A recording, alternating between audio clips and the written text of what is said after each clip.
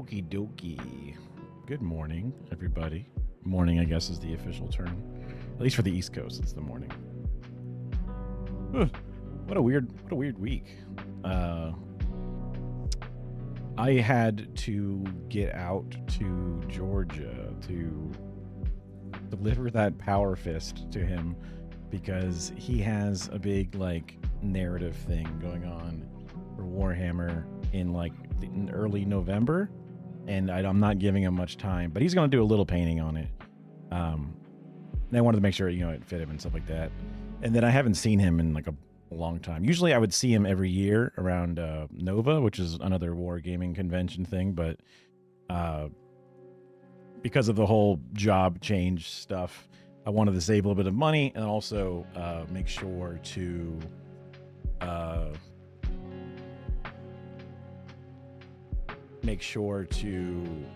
try to keep myself focused on the task at hand, which is this stuff mostly.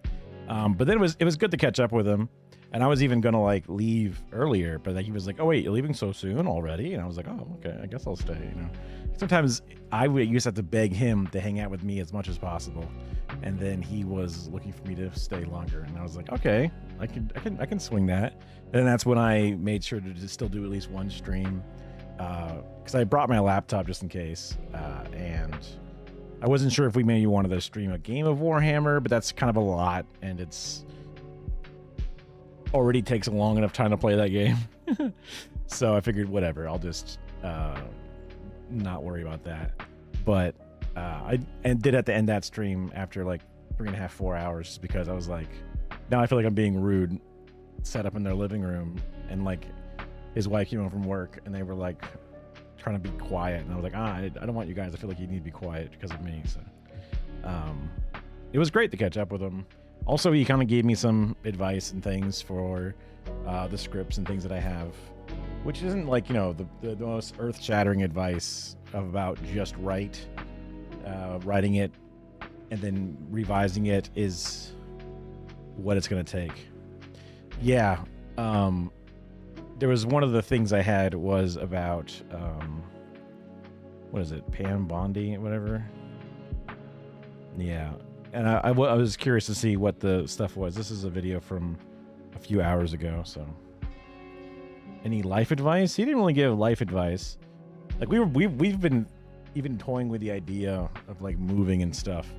What that could mean. By toying, I mean literally just thinking about it for a couple of seconds. Not so much as actually seriously thinking about it, just because that's a lot of work, for sure. So, but technically, less things might be holding us down than before because, jobs and stuff. But, and then talking about the different possibilities of what that could be like is just a fun thing. But yeah, no serious life advice that I can think of. It's difficult for my brother. I'm more of an open book and willing to talk about all kinds of things. He would be open to the idea for sure. I just worry that there's not enough to do in Georgia.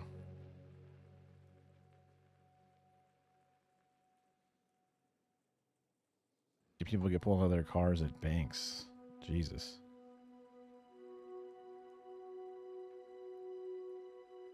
Yeah, I mean, here, I guess we can get into it. Let's see. I'll pause the music. Because it's definitely bad. Yeah. I've been preoccupied a little bit with the New York stuff just because of the debate, and then the early voting is starting soon. But it makes sense that it's still going crazy over there in Illinois and Chicago specifically. Let's see. Okay, on my originals, that's what I'm looking for. The top title thing.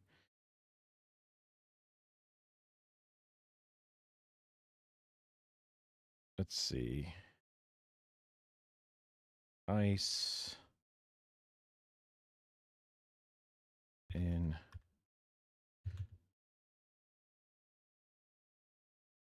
whenever I spell Illinois, I'm always like, did I spell that shit right?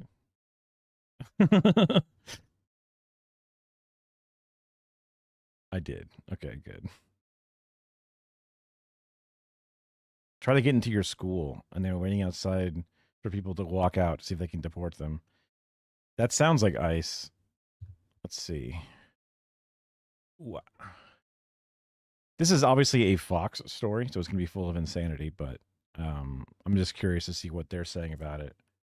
Just because, at least for people like me, whenever I have to talk to my parents and try to get them to understand, this is what they're seeing. Morning now, breaking news from Northern California. We had a hail of bullets in the dead of night. Watch here. Oh yeah, this is. I saw a few different places were covering this specifically. A U-Haul was driving erratically, and then they started shooting at it, which seems insane.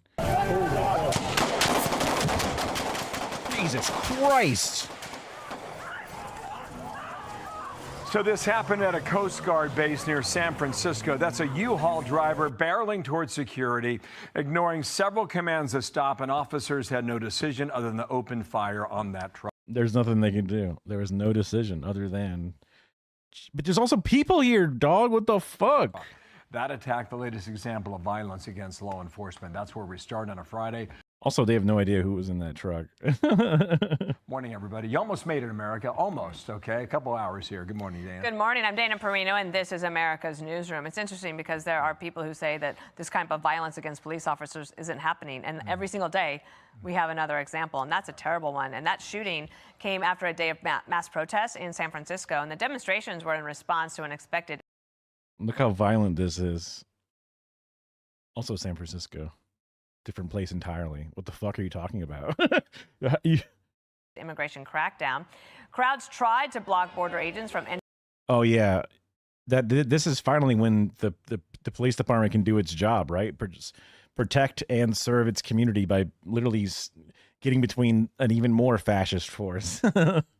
Entering Coast Guard Island. Attorney General Pam Bondi says the administration will not be deterred.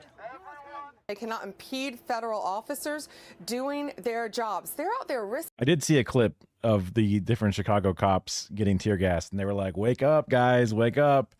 You know, this is what it's like. You know, it just also, I mean, a little bit of a taste of their own medicine for sure.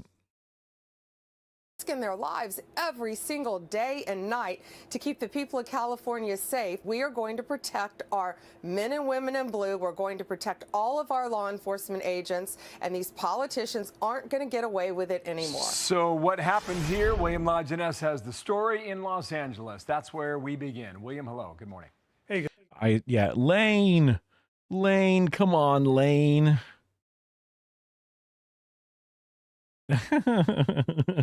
The drunk ICE agent getting pulled over.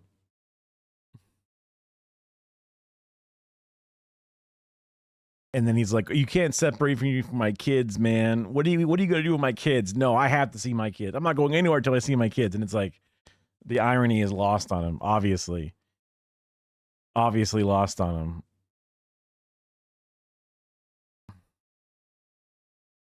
I don't think anyone was thinking they were supposed to feel sympathetic. Also, it was super funny because Lane, the police officer that was arresting him, was also arrested for a DUI like 2 years before.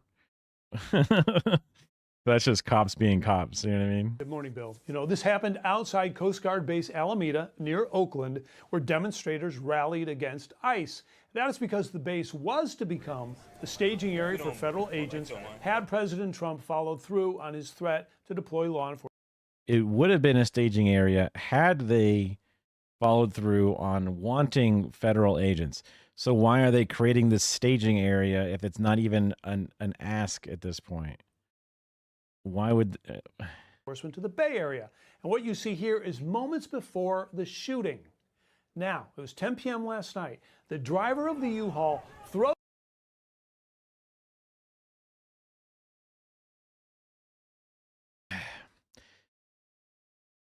There's some, yeah, it's tough. I mean, I'm obviously not in your situation. I'm not in school, and also I'm not constantly being examined whenever I leave my house, whatever it is. But like getting in their face and yelling at them,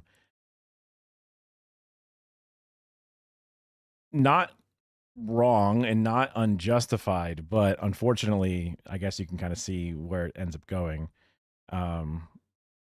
Hopefully, which I don't have a lot of actual expectation for, but hopefully the school system can understand the situation and be empathetic and not give you like a serious suspension or whatever, and it'd be like a day or whatever, or something small, or not make it like fuck up your shit too bad, obviously. But I don't know. It was a day, but still, yeah.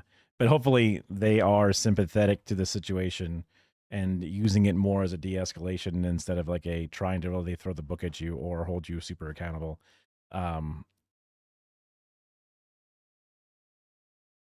Because again, you're not wrong for saying this is what you voted for, right? Will it be effective at making them see the lights? It might be, honestly, to some degree. Teachers were offering to take kids home even though it's like against their job.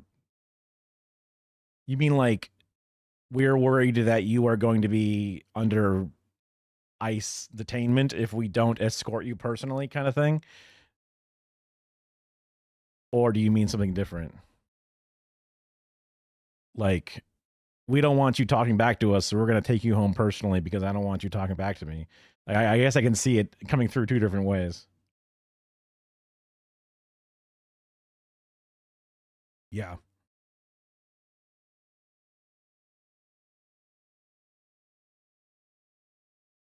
That's awesome that your community is already sort of like coming together in this situation. And you might even find that some of the people in the community are, again, like a Trump supporting or a non-voting type person who's now sort of seeing what's going on.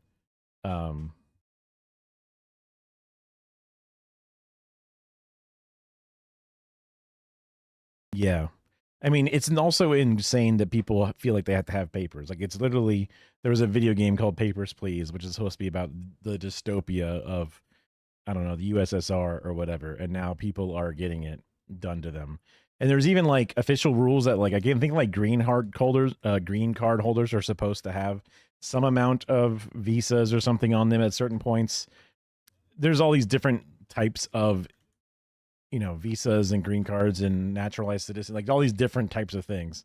And like, I think there was some paperwork somewhere saying that like you're supposed to have it on hand, but like that's an unreasonable request that no one has ever been enforced. But now all of a sudden they started enforcing it and saying that it's against the law that they don't have it or whatever.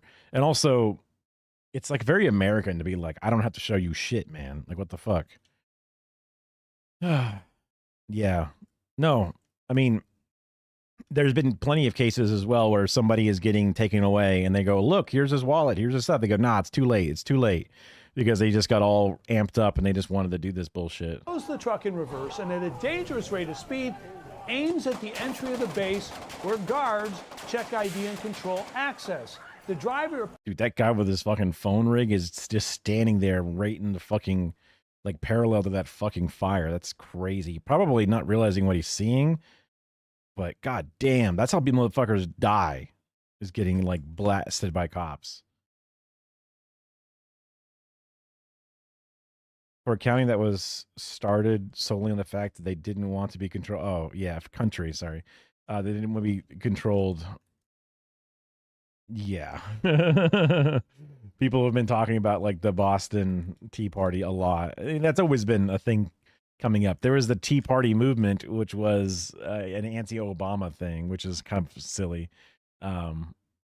But people in Boston have been talking about bringing up back the old thing when the largest single day protest with the No Kings rally or No Kings protest. And then they're like, it means nothing. And it's like, I don't know. It means something to have the largest single day protest in American history. Like, I get it that, you know, traditional nonviolent protests are limited in what they can do. Take a look at Black Lives Matter protest that ended up getting no legislation passed, and all they did was create a Back the Blue movement as a counter resolution instead. And it vilified, defund the police.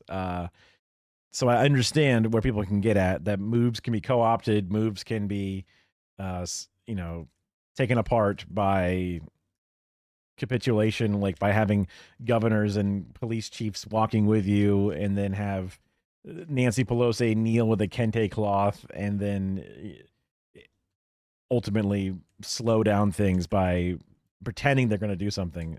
But it doesn't hurt to have those big movements, Appears to be using the truck like a battering ram and not expose himself to that gunfire. After ignoring repeated calls to stop, the guards, as you see here, open fire and the truck speeds away. No reports of injuries or arrests of the driver.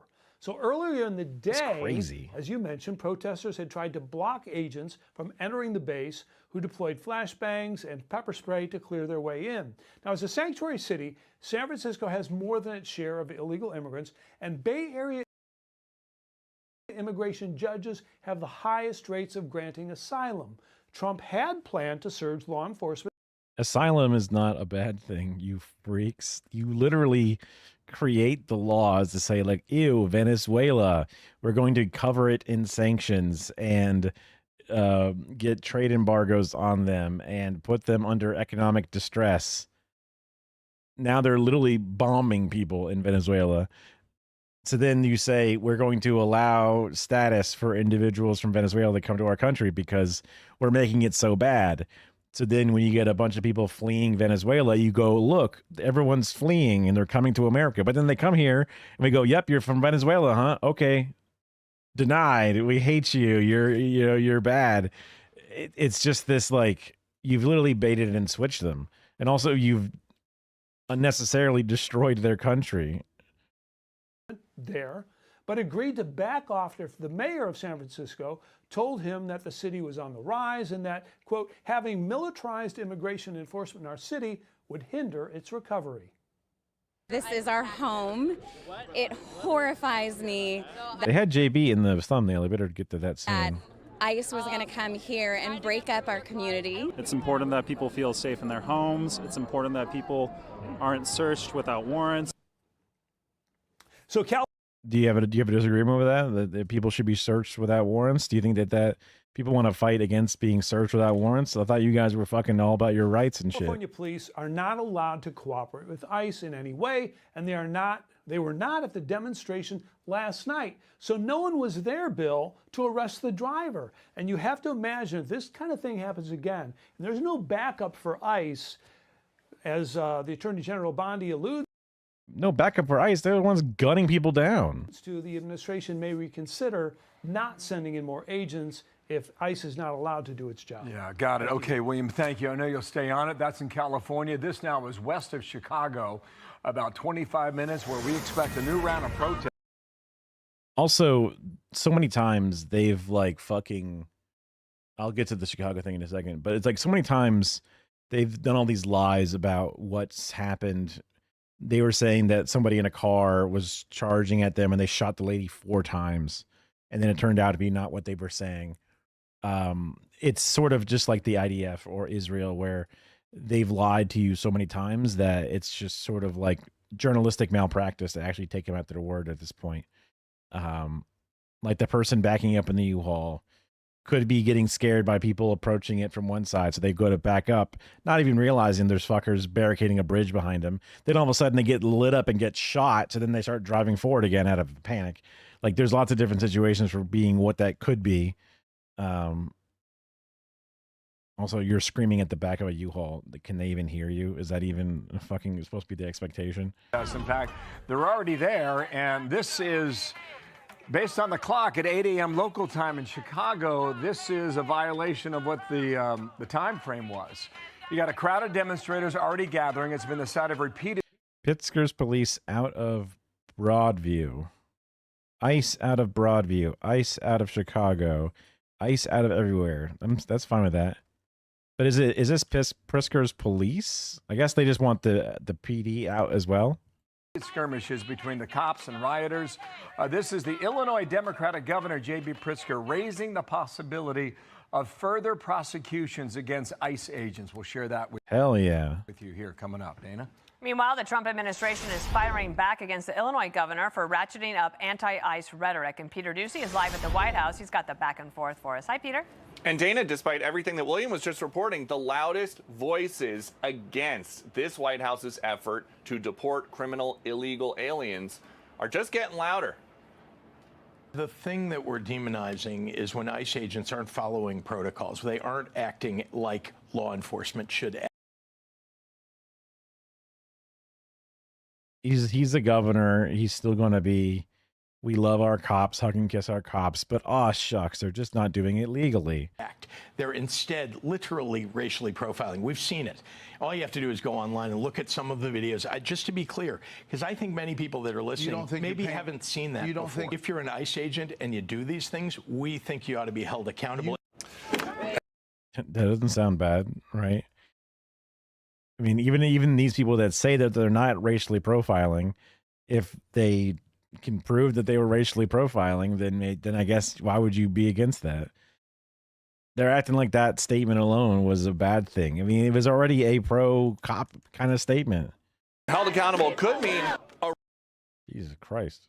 arrested. This is a live picture here, I believe, in Broadview, Illinois. The idea is that federal agents could be arrested by state officials. And if that happens, the highest levels of the Justice Department. God, look at those fat fucks. Jesus Christ, they're fatter than me.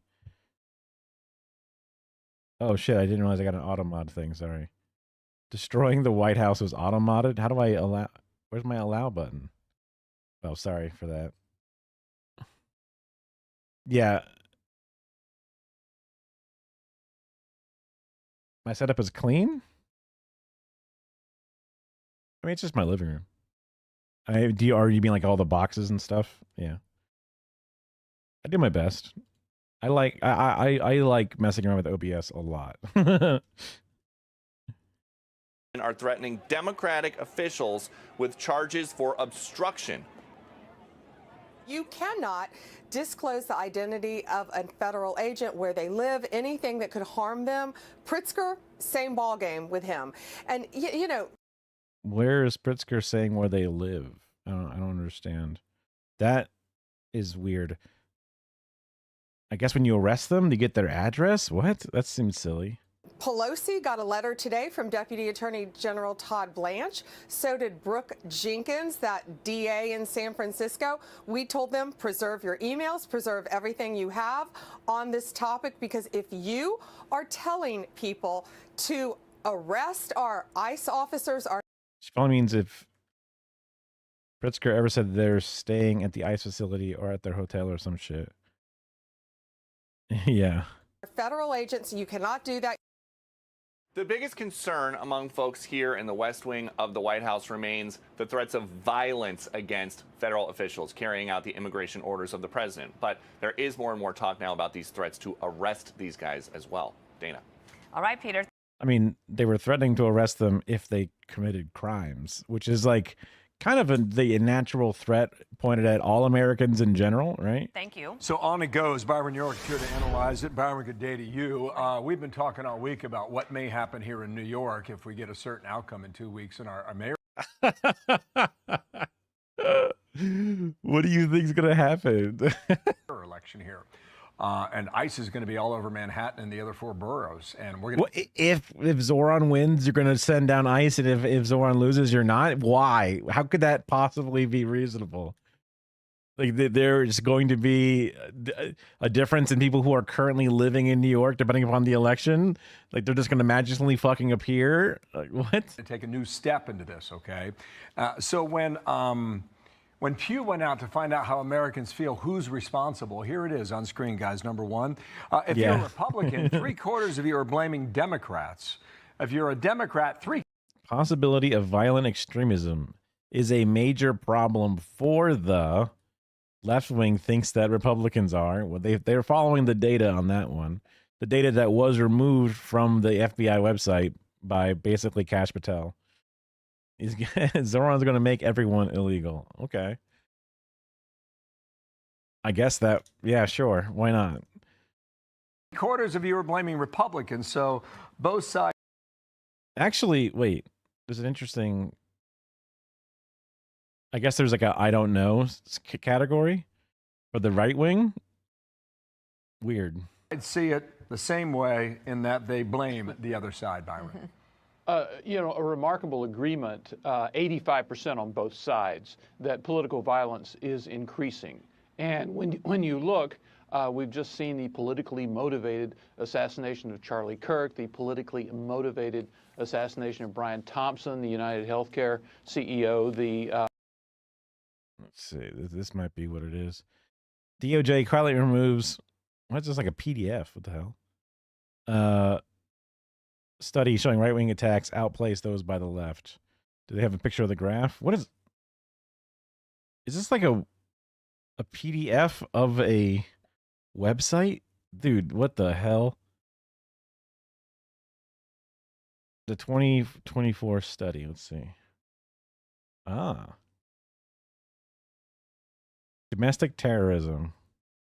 Wait. Huh? Oh, is this like an image? The webpage? Whatever. Yeah. politically motivated shooting of President Donald Trump and the other politically motivated assassination attempt of him, plus attacks on Governor of Pennsylvania, Josh Shapiro, the murder of the former Speaker of the House in Minnesota, Melissa Hortman, plus all of this violence we're seeing in Wait, why were they saying that one was left wing? What? the streets. Or, yeah, what? Now, an incredible Antifa attack on July 4th in Texas, where Antifa protesters had AR-15s, bulletproof vests. Their God-given right as a fucking Texan American. Intending to kill, and the attack on ICE in Dallas. Okay, hold on. Wait, just them owning weapons is them intending to kill. End of crime. Like, Kyle Rittenhouse takes his AR-15, drives to a whole different section, a whole different area, uses it against people. That's good, and that's totally fine. Other people in their own neighborhood just sort of having them as their own property in Texas. Now it's considered them intending to kill as evil. Oh my God. Ugh. The trip to Georgia was good. It's a pretty smooth drive back and forth, about 5-ish hours or so. Nice to see my brother again. Missed him. I didn't go to the Warhammer event this year, so. Where 2 people were killed. So how can anybody not think that political violence is increasing? And Byron, this is pretty stunning. This was from a Democratic. Let's take a live look at Portland right now. Oh my God, all those mascot outfits. Oh my God. Hey, thanks for the follow.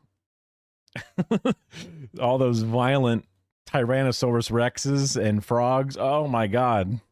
Lawmaker in Houston, Texas. Watch here.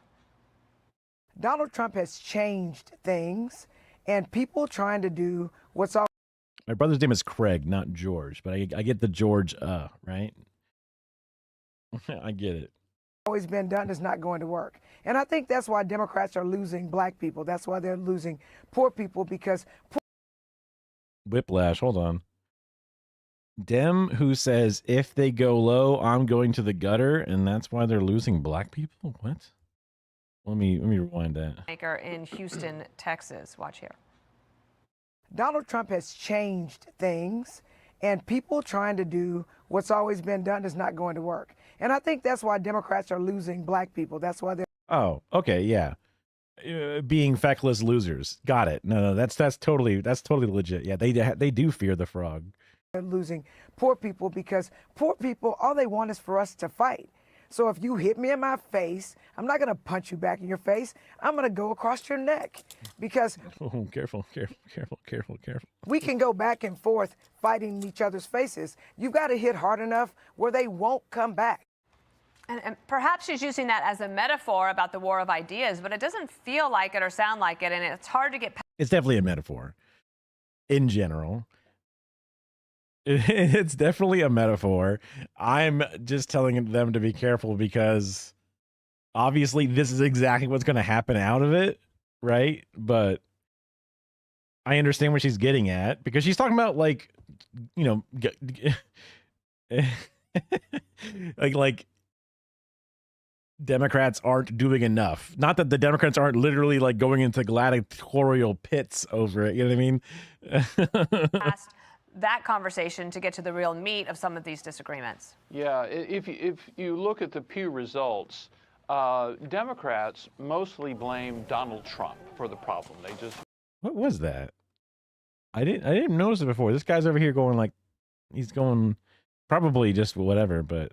If you look at the Pew results, Democrats mostly blame Donald Trump for the problem. They just blame him for everything. Republicans blame increased polarization and the rhetoric we're seeing on the left. And I think you just showed a perfect example of that rhetoric. Yes, the words fight is often used in a political context. It does not mean punching somebody or knifing somebody, but it can also actually be used in a violent context. And when you see what we're seeing now, especially in the attacks on the enforcement of federal immigration law, we're seeing them all over the country. It's hard to interpret that. Are you seeing the that footage of the truck getting shot like fucking crazy? Yeah, that U-Haul. It was backing up, and then they just fucking started lighting it up. I'm really curious to see what the actual. I mean, there might not ever be one, but if there would be actual, like, yeah, I mean, apparently the person was able to drive away and not die on the scene. Hopefully, the person was able to make it away in general, but yeah, it seems like they didn't. I mean, they're cops. I guess they're just bad at aiming. I mean, it's actually impressive that the bystanders that were recording it did not get fucking dropped just for being nearby. Any other way. Byron, thanks for coming in and chiming in on that. It will not be the end of this particular conversation. I'm sure. That's how they'll chalk it up. Those deaths. You know, we were cops and we were shooting at somebody who might even turn out to be right wing, and we accidentally hit a bystander off to the side. But that's left wing violence for you. You know. Thank you, Byron. Have a good weekend. Thanks. I'm Steve Doocy. I'm Brian Kilmeade. Brian Kilmeade. And I mean, there it is. It's always, it never gets old. It never gets old. Yeah. I don't know if you have any of those ICE videos specifically. Did Automod stop you? Oh shit. Wait, cocksucker. That should be allowed. Yeah, cocksucker's allowed. It's SS cocksucker. Yeah, cocksucker. We as a guy who has a cock, I love cocksuckers. Cocksuckers are awesome. You know what I mean? Like I got no issue. I don't know why Automod's coming out of the gates. You know, it's all context based. You know what I mean?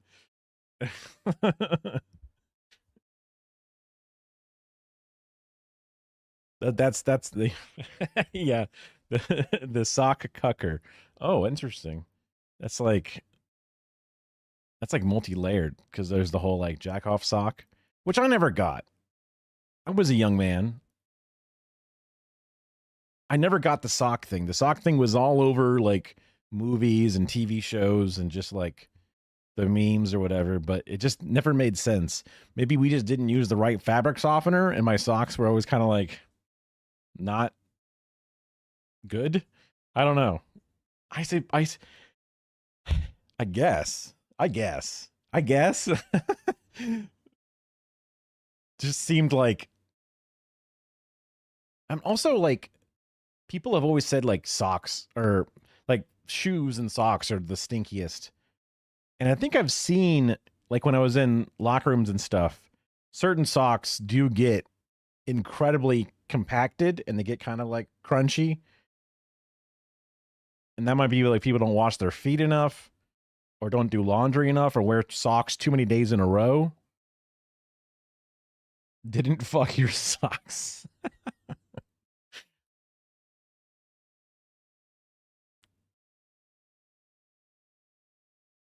It just seems like it'd be too obvious because like most of these teenage kids, they're not doing the laundry. You know what I mean? So it's just straight up evidence. I don't know. The material. Here, let's pending other things, let's get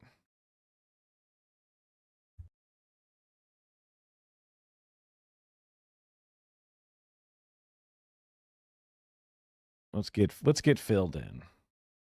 Welcome back to the Philip DeFranco Show, your daily dive into the news. It is Thursday, and oh, what a Thursday it is. There's a lot. Wait, it's Thursday? Oh, whatever.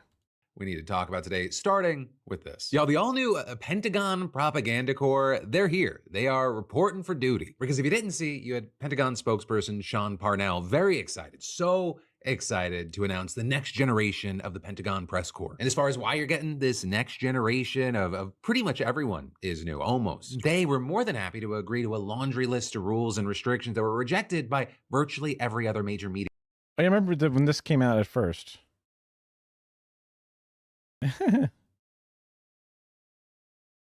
I've been lucky to not have too many calluses in my hand. My dad's hands are like two pieces of sandpaper that he can just rub together, whereas mine are softer.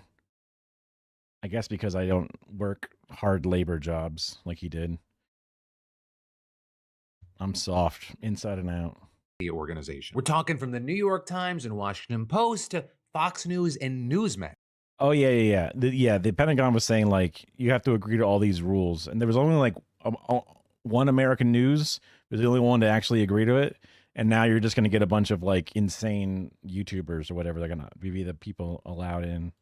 And you had Fox denouncing this policy, saying it's without precedent and threatens core journalistic protections. Right? And you had independent organizations like the National Press Club explaining, if the news about our military must first be approved by the government, then the public is no longer getting independent reporting. It is getting only what officials want them to see. That should alarm every American. But still, you had Parnell again, very excitedly and proudly here, claiming that over... Oh, you mean Turning Point USA?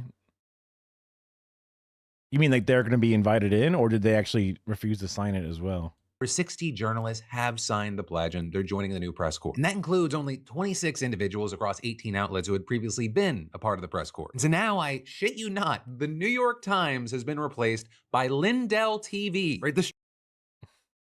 They agreed. Yeah, that makes sense. That sounds like a thing that they would do. The MyPillow guy, the guy who...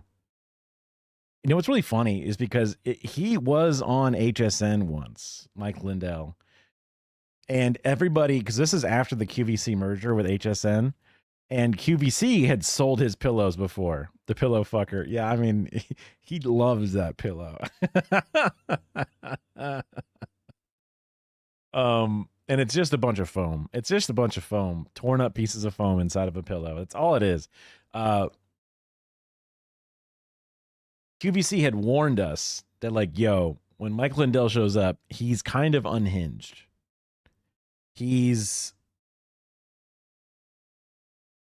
very manic, very angry, very difficult to work with as the crew, as the producers, as anyone. Commonly, microphones, lapels get pinned on. They wear button-down shirt like this all the time. You put it on around the top or the next down button to get it, you know, on their chest in a good spot. And you might notice that he always has this specific cross that is exactly this long, and it's always visible right in that same area where the microphone would want to be. Microphone too low, you sound too quiet, too far away. Mic too high up, you sound way too stethoscopy and totally all fucked up. So you kind of want to have it right here. And the necklace can't be shortened or lengthened easily. So a lot of times people would ask, oh, like, do you mind tucking this necklace into your shirt or just not wearing it for this presentation? And he would lose his fucking mind and yell at them and go crazy. So they were like, you can't ask him to remove his necklace. He will go ballistic on you. And we had him on air once, and we had to mic him up, and then the entire time his necklace is just bonking into the capsule, and you can hear it, and it sounds like shit, and then people turn the TV off. His sales are bad. He doesn't understand why, and it's just like, oh my God. Yeah, it's not too difficult to end up with a nicer pillow in general. But it's just really funny that we were warned about how deranged he is. And then also, like, you know, he is recovering from being a crack cocaine addict, I believe. I think it was crack specifically. or maybe it was meth, but I thought it was crack. I can't remember which now. To me, meth and crack are pretty similar. Crack is just funnier, I guess, just because it sounds like an ass crack. And also, like, crack has really bad PR where, like, it's, yeah. Punch in the face. I think that's, you know, in Minecraft, etc. You know, I like playing Mike Tyson's Punch Out when I'm talking about punching in the face.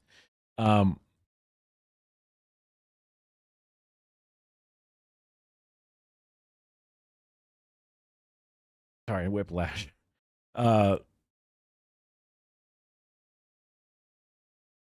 Coke? No, I don't think it was Coke. But yeah, crack is just like it's always shown as the dirtiest, ugliest. But like, you know, Rob Ford from Canada was like addicted to crack and was smoking crack on camera. And it's like, you're a giant politician, crooked, whatever. You can't get Coke. You can't get something else. I mean, he doesn't look like anything when he's got all dolled up for his photo shoot for his pillow, but real men are addicted to ketamine. I always get ketamine mixed up with, what's the other one? Fentanyl. Well, any American man over the age of like 60, I think they're all just veneers. You know what I mean? Billy Mays definitely did coke from what I've heard. Yeah, but that's different. Billy Mays was, I'm sure he has plenty of crimes. You know, no white man is perfect. You know what I mean? But he seemed like just a general pitch guy. Hopefully he didn't have too many things, you know, come out of the woodwork, whatever it is. Streaming service run by the fucking MyPillow guy, and also a part of this great pillow army. You have Frontlines, which is the media brand associated with Charlie Kirk's Turning. Wait, what? I didn't realize. Okay, that's good to know. I didn't realize. I never heard of this before, but now I've heard of it, and I can be aware that this is a TPUSA. Distrust in mainstream media is at an all-time high, all caps. From breaking news to violent protests. Oh, God. Ew. Okay. Immediately. Point USA, you have Timcast, the podcaster, and also Marching Rankin. That is the worst photo of Tim I've ever seen. Turning Point USA, you have Timcast. Is this an old picture or a new pic? I don't know. He just looks fucked. He's got like a pink eye. His lips are chapped. He looks... The beanie is lower than ever. Is this like sad Tim? Yeah, Toilet Paper USA. The podcaster, and also Marching Rank and File. You had right-wing news sites like Gateway Pundit, The National Pulse, and Human Events. And so with this, I've never heard of any of those, I guess. He looks better than average. I'll never forget the cinema that was like...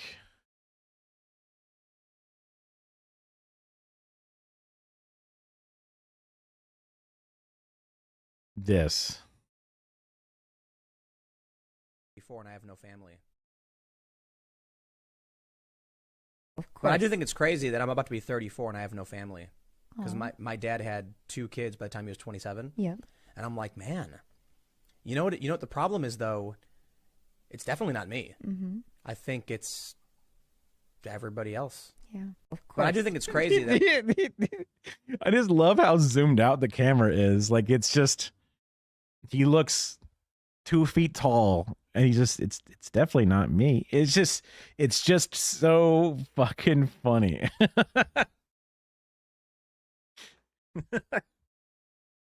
He just looks so lonely in his shot. I'm about to be 34 and I have no... He just looks so small. This giant mic arm dwarfing him as a person. You know what I mean? Yeah, I mean it's an all-timer, you know, it's one of the best ones out there. It's definitely not me. You know, just at the end, even like as like a even the tone of this weird right-wing lady go, yeah.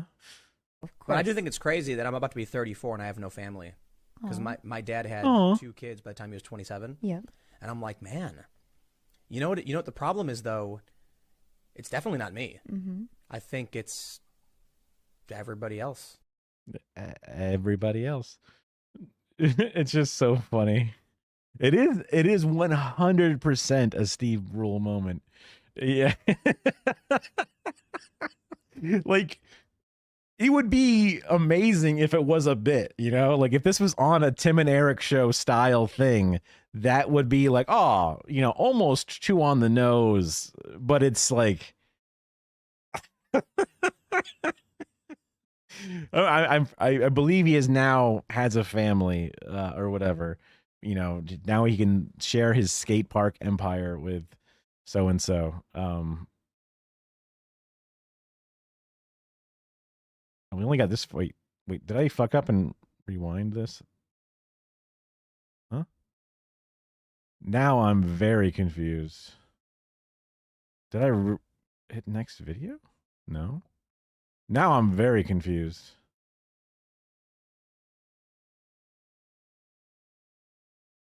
There was, you know, no shortage of people going, really? The Gateway Pundit, didn't they recently have to settle a defamation lawsuit related to baseless allegations of election fraud? I guess it was just that fast into the fucking video. Really? Mike Lindell? Fucking... I just pause this often. Mike Lindell? Did someone smoke crack other than Mike Lindell? Now, something I will... It was crack. Okay, got it. He would never do journalistic malpractice and say the wrong drug. I'll say is it's, you know, it's not like all the journalists who've left the Pentagon, they've stopped covering the U.S. military. Right? Seemingly, they're going to still try to do their job, get information out to the people that wasn't first approved by the Pentagon. But, I mean, no doubt, losing their official access, it's going to make their jobs harder. Right? And you're hearing no shortage of that, including from longtime defense reporter Barbara Starr, who also said the real price is paid by the American people and the American military families. Military families who have their sons and daughters serving. They want to know everything and they want to know it fast. Right? And so it's really hard to see this as anything other than, you know, just another Trump attack on press freedom, as well as, you know, more efforts to build an alternative information ecosystem. Because it's not like this is some random outlier thing or it happened in a bubble. You know, they're filing lawsuits against and restricting access for what's seen as mainstream. Crack is like, it is like, it's a, from my understanding, and it's very limited, it's like a derivative of cocaine. Like it's cocaine for poor people, basically, right? Meth is the drug of choice. Yeah. I definitely have heard meth is a big rural America thing. And I guess crack would be a city thing in comparison. Do crack rings now to test? Wait, what? What's a crack ring? Media outlets, right? And they've been giving supportive right-wing reporters and influencers unprecedented access to White House briefings, including with Trump himself and even cabinet-level trips abroad. And so this Pentagon situation, it's really just the latest version of what we've been seeing here. Oh, do it right now to test. Gotcha. Okay. I could definitely see crack rings as a thing. It sounds like it's onion rings, but it's crack rings. And we're going to have to see what this looks like moving forward. Because while this is technically different than a state-run news and propaganda network, it really every day seems to be running more and more parallel to that. It seems state-supported, state-incentivized, state-propped up. But hey, we are going to have to wait to see how this plays out. And as with everything, I am open to being wrong. Maybe Mike Lindell TV will hold them to account. Why does he do this?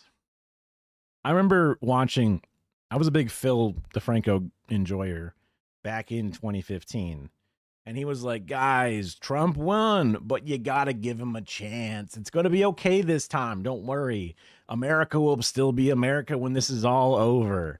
You know, and it's like, he's always like, you know, maybe it'll be okay. You got to give him a chance. It's just, he's that, you know, I really appreciate his optimism. I'm trying to even think what it is. Ignorance, willingness is. No, I get that. Yeah. But the next up in the news, this insider trading NBA situation is crazy. Oh, I wanted to cover this later. I saw a bunch of places were covering it. Because you actually had the FBI this morning laying out 2 major illegal gambling operations. And every single news outlet had this same bald guy showing some kind of card trick or something, which makes no sense when it's an NBA scandal. It allegedly involved players like Miami Heat guard Terry Rozier, former Cavalier Damon Jones, Trailblazers coach Chauncey Billups, and even members of the Mafia. We got to break down. So is this just like the one guy from baseball who bet on his own games and then got banned from baseball forever because he bet, and they were saying like, you are contaminating the will of baseball, which I guess it should only be a crime if you bet that you're going to lose, because then you could throw the game and then win the money. But if you're going to bet that you're going to win, why is that a problem? You're going to fucking win anyway. I mean, like, betting is betting. You know what I mean? Like, betting and gambling is bad in its own way. But, like, sports betting that you're going to win the game is like, that's just kind of how you always want to win the game. You're already incentivized to win anyway. Both of these cases. And so the first, it involves illegal betting on NBA games, with a U.S. attorney describing it as one of the most brazen sports corruption schemes since. So they were right. These games are, it is a part of, it's pre-planned. There's writers, you know, there's a script they're following. Only sports betting became widely legalized in the United States. Right? And Terry Rozier was one of the people that was charged in this scheme, where participants were accused of aiding sports bettors by exploiting confidential and insider information about NBA teams and players. Oh, that makes, I didn't even think about this angle, that because sports betting has been blowing up. My dad has been, I don't want to say addicted, but my dad's always had a bit of a gambling problem, right? Any human being, any fucking monkey will have a bit of a gambling problem. And then there's different layers and degrees of it. I guess like a history of one could be a bigger thing or whatever. But he'll do fantasy football leagues and a bunch of them and have, you know, a few dollars here, a few dollars there, back and forth. But with all the sports betting out there involving, and then like the mob going, yo, famous guy, fake a fucking injury for us so we can make a bunch of money to like make it seem like you're out of the game this week.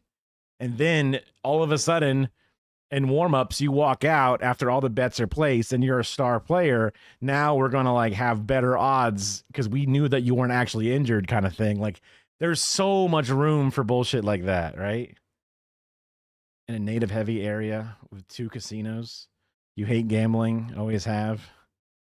No, absolutely. Yeah. I mean, it's the one addiction with the highest suicide rate. Which is wild, you know what I mean? And it's weird because, you know, it's just money, but that shows you how insanely important money is. It's always funny saying just money, because it's not like, you know, oh, my health, my veins, I feel fire in my arms. You know, it's just like, oh shit, you know, I'm as poor as the homeless guy is now. But like, that's such a fucking change in your fucking natural status quo, and the shame of your family seeing you fall, you know, whatever. Like, it's just, it's remarkable. Your mom called you cheap because you refused to take her money to gamble with. No, I get not wanting to gamble 100%. You got a 32-year-old car. You don't need any more gambling. That's a classic car. I mean, even if it's an ugly car, I think it's legally a classic car after like 20 years or something. So impressive. You must do a lot of oil changes, I guess. Got any secrets? I mean, you must have like a fucking tape player in that car. Holy shit. Retro after 20? Yeah. Is the mob? I guess the mob is still a thing. I was going to say, is the mob even a thing anymore? But I guess it is. So we're talking about information like when a player might be sitting out of a future game, when they take themselves out for injuries, things like that. And that information, it allowed. My dad, when he had his Datsun 510, 410, whatever, it's a hatchback Datsun. That car was 20 something years old, 21, 22, 25. And he got classic plates for it eventually. It may have been after the 20, it may have been after the 25, I forget. Because we were talking about how that car was old enough to drink. And then we were talking about how the car was old enough to rent a car when it got to 25. He had it for a really, really long time. Well, there's like RICO cases, which I guess is like a mob thing, but maybe there's something else that you're referring to that I'm unaware of. Your casino builds more and more hotel spaces in RV parking. Ooh, RV parking. right across the street, there's a rundown reservation, child park, broken over basketball hoop. Just the contrast is so gross. Yeah, I know there's a lot of I mean, I only know a little bit about native reservations and other stuff, and how the casino is seen as a mixed bag at the very least. Florida has the Seminole, like there's a Seminole Hard Rock or whatever, and there were ads all over the place that you could now sports bet at the Hard Rock on your phone and shit, and it was just relentless. Like when I was struggling with ad block on Twitch, I was getting that ad non-stop. Insane. All white mobs defunct. Irish, Italian, Russian, some others. I know it was the gay mob. I heard about the gay mafia.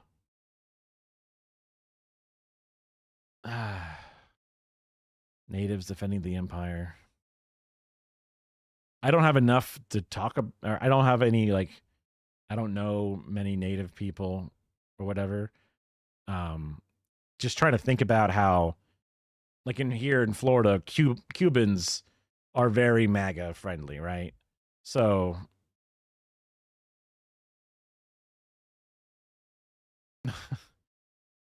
I don't know what aspects, like I understand certain aspects of that and how it plays into the conservatism that they feel.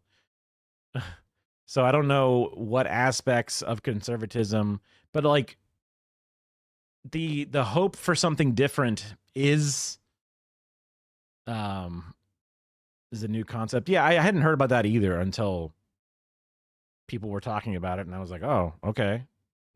I'm catching up to speed. I wanted to ask my Cuban friend about it to see if, because like he is the first generation, aka his parents fled or came from Cuba, became citizens, and then had a son, and then he's the one.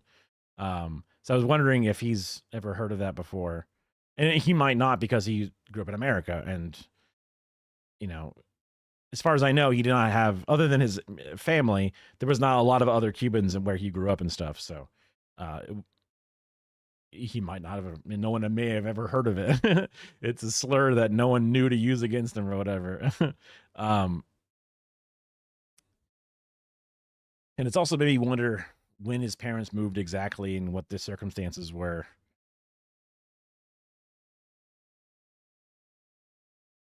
Yeah, there's a mix, right? Or at least, I guess the idea of most is less of a mix, but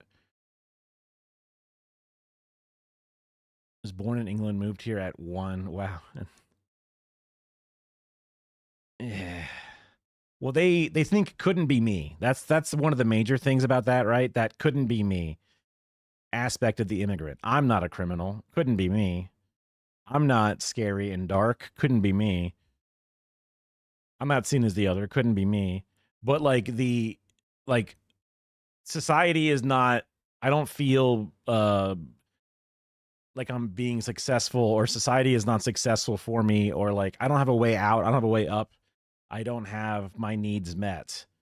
And MAGA is like, here's reasons for why that is, and I promise to give you something.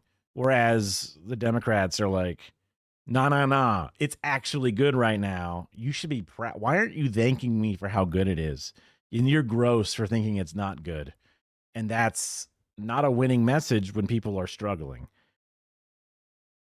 A lot of people have the urge to find something different, something unique, something that will change things. People want to vote for the I want to fuck it all up category because we're already so fucked up. You couldn't make it worse. They lean into and allow certain prejudices to come through. That's an easy, dark way to get people to back you, but they are also still looking for something different. So my hope is that those people from the reservations and stuff, they are playing a bit of a Hail Mary and wanting to believe in something, even if it is something bad. But yeah. Your grandparents moved from the city because, oh my God. Oh, I've heard about that. No, I've heard of white flight. Oh my God, dude. Yeah, that's why places like Atlanta are heavy black, and then the rural areas are heavy white, right? That's that white flight thing.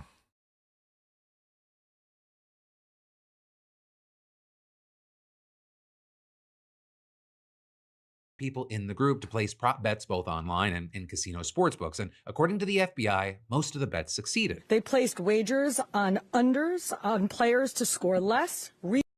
Oh, that's crazy that there's like all those layers of like, oh, look, I didn't score so many rebounds. I'll just not rebound this game or something. The fact that you can bet on those minute layers of the game is obscene to me. But yeah, most Cubans fled Batista, including, wait, wait,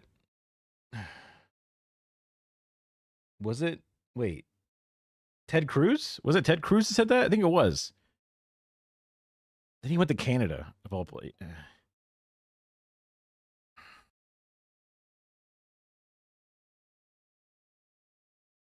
This feels like one of the many small bean issues. You mean just like the sports betting overall compared to like, ICE detaining people, Yeah, we're about to lose food stamps, but like, well, look at this sports betting thing. I mean, there's a way to tackle different problems at the same time. Different teams of people are tasked with different things, and even if this seems like a small issue, the way that gambling is hurting individuals, especially sports betting, and the proliferation of it and the deregulation of it, it would be good to be able to solve, air quote, that problem if we could, but. Rebound less, assist less, using information that was not yet public. In some instances, players altered their performance or took themselves out of games to make sure that those bets paid out. I mean, I'm surprised there are still federal agents doing any kind of actual anti-criminal work, and they're not just out there on the streets, busting heads of people who just want to keep their neighbors safe. The commissioner of the NYPD, they're also detailing the time that Rozier allegedly did this in 2023 while playing the Hornets, saying he let people know that he planned on leaving the game early with a supposed injury. Using that information, members of the group placed more than $200,000 in wagers on his under statistics. Rozier exited the game. All the more reason for people to stop this gambling. You're not on the inside. It's like the fucking stock market, people trying to play the fucking numbers. Like, sorry, you're not Nancy Pelosi. You're not on the inside, or you're not Nancy Pelosi's husband, who's very good at this and can bet on the inside.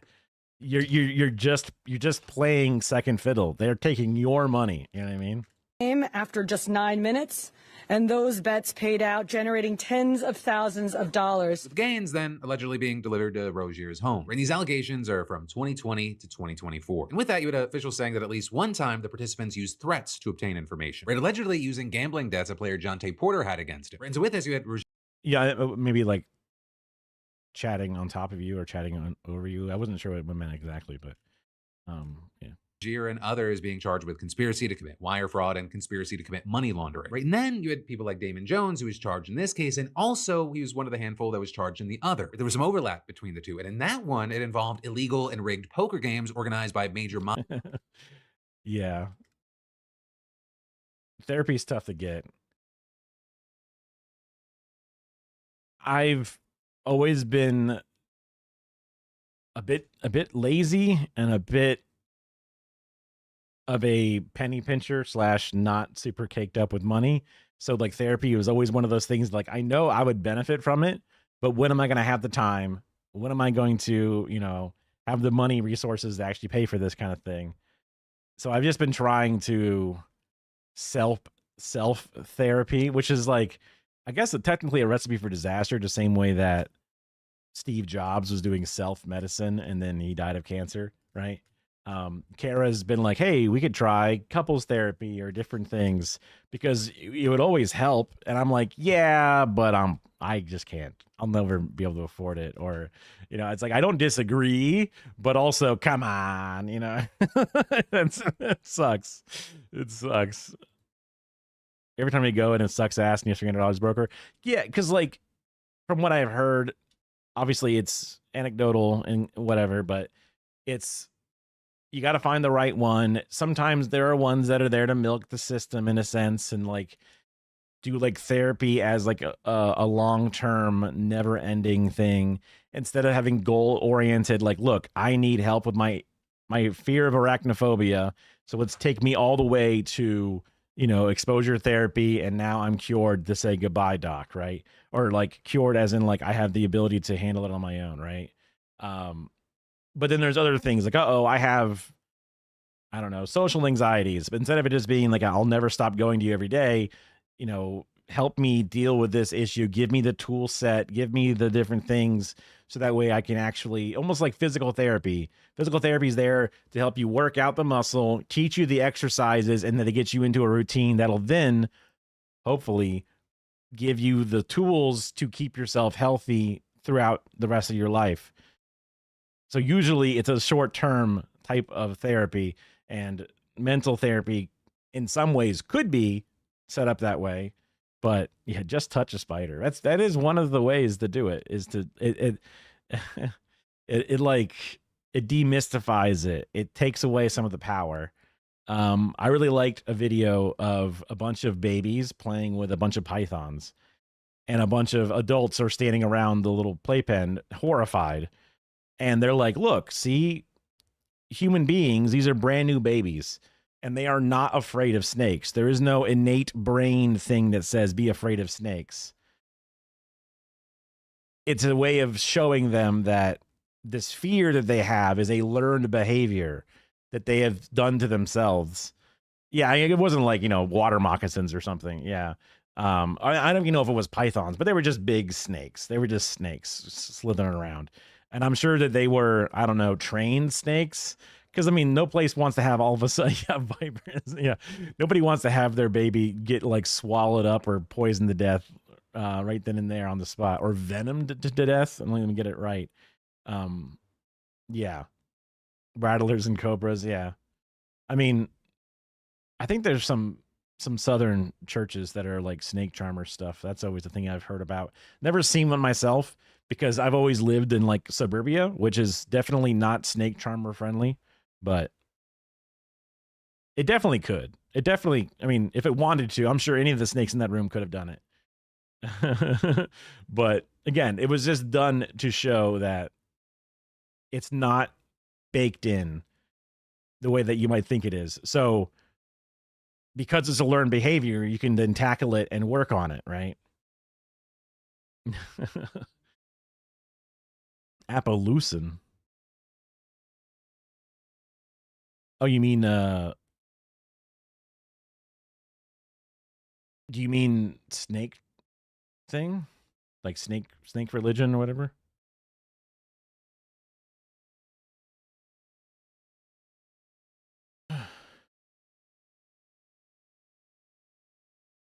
Andulialism? Is that the name of the snake thing? The snake church? Yeah. Appaloosa is a horse. Oh. I can't right click that chat box, but I can do over here. Inhabitant of, wait, what? That's another horse. A region in southern Spain, or a horse breed. Also describe a style of music, cuisine, interior design. What? It's also a horse. There's so many horses. I was never, it's a beautiful horse. Wow.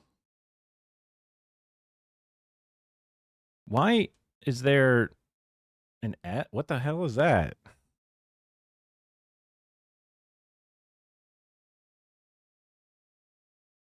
That's crazy that it goes through the hair.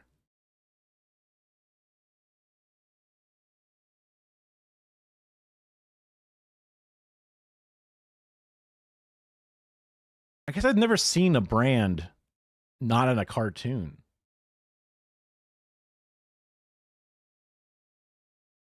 That is just like, because the hair is white now. You know what I mean? Oh, that's cool. I mean, better than burning the horse. You've seen movies where humans get branded.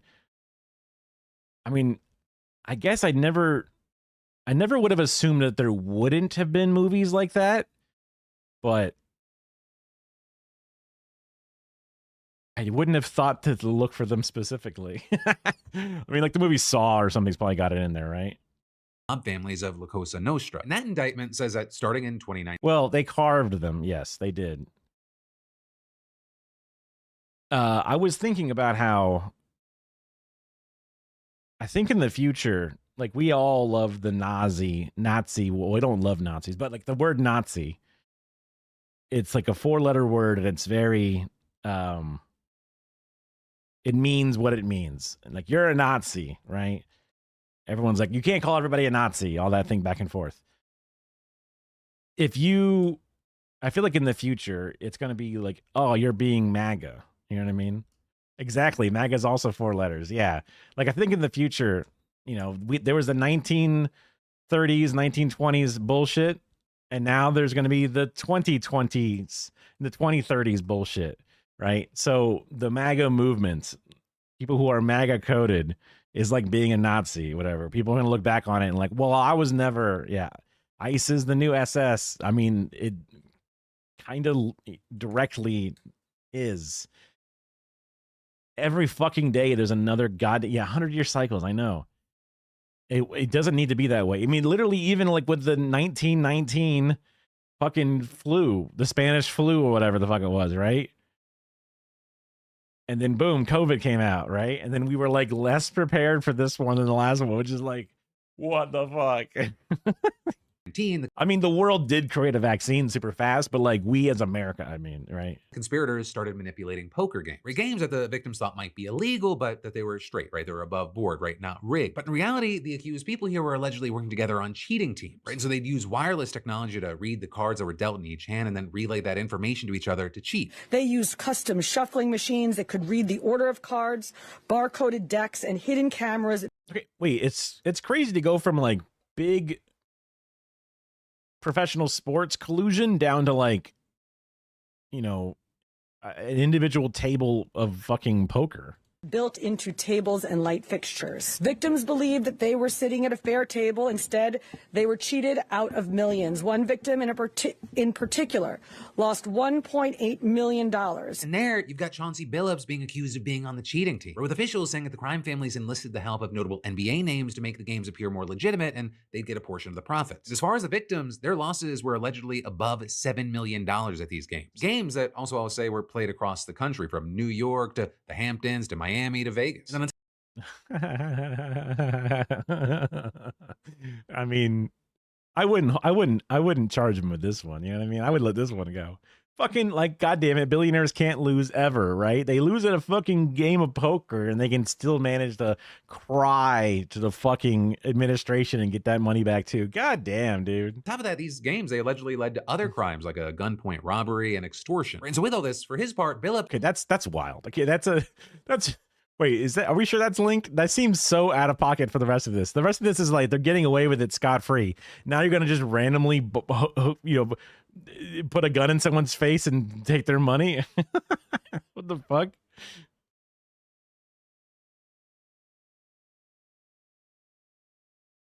Was actually arrested for wire fraud conspiracy today, not long after coaching a season opening game for the NBA. And now, all in all, across both of these cases, you have dozens of people being arrested, and you have way more than just NBA names here. Or I guess I should say former NBA names. I mean, I'm just thinking of just like, I mean, obviously some of these places are kind of wild, but like, it's just the better and better reason to never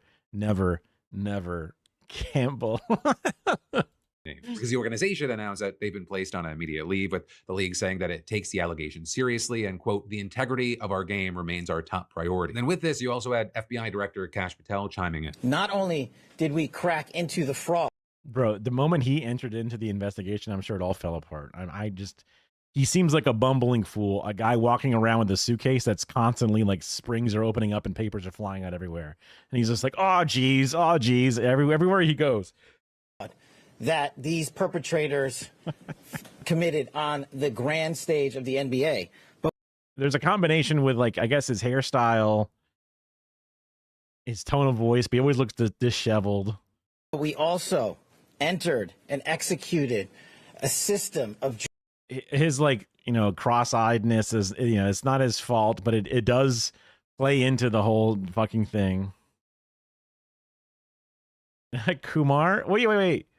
Yeah, well, wasn't he also like literally in the Obama administration as well? Like, didn't he like actually take up like some kind of like administrative role in some reason or another? Justice against La Casa Nostra. It's not popular to go after some of the defendants that we went after today, but justice is served blindly. Let's not, mince words. This is the insider trading saga for the NBA. That's what this is. That's why we are going to take heat. You have many right now wondering, is it even bigger than this? Because we're hearing all this today, but it also comes after a similar case was brought forward last year against NBA player Jontay Porter, with Porter pleading guilty to charges saying that he left games. He looks like Richard Branson? Is that his name? Oh no, that's the wrong guy. That's who am I thinking of? Something.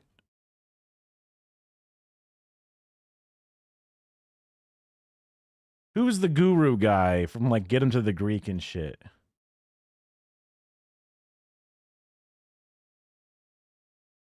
Wasn't it Branson, something like that? I mean, let me just type in Get Him to the Greek.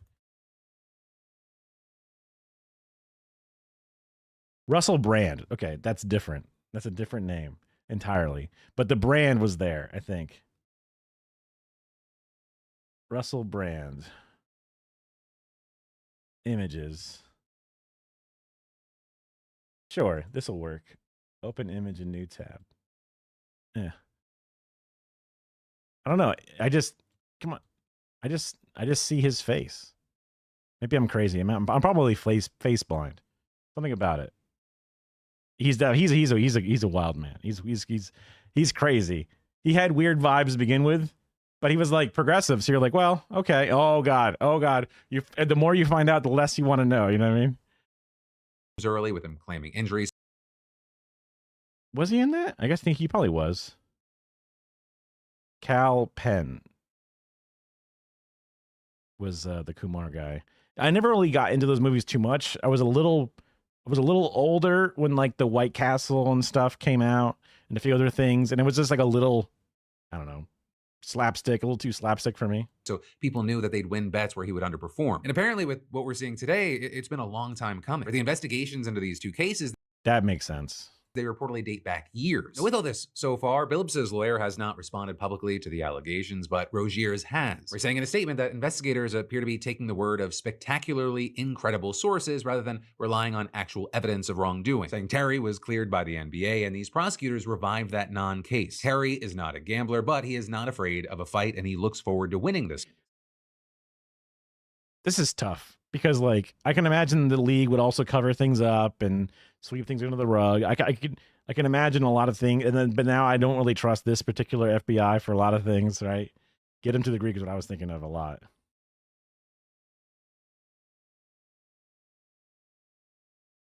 I forget the name of the director that did those movies, but there was a bunch of those movies that came out back then.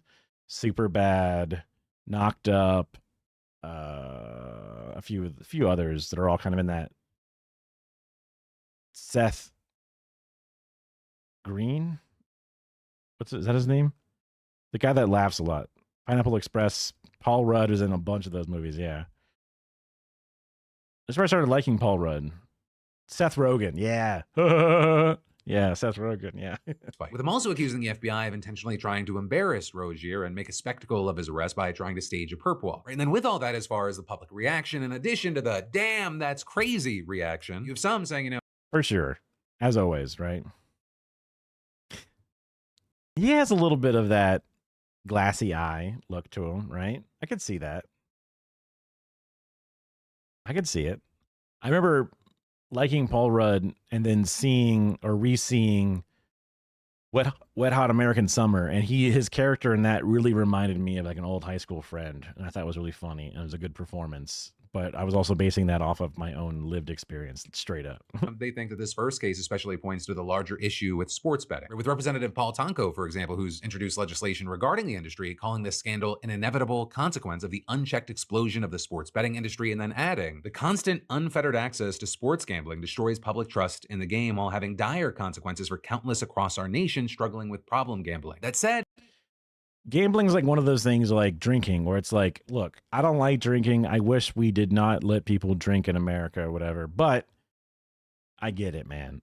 You're not going to, you can't put a cap back on that bottle in the same way. You know what I mean? Like gambling is just one of those things where it's like, I really wish people wouldn't gamble. It's a vice that I think is very harmful. And especially on a mass scale, when you zoom out, it seems to do a lot of harm. It's just like, but I don't think that people are going to be behind it. And what can I do? It's just, I have thought many a time that like all I have to do is just take all my money, go to a casino, bet it on black, and then boom, double up. And you go, fuck yeah, right? That's awesome. But then the more likely option, especially with double zeros, you lose it all and then you're fucked, right? And there's no go backsies. So that's why it's a dangerous thing and you can't do it. But it's like, oh, what if? What if you play the lottery? Because what if? Oh man, things would be so much better if only, what if? That hope. It's infectious and it's also addicting. But usually the addiction part is almost like waiting for the card to flip over more than the actual win or whatever. At least so I've heard.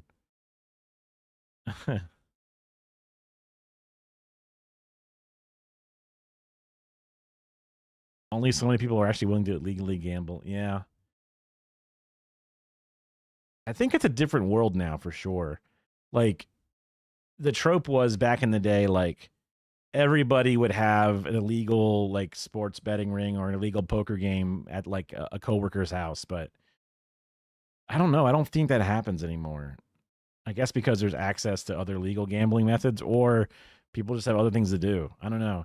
It just seems like a drain on the resources of the people. It's a wealth disparity, right? It's like one of those like income inequality creators. The owners of the casinos are just there to magnetize all the money and it just flies up into the fucking their pockets out of whatever community they hover it over will just steal. The only ethical casino is a Trump casino because it goes bankrupt, which I guess means that everybody in the town just fucking made money. I don't know how that fucking could ever happen, but that's like, you know what I mean? That's it.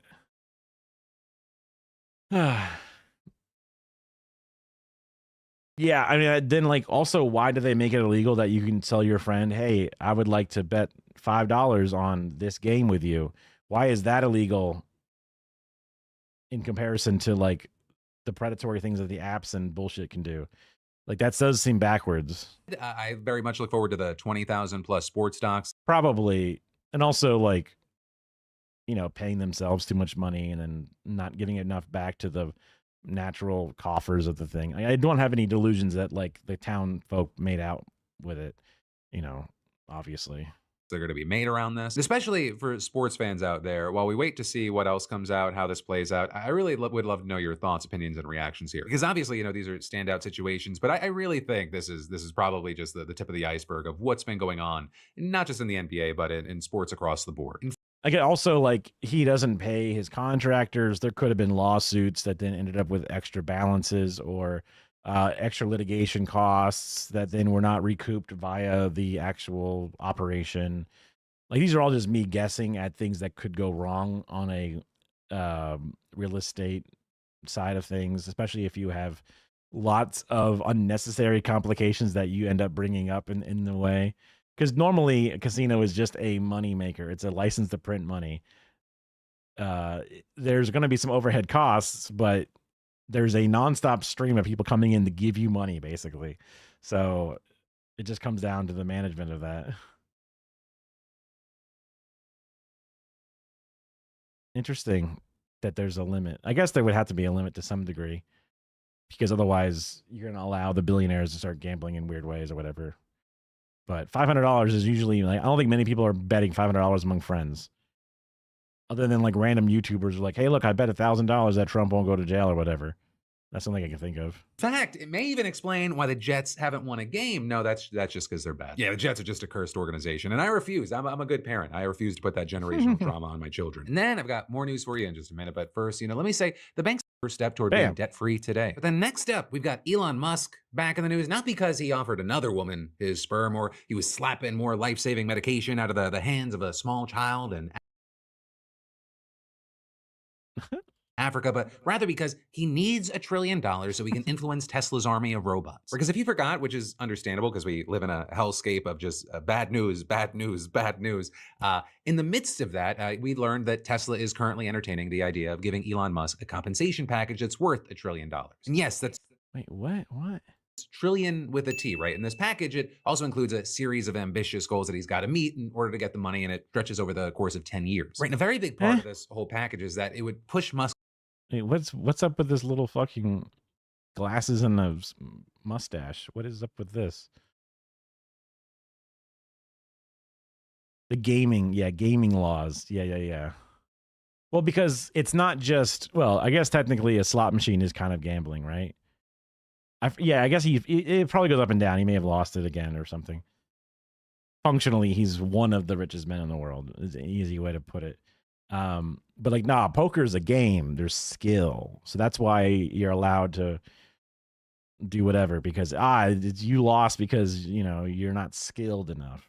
Holdings in the company up to at least 25%. And the idea here is that it would incentivize Musk to keep his focus on his role at Tesla for years to come. That's a game, baby. And if this is approved by the vote that's scheduled for November 6th, it'll be the largest compensation package in corporate history. And what you've been seeing is that you have Tesla executives pushing shareholders to approve this. We're saying if you don't vote this way, we don't know if Musk is going to maybe scale back his involvement or maybe even walk away entirely. Right? And also, I'll say, unsurprisingly, one of the executives that is pushing the hardest for this is Musk. Right? In fact, he kind of hijacked the third quarter earnings call last night to plead his case. And in that, he condemned the proxy advisory firms that are against his potential pay package. Because Institutional Shareholder Services and Glass Lewis, they're both advising investors to reject this. Why wouldn't investors reject this? There's no way that Elon Musk could ever do enough work to earn $1 trillion in any time frame. Also, he's shown that he doesn't do anything. All he does is tweet. Also, he's lied and set bad benchmarks to begin with. What the fuck? Like, you would need to then have multiple trillions in value being produced to then warrant not immediately bankrupting the entire company over $1 trillion payback. Like, huh? Of course, they would be like, what? This is insane. Huh?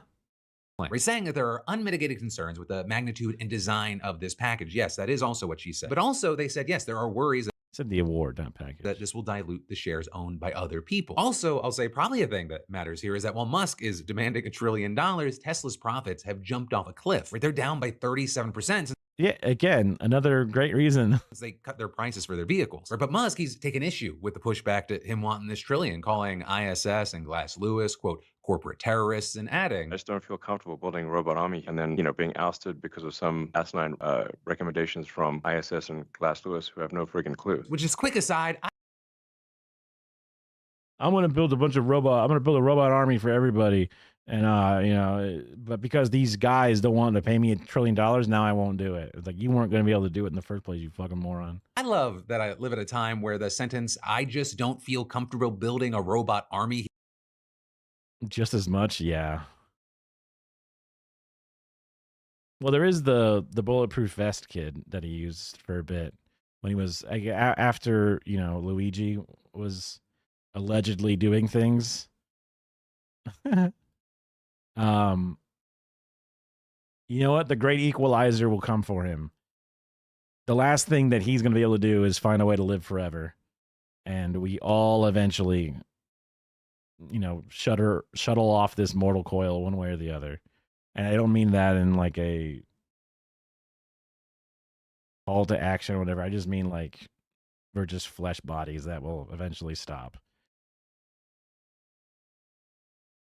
I do believe that we all end up in the great nothingness at the same time or whatever. So there's not going to be any cosmic fucking balance, unfortunately, but it will be what it is.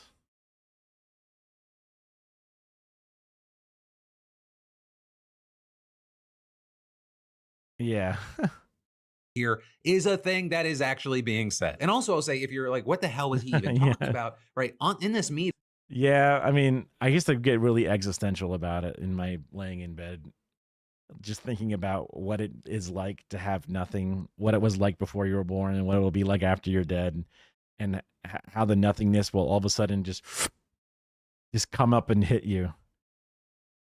If it's not from the first like 2 or 3 seasons, I wouldn't know it. Just because I stopped watching TV, and then also, there's one of those things where like, I remember being a kid, and my mom would always watch Turner Classic Movies, and she would watch a lot of black and white stuff and a lot of like detective things, and just movies back in the day. Every motherfucker was wearing a suit and wearing a fedora, and I was like, fedoras are cool. I want a fedora. And then the internet exists, and then all the fucking tip miladies out there made fedora's not cool anymore. Like a fedora was like, oh, look, it's this thing from like a long time ago.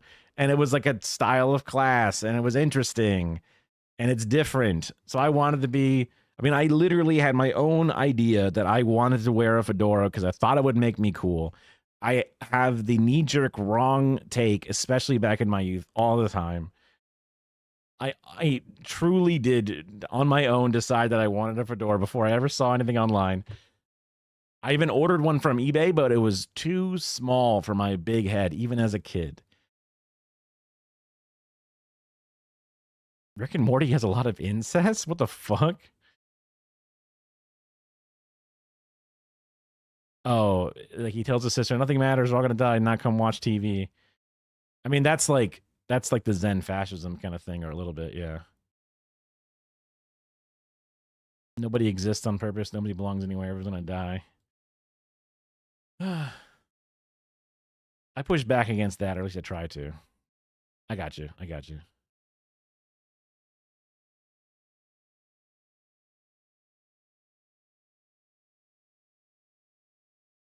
Musk was making these grand proclamations about the future, including talking about robo. Curtis Sliwa with his beret. That's what you're getting at there. Yeah. I guess one incest is a lot of incest, depending upon what your rubric is, but I get you. Yeah. Taxis and Tesla's Optimus project, or with the latter being the company's bipedal humanoid robot that's in development but not yet commercially deployed. And you've got Musk planning for Optimus to grow from being babysitters or factory workers to doctors. Optimus will be an incredible surgeon. You can actually create a world where there is no poverty, where everyone has access to the finest medical care. But if you don't give him $1 trillion, he says that's just not going to happen. We're saying that if he doesn't have the voting control at Tesla that comes with this, he's worried that he can be ousted after the company produces enough Optimus units. If we build this robot army, do I have at least a strong influence over that robot army? Not. What? Why? Wait. I want to have a strong influence over this robot army.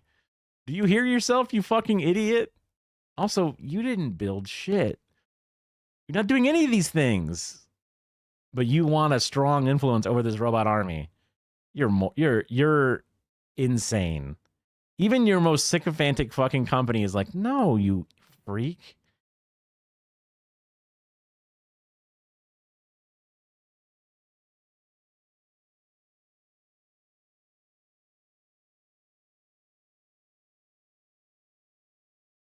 Is fucking a clone incest? Like, of yourself? I used to always joke around that, like, if you had a clone of yourself and you had sex with it, it's just masturbation or whatever.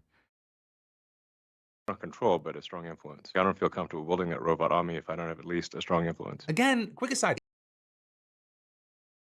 Is anyone else concerned that anytime he talks about a group of robots or a batch of robots, he refers to them specifically as robot army? Like, it feels a little bit too on the nose to even call it foreshadowing. Like, maybe saying robot army by itself, that wouldn't raise... Yeah. 1, yes. 2, stop. Red flag, but when it's the guy that's... Well, okay. Well, you know that. Okay, now hold on. Now I get what you're saying. In generally, identical twins are, in many ways, a clone. So, yeah. Gotten like super into right-wing politics and trying to get involved in governments all over the world. And he also, for a little bit, created Mecha AI Hitler. It hits a little bit different. But I will say, putting a pin in that tiny concern for now. What we do know is that Is it gay if it was with myself? Because then you're like, okay, you know, if it's not inside of your consciousness package and then you're doing stuff or stuff is being done to you, that makes it gay. But with that idea,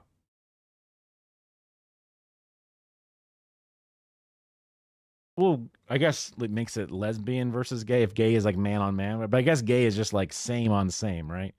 The same idea when your arm falls asleep and then you use that, that's kind of similar to, you know, is that gay situation?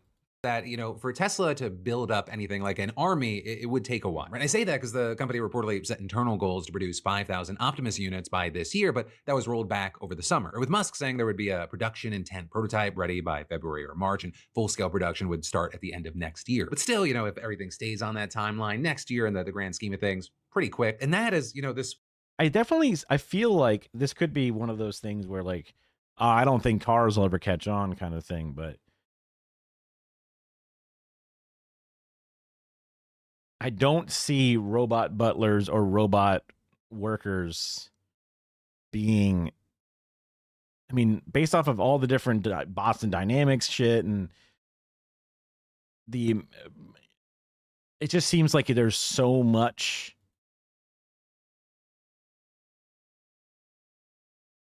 they're so limited in their current fucking capacity. But I guess assuming that we actually gave a shit and fucking pumped it out, we've pumped out how many hundreds of millions of cars, which requires so many fucking engines and materials and fuel and all this shit. If we gave a fuck, we could make Boston Dynamic balancing humanoid style robots that can articulate hands and do things and lift and balance in the way that a human can. Because our world is designed for the human body, doorways, doorknobs, faucet handles, all these different things. So most chores and things are done built around the human needs. But factories are a great example where individualized robots are utilized because instead of a human body having to then pick up a shovel and then dig into the ground and then shovel it over there with their back muscles lifting it up and throwing it out, you just have a giant arm that can just dig a bunch as one giant thing or assemble a car as a bunch of machine parts. But if you wanted to replace all labor with a mass-produced robot, it's best to have a humanoid thing just replace the man on the assembly line. But then eventually you'd probably get more bang for your buck out of like personalized specific types of robots. But I guess if you can just really make incredibly good humanoid sized styled robots, then you could just let that be what it is and then just use that for everything from here on out. I don't know. And if the whole world got behind it and wanted to do it, I guess they could make it. But then you would need like global communism where all needs are met and shared amongst each other and there's no longer need for labor or something. And I just don't see that happening. You know what I mean? And fire automatic rifles. That would help them do it. I guess you could also design automatic rifles that could be fired like, Metal Gear fucking specialized weapons for whatever robot you want. But yeah, there's a lot of guns that exist now that those robots could pick up. Nobody wants a robot slave. It's going to do wash your dishes. There's already a machine for that. Yeah. But then you have to like do them. You know what I mean? You have to actually move them around yourself. Ugh, Metal Gear. Yeah. Fight over control of this robot army isn't the only battle that Elon's engaged in right now. Because like I would love for an AI revolution where AI and like a combination of both software and hardware removes the pain and suffering from all life on Earth. Awesome. Sick. I don't want to have to force somebody to clean a toilet. I would like there to be a robot that would clean the toilet instead. I don't want humans to be picking cobalt and getting cancer and dying, right? I would like there to be a robot that does it instead. I don't want people sweating, toiling in the field. I would want a machine to harvest the grain instead. Some things we have done, some things we haven't done.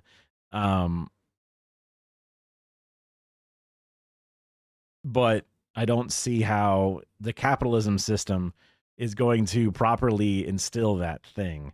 They're just going to happily decide that they no longer need to pay labor. But then there's going to be nobody that can buy their goods other than the other billionaires. And maybe that's going to be all they care about. I don't know. Because he's also taking... Yeah. Child slaves harvesting cocoa. Don't want that. I'd rather have a robot do it, right? In whatever way you want, whether it's humanoid robotic children that are doing it or just a machine that knows how to shake the tree to get the thing out of it or whatever it is. Name at the Trump administration over the future of NASA. Musk, he has grand plans for the immediate future, launching a fleet of autonomous vehicles. No. I get what you're saying. Yeah, it's the system itself that's stopping it from letting that be the thing. Again, yeah, because the moment that they replace the workers, there's no communication about the workers then being compensated for not having to work. It's always they get fired and then you pay the one worker the same wage they're already making, to now have to then be 15 times more efficient and more productive. And that's just good business, damn it. Bernie Sanders had a video where he was talking about how this thing might happen, but if it does, we need to make sure that workers have a guaranteed spot on any board of directors. So like 45% or whatever of the entire company needs to be represented by the workers. And that every worker gets a plan that gets them, stocks or whatever. And they have ownership within the company, basically forcing co-op for all employees. Much less hours in the workday, all these different things. Is anything like that ever going to happen? I fucking hope so, but probably not, but I hope so. You try to tell your sister about the cocoa slayers, you said at least they have jobs. I've heard that kind of shit. Oh my God. Yeah. Because it's like, well, there's like the liberal version where it's like, well, actually, this is very good for their economy and it helps them because women would otherwise not have any way to make money for themselves. So this gives these poor women pay that's very good for their area. And yes, I'm only paying them $1 per pallet of jewelry they make, but like for them, that's a very good pay. And it's like, but you could be paying them anywhere close to a real wage and a real amount, which would then help them even more. But then they wouldn't want your fucking slave job anymore, would they? There was a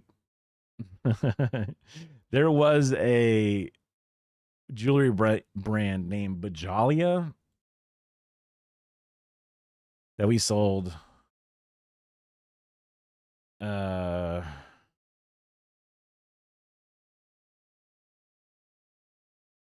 Yep, featured in the Tampa Bay Times. Wait, what?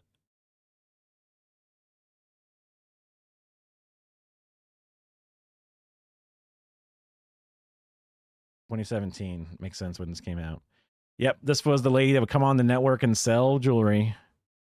People turning into HSN might think they're supporting a good cause by purchasing Lapis bracelet from Bajalia International Group, an Orlando company that employs female artisans in developing countries like Afghanistan and India.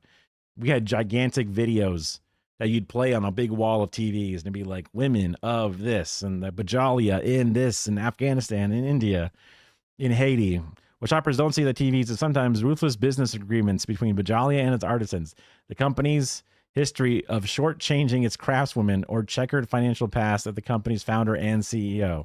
On air, Debbie Farah, I remember that, portrayed as a savior of women in poor and developing countries, would produce natural gemstone necklaces and beaded bracelets, would sell on TV. These videos and promotional materials, thousands of jobs for women, claimed that by buying its handcrafted jewelry, you're helping those women free of exploitation. So much more than beautiful jewelry. It's jewelry that's changing the world. Changes one piece of jewelry changes everything for a woman globally. But she's accused by vendors and former employees exploiting the vulnerable women she claims to champion. Numerous women and nonprofit organizations have thousands of dollars of jewelry made for the company, which they were never paid. It's just like, if you're already going to be paying them slave wages, why not pay them? The fact that you actually stiff them, it's just fucking insane, dude. They actually ended up getting rid of her. It's crazy. It's crazy. They're crazy.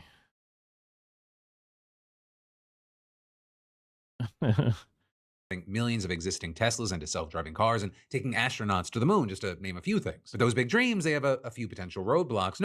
Good point. Notably, things like government regulations. And that includes from NASA, the U.S. Department of Transportation, the Federal Aviation Administration, and the National Highway Traffic Safety Administration. Right, and all of those agencies are overseen by one guy, Transportation Secretary Sean Duffy. And while Musk, he appears not to be a fan, saying on X yesterday, having a NASA administrator who knows literally zero about rockets and spacecraft undermines. That's hilarious. Pot kettle. You administer SpaceX. You don't know shit about fucking rockets, dog. You're a fucking dumbass. The American space program and endangers our astronauts. Right, his beef with Duffy, it has a lot to do with the Artemis 3 mission, where they want to land a crewed rocket back on the moon. Because Duffy, he suggested that the mission would be open to other vendors besides SpaceX, even though the nearly $3 billion contract was awarded to them specifically. The series of setbacks that SpaceX has dealt with on the front of delivering a functional moon lander, it has competitors like Jeff Bezos' Blue Origin waiting in the wings. Right, there's apparently a concern that That's so funny that we're trying to go back and we're less capable than we were when we first went. It's insane. SpaceX's Starship won't actually be able to hit the necessary milestones. Like, we just go to China and get their fucking rockets. They're already going crazy. They're already building a better space station than the ISS on their own. To be ready in time to beat China back to the moon. With one NASA employee saying, a lot of people... Oh, we're not making that. We're not going to be able to beat China back to the moon. No fucking shot. Literally impossible. Yeah. People have questions on that, and they haven't gotten into orbit to even demonstrate the refueling. If we had 5 more years, there would be less concern. But also, like, regardless... Helldivers is not really a roguelike. Helldivers 2, at least. This is... My brother got me this shirt a while back.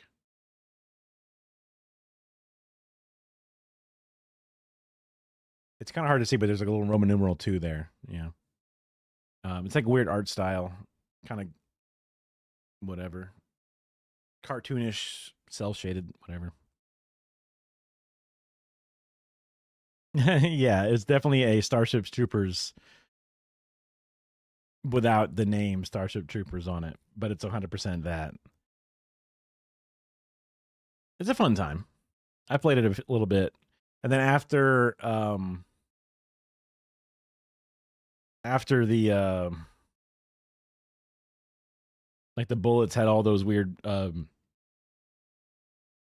what they considered Antifa letters or whatever, but it's just, you know, quotes from the game or whatever. I was like, I should play that game again, and I did for a little bit. COD 4. I love COD 2. I remember using the KAR and like the MP44. Those are both German guns. I mean, I just happen to just like those. But the M1 Garand obviously was used a bunch of different video games, but that was like a World War II game. I really liked that one. That was a lot of fun. That was like close to my peak, actually trying to play shooters well, type of thing.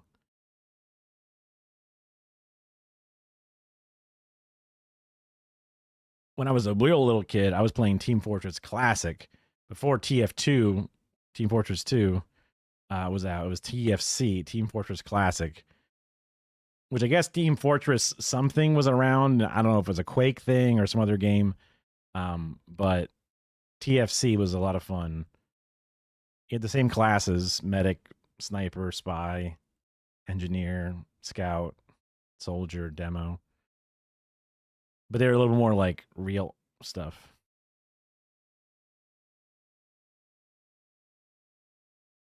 Unreal Tournament, I played that a little bit. It was a little too arcadey for me, but I did play it, especially when it first came out and stuff. Yeah.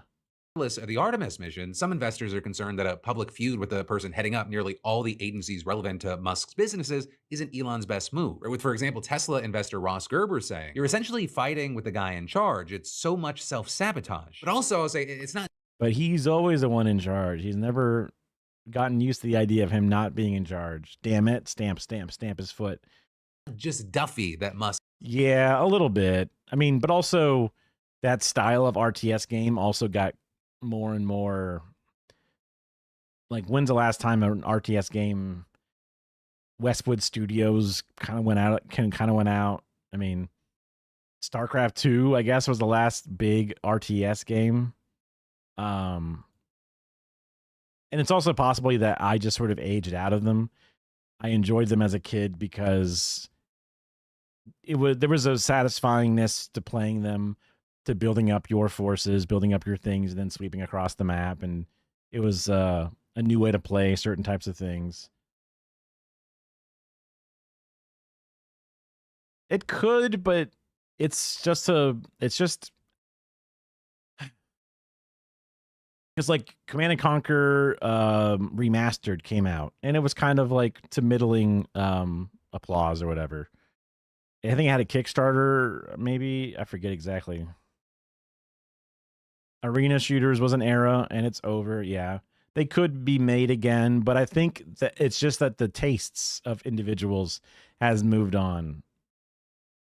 Yeah, even like Halo was kind of an arena shooter in the multiplayer aspect of it, but that has been kind of moved along to now. It was a lot of like battle royale for a while, and then people kind of got tired of it, and they found a lot of issues with the style, and now it's extraction shooters, right? And now you got like all the Tarkov and Tarkov style things. There's a bunch of games coming out with like Dark and Darker, the fantasy extraction games. Even Arc Raiders, the new one, is an extraction game, maybe mixed with a little bit of open world battle royale kind of style, PvEVP, stuff.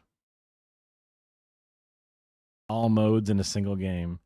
There was some games that tried to mix, like, one or two players would have like an RTS scale and have like, they would build out defenses and buildings and supply lines or respawn points, and then some players would come down and play the individual grunts.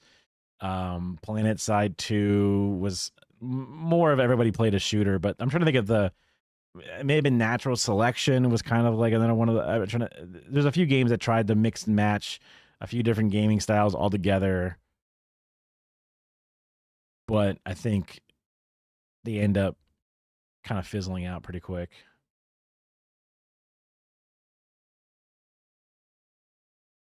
Skin prices and stuff. Yeah, I mean, also when it's a game that you got to buy and then you got to buy skins, you're like, what the fuck? I just bought this game. What the fuck? I mean, I suppose that they want to have continued development, but did they ever continue to develop much for those games? A few characters here and there, but not really. Whereas nowadays you got Marvel Rivals and stuff that are just straight up free to begin with. That's crazy.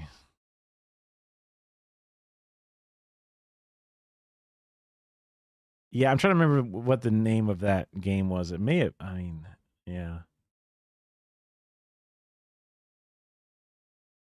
Has fired harsh words at. But he's also had heated exchanges with trade advisor Peter Navarro, Treasury Secretary Scott Bessent, and then of course there's the public fallout with Trump twice over. Then also is believed like maybe they fell back in love at Charlie Kirk's memorial, but maybe that was just a quick one-time thing. Ultimately we'll see. It all seems to be in flux right now. But then next up today, we've got to talk about how this Trump, Colombia, Venezuela situation, it's just gone from bad to worse. Because our military just killed another 5 people in 2 strikes on boats that it said were trafficking drugs, and this now bring the total to 9 vessels that have been hit, and at least. I mean, it's been a thing for a long time, but especially with this, when are we going to stop just taking them at their word that these are, like, even calling them alleged traffickers is giving them too much credit.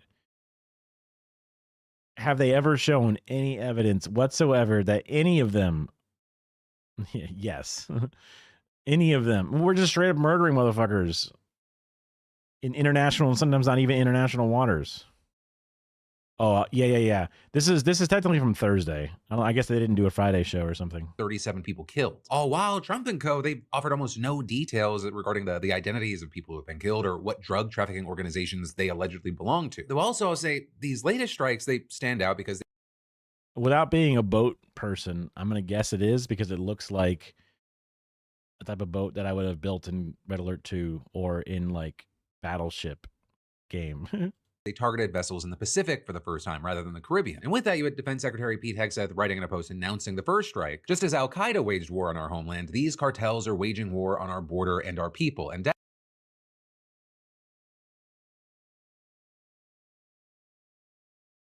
was like a sonic weapon for Red Alert 2 or Red Alert 3. I forget which game it was in. adding, there will be no refuge or forgiveness, only justice. Right, with him then going on to say in his post announcing the second strike, these strikes will continue day after day. These are not simply drug runners. These are narco-terrorists bringing death and destruction to our cities. But then from there, we've got to talk about a few things, starting with, characterizing drug cartels as foreign terrorist organizations. Because for one, it is probably inaccurate since drug cartels are motivated by money and terrorists are by definition motivated by political, religious, or otherwise ideological goals. But also, just calling someone a terrorist, it doesn't actually give the administration any additional authority to use lethal force. Right? And then beyond that, as we've talked about before, there are just a multitude of reasons that you have many legal experts arguing that these strikes are almost certainly not permissible under U.S. and international law. But also, oh, the big one, the big gun.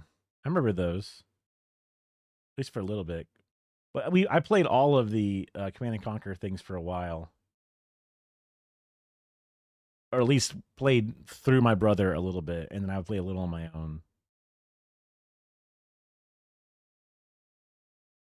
Because this is the like a turret thing. Just seeing this image of it shooting, which I want to just see the image. Thank you. Wait, that's not the thing shooting. That's something different, I think. Yeah, that's that thing shooting at that. I misunderstood. I thought I had like a little wave thing that I shot out. Is there one of it shooting? Not. Now I'm just imagining things, I guess.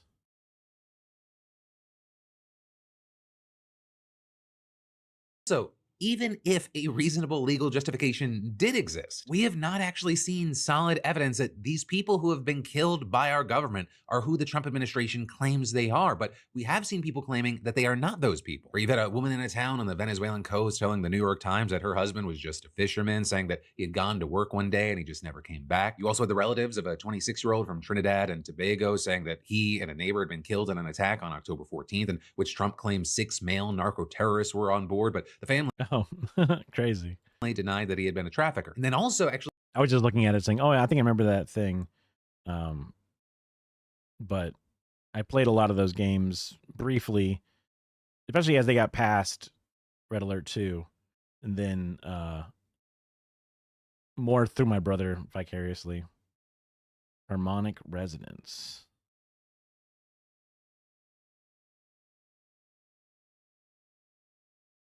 The GDI. Yeah. I remember a bit of the vibration stuff. Because there was also like the chrono tanks. That was a big thing. Huh. Which game was this one from? Command and Conquer, Tiberian Sun, Firestorm, Tiberian Wars, Kane's Wrath. I played a little bit of Tiberian Sun, and that had some pretty cool shit to it. I think I played a lot less of the later ones after Tiberian Sun. I remember some people really liked Generals. I was not into that.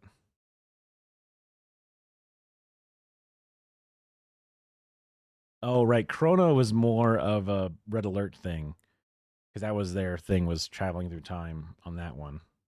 That makes more sense. 2 men survived a strike on October 16th, which ended up killing 2 other people. But then you had the Trump administration deciding to send those 2 back to their home countries, Colombia and Ecuador, rather than detaining them and bringing charges. And there you had experts arguing that Trump and co. did it this way to avoid having their claims come under legal scrutiny. Right, noting that these cases ending up in court may have required the administration to disclose sensitive information and a possible lack of clarity around who was actually in the boat and what it was holding. And with that, in the case of the man from Ecuador, the government actually released him, saying there was no evidence that he had committed a crime, at least in the country. And then, as far as the Colombian government, they said, they have plans to prosecute the man. They got back. But also over the weekend, the country's president accused the U.S. government of murder, with him claiming that one of the other strikes had actually killed a fisherman from the country with no ties to drug trafficking, and adding, the United States has invaded our national territory, fired a missile to kill a humble fisherman, and destroyed his family, his children. And then as far as Trump's response, he said that the U.S. would slash assistance to Colombia and impose tariffs on imports from the country. You killed one of our citizens. All right, that's it.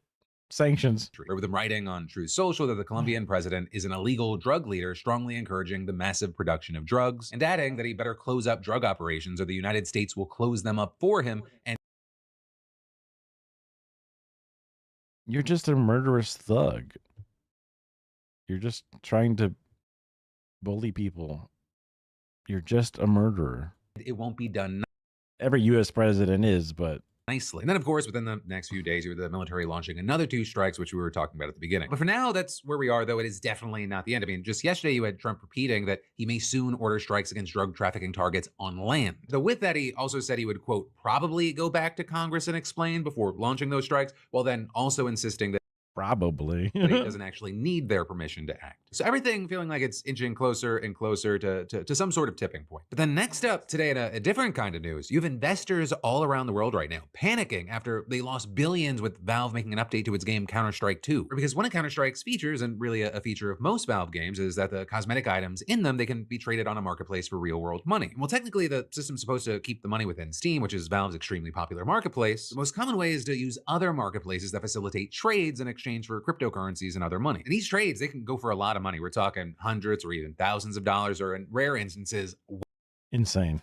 It's just insane that these things for one game that is, I would say, moderately popular at best. I mean, way more. And so all of that, it brings us to the question of, well, what did Valve do? Yeah, I don't think Americans are going to be chill with a war. Also because there's a lot of familial ties in South America, and a war in our own hemisphere will look very different to even our own Americans.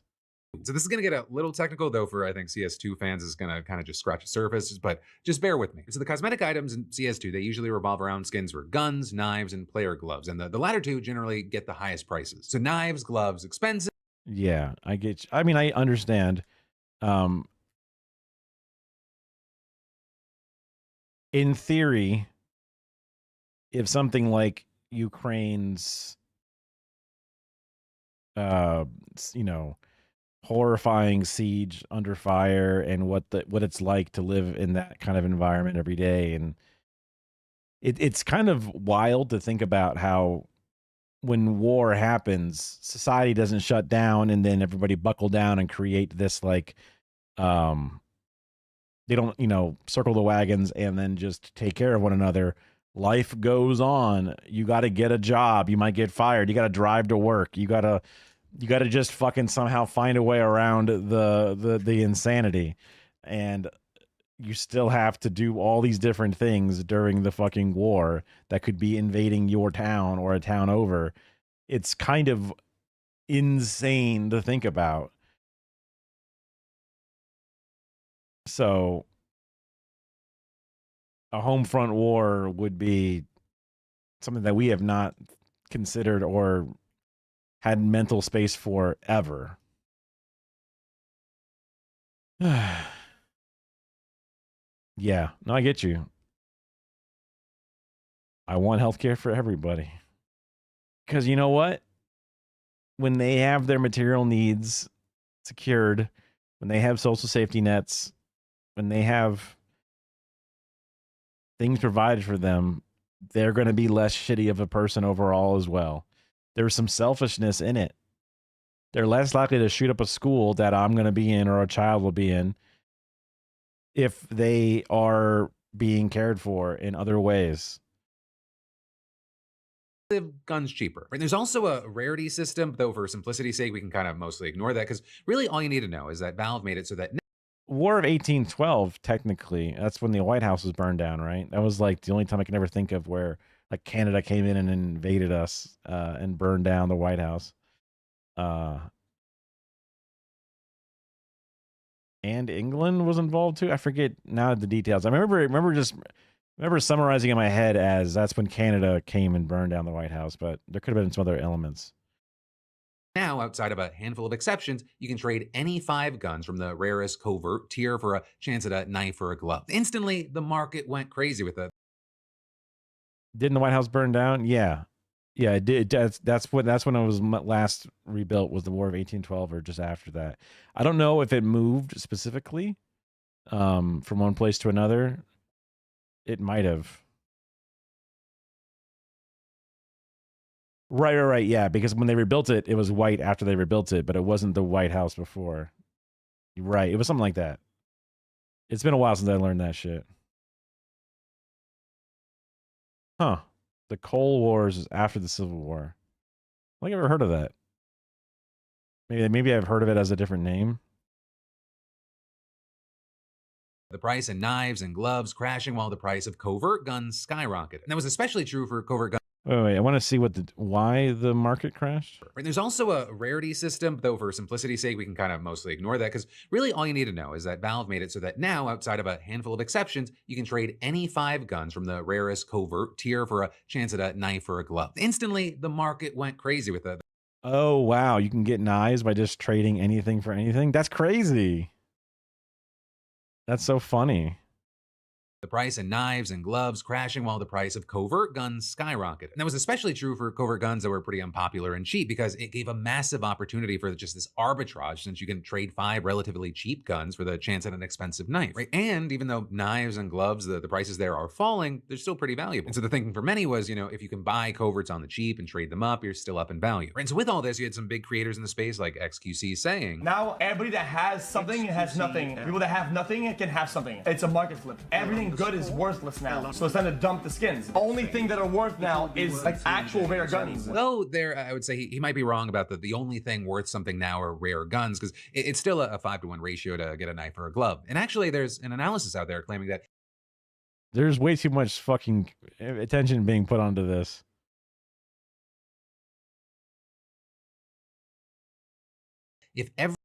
That thing specifically. Sorry. The blowing up the hillbillies, right? I guess referring to it as a civil war or a war as its own after the Civil War, unless there was like prolonged conflicts and different things, it would seem more like just an action of the government that killed people than like Waco was not a war, right? It would be just a killing. I see. I got you. Yep. Okay. Scrolling or just seeing it back up there. I guess you made that point. Only time you ever made something about a meme?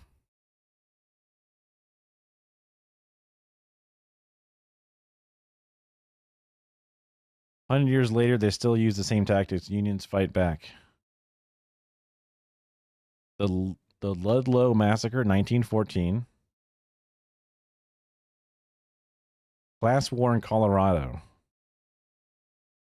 Workers strike because Rockefeller Mines paid them in script. Banned doctors from company towns. That's crazy, of all the things.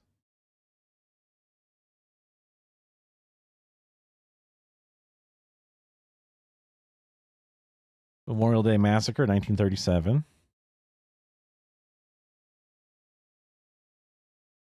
Mayor Kelly, the shoot to kill for Republic Steel.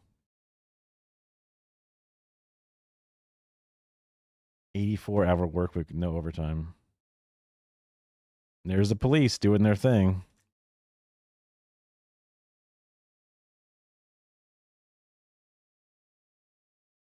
Blair Mountain, 1921.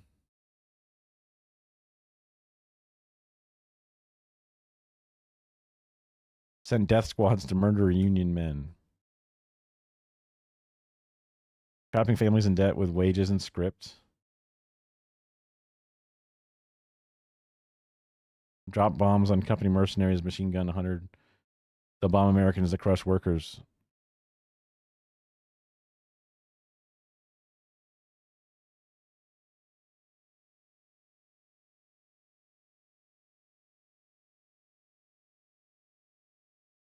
Oh, you mean was it this one? I saw to protect power as a different font.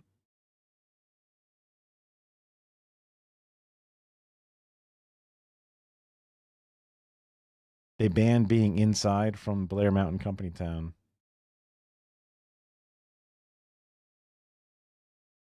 And they killed each other. Blair Mount. Oh.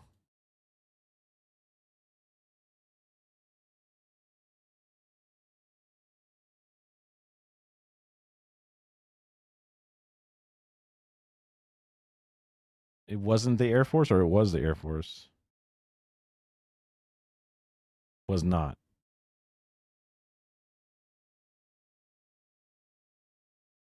I see what you're saying.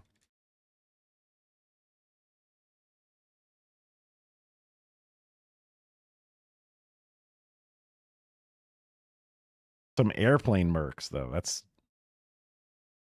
some crazy mercenaries that have their own airplanes and bombs.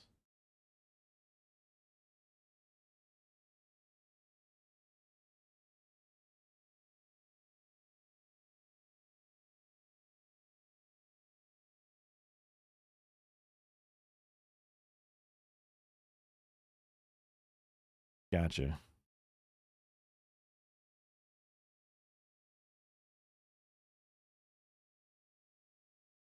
Every single one of these covert guns in existence was used to trade up, it would only double the supply of the rare knives and gloves. And so that's not to say that there's not an impact here, but theoretically there will be some kind of equilibrium as the two prices kind of better reflect each other. But also, until we see what that is, in the meantime, a ton of money's been lost in the high-end collections, and a $2 billion... High-end collections, I don't give a fuck. You know, like, oh no, some guy's knife, you know, value in this video game. What? Was some guy really like, you know, oh, I don't trust the banks. I hold all my money in my CSGO knife collection. Loss has been seen across the board. But then from that, finally today, I want to end with one more thing and a little bit of self-promo. So one, let me say, depending on when you're watching this, probably last chance to get in on this Last Beautiful Bastard drop. Right, my body hurts and I hate the government. Ghouls just want to have fun, emotionally gothic and emotionally It's a pod exhausted. save guy. On select shirts, crews, and hoodies. But then your one more thing today is this bit from a conversation I had with John Lovett today on my podcast In Good Faith. If you want to watch the full thing, links of course in the description. You can watch, listen, or subscribe to the full hour over on YouTube, Apple Podcasts, or Spotify. But you know, I asked John, you know, were we wrong about someone that we've both been critical of? Is it possible that we, and I'm using a collective we, have been underestimating Chuck Schumer's sense of strategy? Or no, completely different? So, It's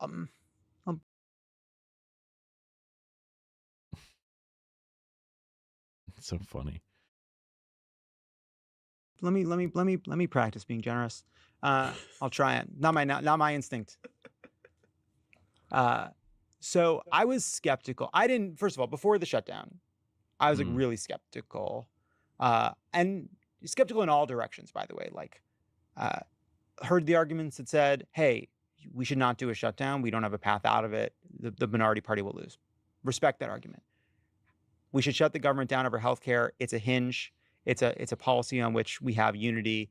It's one where we can maybe extract some concessions. That's the fight we should pick. And the argument says, like, they're shutting down the government. I'm sorry, they're firing people willy-nilly. They've got masked agents on the street. They're disregarding Congress. They're doing open corruption. Healthcare, we have to fight this on everything, on democracy. So what's your solution? Open the government, give them what they want, and then what? Continue to fucking lose? Can't fund a government that is doing an authoritarian takeover. Respect that argument too. Healthcare felt like in the middle, felt like half a loaf, and then yet it seems to have really put Republicans on their heels. The country is seeing the Democratic argument blame is obviously going to be shared, but it's certainly And don't put it halfway. not falling on Democrats the way Republicans would have predicted. And it's in a sense about prices and costs in a way that kind of resonates with the kind of underlying politics of Trump failing on these issues. And like that seems like it was the right fight. I get it, right? And that's a strategy coming from the leadership in the Congress. Good. You think it comes from Schumer? You think Schumer wasn't fucking bullied into this shit? You think because he didn't do it the first time?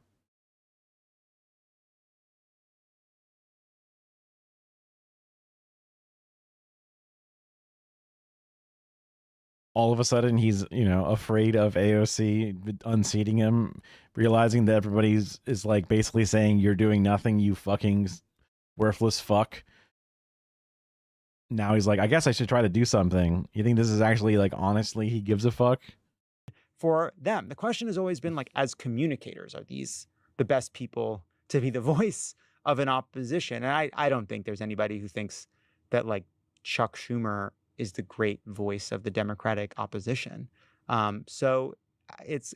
Yeah, neither is Jeffries. It's complicated, but look, when you ask people to fight and then they fight, you should say, okay, thanks. I'm glad you're doing that. I appreciate that. Like I don't think he's perfect. He hasn't stopped being Chuck Schumer in all the ways that he can be silly and some of the videos don't work and he's kind of goofy. He's an old school guy. He's like from the era of like the Sunday press conference to get in the Monday papers. It's just a different generation. But I'm glad they picked this fight, and I'm glad he's holding people together. And that, my friend, is the end. Bleh. I guess they don't do a Friday show.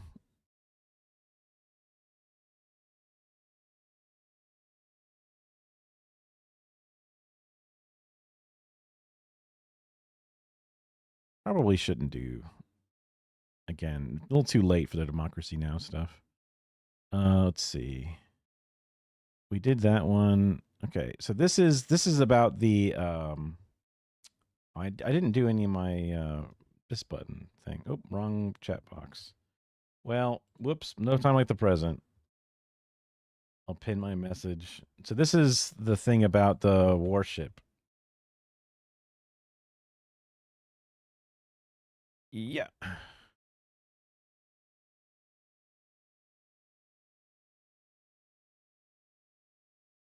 Breaking news, a dramatic U.S.-led escalation in the Caribbean. What the Navy calls the largest warship ever built, along with fighter jets, heading to the waters off Latin America. The administration claims the goal is to stop international drug traffickers. The provocative move comes as the Pentagon announced another overnight strike on a suspected drug boat. I mean, it's kind of crazy just to watch a video of people dying, technically. I mean, it's in the weird night vision, black and white, infrared shit or whatever, but it's like, what the fuck? It reminds me of goddamn, at post 9/11, the war footage you'd be seeing of them, like, just lighting up random humans, and you just see them falling over. The 10th strike in 52 days, at least 43 people killed in total. And President Trump telling reporters these attacks may just be the tip of the iceberg. I think we're just going to kill people that are bringing drugs into our country. I remember when he was like, oh, wow, I love the guy in the Philippines who's just killing people. It's awesome. And then what do you know? I'm pretty sure it came out like those people they were killing like actually weren't all drug dealers at all. Okay, we're going to kill them. They're going to be like dead. And CNN is reporting tonight that the president is considering plans to target cocaine facilities inside Venezuela. But I thought you were about fentanyl. What the fuck? I mean, sure. Cocaine's bad, I guess. But you said it was for this other reason. There's no cocaine deaths in America that are like the hundreds of thousands, the shit that you exaggerate about. Now, the lack of transparency about these plans, especially the deadly attacks on alleged drug boats, have an increasing number of Republicans doing something they don't do much these days, criticizing the Trump White House. The administration needs to give insight into Congress. That's part of it. Wow, this guy's voice does not look like it comes from his body. I'm kind of, oh my God. This was happening with this level of insight under the Biden administration, I'd be apoplectic. And as tensions spike across the Caribbean, President Trump is now just hours away from leaving for a high-stakes trip to Asia, where he's scheduled to meet Chinese President Xi Jinping. Their first meeting since President Trump was reelected, and it comes as U.S.-China relations are now at their lowest point in years. Kristen Holmes is out front live at the White House. Kristen, the president has been focused very much on these strikes in the Caribbean, but he is about to have one of the most important meetings of his second term in Asia. Yeah, there is a lot internationally going on for the president as he embarks on this trip. And just to dive into what's happening in the Caribbean, I mean, you mentioned this warship, these fighter jets, all of this really represents a potentially massive military escalation. I mean, this is not happening in a vacuum. It's happening at the same time President Trump has. Yeah, he's flying to Asia to have a meeting with China, I guess, and a few other things. Confirmed that the CIA is operating in Venezuela. He has said a number of times and increased the rhetoric around the idea of land strikes. And that's the thing, like, when you're like, oh, look, we had the CIA working in Venezuela. Oh, but I don't like that Venezuela is authoritarian. It's like, when you talk about having openly international operations overtly inside of their country, that's what makes them have authoritarian style. They shut down private newspapers because you're going to do like, what is it? Like the Free Radio Asia, Free Radio, South America, or whatever. You're going to have trying to install guerrilla organizations to unseat things.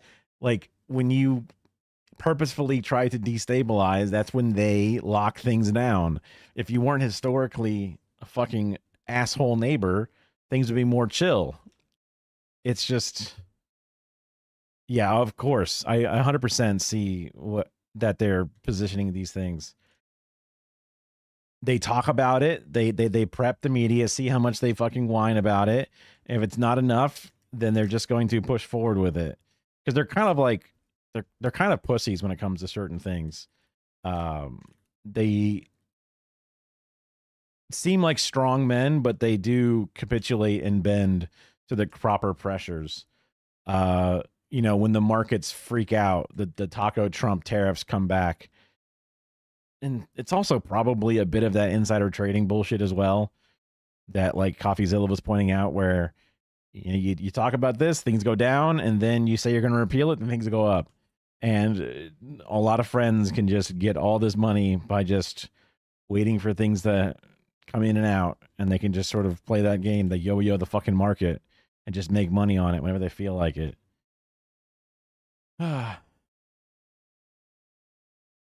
In Venezuela. Now, of course, we have reported that all of this is part of a broader strategy to eventually oust Maduro. But White House officials say the president is considering a number of options. One of them you mentioned was this targeting of cocaine facilities. I do have to note, Venezuela is not known as a major source of cocaine. So that's just something to keep in mind as the administration has tried to Yeah, it was Colombia, wasn't it, that they said? link Maduro to these drug trades. The other Do they just think that Colombia and Venezuela are like the same thing? Is this them just being racist, like on Maine? one that they were considering more than normal? Striking actual drug trafficking routes. But again, President Trump has not made any decisions. And we should say that while these escalations, these tensions are rising in one region, there is a lot of hope that President Trump's trip to Asia is going to help de-escalate tensions in another, particularly that relationship with China. I mean, we have been in what we've all been a part of, this kind of back and forth trade war since President Trump was sworn into office. The relationship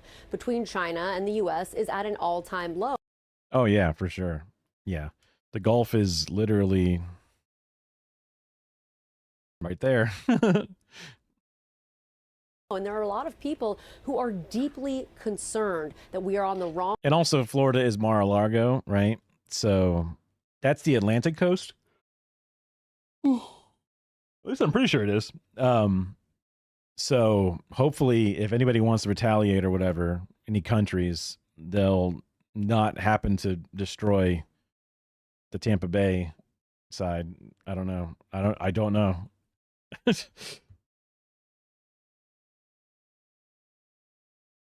I don't have a good memory of all the different nuclear powers out there. But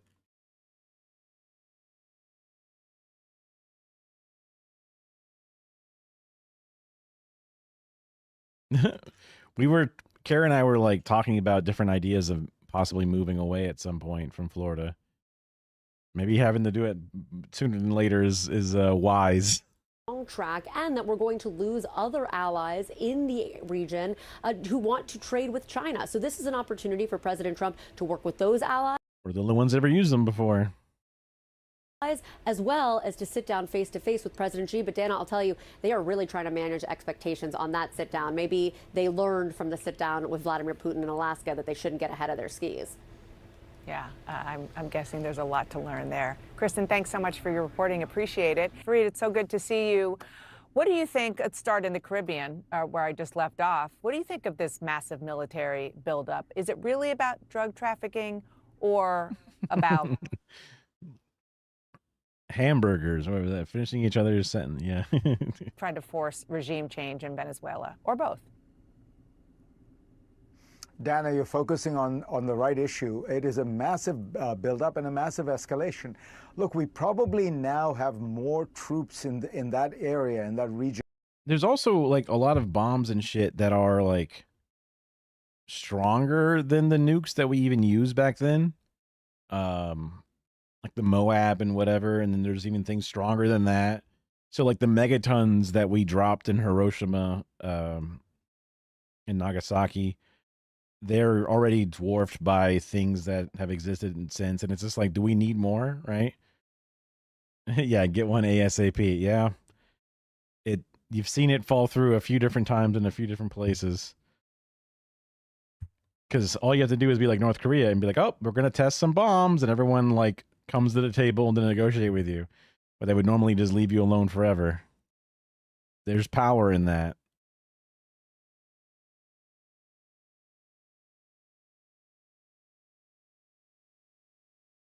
You would say Alaska, but Russia might invade while we're fighting half of South America. Ah.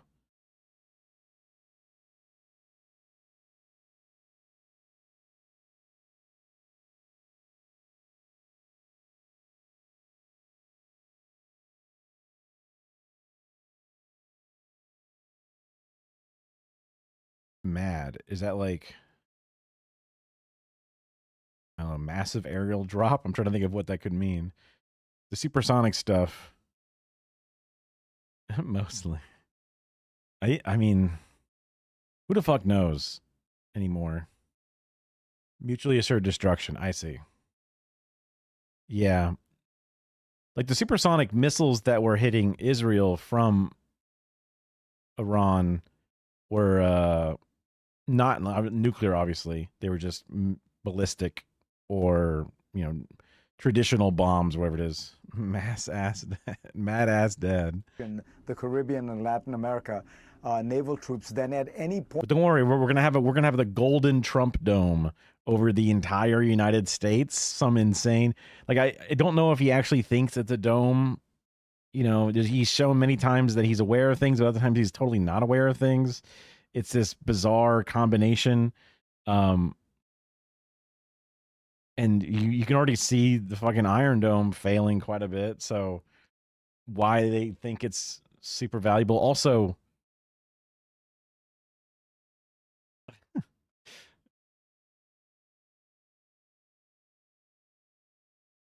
Trump talking to Ukraine about how we need our Tomahawks. We need our missiles for things. Like, those are offensive missiles. What do you mean we need those? Why do we need those? Like, do you just because you just want to keep them as a bargaining chip, or like, are you planning on bombing the fuck out of Venezuela? Wait a minute, hold on. I do not read that much. I haven't read a book probably since middle school. Trying to think about it. Like, in high school, I did my best to not read any of the books that were assigned to me. And I would just read weird, like, Cliff Notes, like knockoff Cliff Notes, not even actually Cliff Notes. So they would assign like Jane Eyre or something. And I'm like, okay, I'll just read these summaries and study the summaries instead of actually just reading the damn book. So that way in class, I can act like I actually knew what I'm talking about. But I wouldn't know some clear things that you would know if you read the book. I was just bad at reading too. That was the other part of it. Point since the Cuban Missile Crisis. Wow. You're talking about 10,000 American troops, 8, 9 major carriers. And it is unclear what the purpose is, because the ostensible purpose, as you say, is all about... Oh, gold is more brittle than iron. Yeah, it is. Yeah, it's malleable. It's soft. Drugs. But as one of your previous guests was saying, Venezuela is not the font of all the drugs. I may have seen a bit of that TV miniseries, actually. Drug trafficking coming into the United States. It's a terrible regime, make no mistake, and Maduro is a terrible guy. But if this is an effort at regime... Everyone loves to say this, that he's a terrible guy. I don't know shit about it, so I guess there could be some, actual truth to that. But again, the place doesn't get any better when you're doing the CIA bullshit to them. You know what I mean? A bridle too. A bridle, isn't that like a name of like horse leather, like the thing that they put on their face or whatever? It's probably a bunch of different things that it is. Regime change. It would be very important to have thought through the entire sequence of events that are going to take place, how this is going to work out. Donald Trump, in many ways, came to power breaking with Republican orthodoxy by pointing out that the Iraq war had been a fiasco, by pointing out that the Libyan intervention had been a fiasco. He had been initially, in very Donald Trump-like way, he had been in favor of the intervention, sort of. And didn't he celebrate the fall of Libya? My dad did, that's for sure. Unrelated to any of this, obviously, but the bit goes in the mouth. Yeah, I have heard that it's not chomping at the bit, but champing at the bit is the name of the phrase. And it's just very commonly, because like the actual context has been long lost, but champing at the bit is the correct way to say it. But when I learned that, it was a long time ago, and I've always been like, I don't feel confident in that definition, because again, I don't really know what champing is anymore. So I was like, I just don't really say chomping at the bit or what, either one really, just because, but that little like, ooh, actually it's spelled this way, or actually it's, this minor correction, like that part of my mind was always thinking about, oh, it's champing. Yeah. And when it turned sour, he said the Libyan intervention was a mistake and Gaddafi should have stayed in power. All of which is to just say, if there is a move toward regime change, if this is some kind of a quiet or escalating war to get Maduro out of power, you'd want to have thought through the day after, the week after, the month after, because Venezuela could easily collapse into chaos. And then, if you think we have seen a lot of Venezuelan migrants, we ain't seen nothing yet. Yeah. It's so interesting and important that you say that, because I was thinking, hopefully, as America will be unequipped to handle them, both with a lack of empathy and a lack of actually a qualified government in general. Hopefully, Sheinbaum in Mexico could actually rise to the occasion and save those people. Just because I know that America, even though they're the ones causing all this fucking bullshit, would brutalize those people.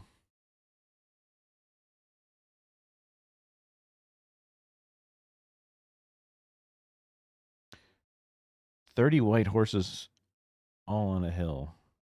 They champ, they stamp, they stand still." Excuse me. Sorry if that came through. White horses? Was that Gandalf's bullshit?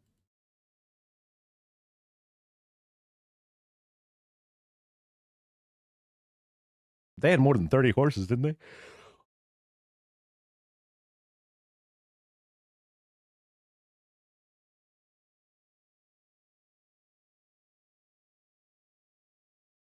Okay, so they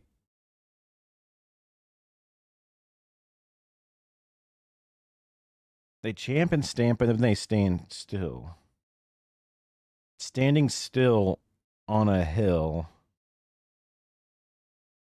I don't know. That, I mean, maybe like an avalanche. I mean, because you said clouds, so I'm thinking that if they stamp, that could be that rolling down, but then they stay still because then it stops. I don't know. I literally have no idea. Well, no, sorry. Goat said clouds. Just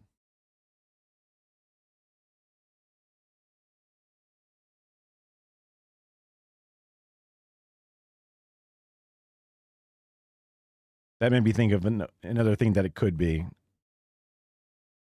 And I was just guessing an avalanche, but I don't know.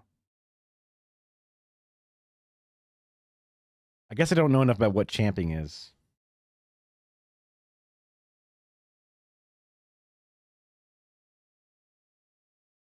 Chief's precious.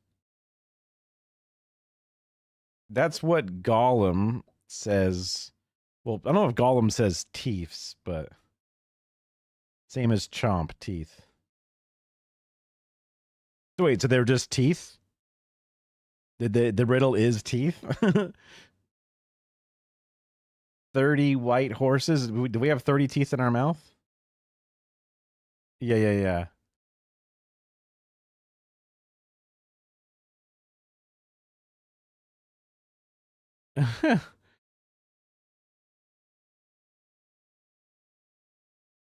Well, okay, hold on. 32, right here. I mean, 30 is close enough, I guess. And I don't think I saw a single white teeth on Gollum's mouth, but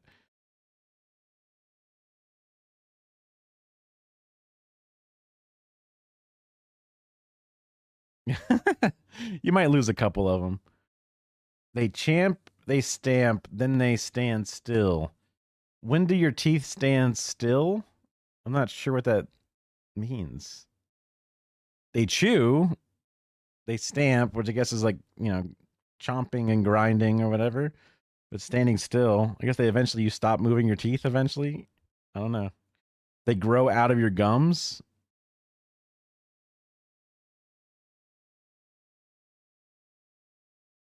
You just said on a hill. You didn't say Red Hill. Hold on. I wasn't given all the information. I wouldn't have gotten either way. About that same dynamic, that this is a man who has been saying, I want to end wars, I want things to calm down. And I wonder if Darius Stone or whatever, he's the UK person who loves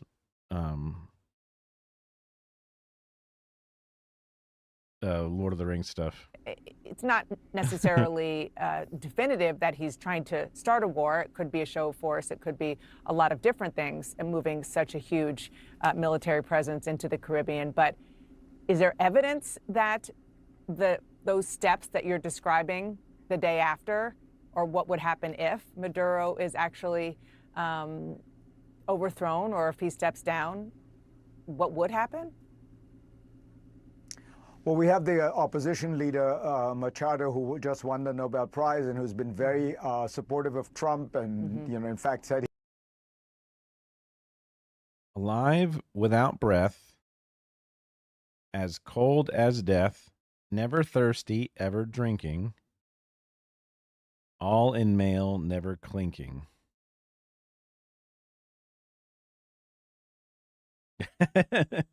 Oh, my kidney.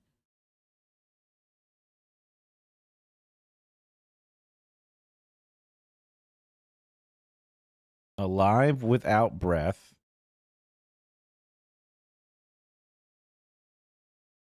as cold as death, never thirsty, ever drinking, all in mail, never clinking. I was actually thinking, because like trees are alive but don't breathe out loud. Cold as death, that part doesn't do it, but never thirsty, ever drinking, because a tree does drink. And then in mail, as in like you send mail, never clinking its paper. So I was thinking, it's okay, that's fine, no worries. Again, I wouldn't have gotten anyway. So Alive without breath, as cold as death, never thirsty, ever drinking. I guess I was thinking that it could be paper, but I guess I'm just going to say tree. Drinking, not breathing. Never thirsty, ever drinking. Alive without breath. Yeah. As cold as death. I guess a tree is not warm. It's not particularly cold. It's just room temperature, which I guess death is cold as that. You entertained lifers in prison with these Hobbit riddles. That's adorable and humanizing in many ways, right? Because, you know, they are what they are. But yeah, a tree is all I can think of. Or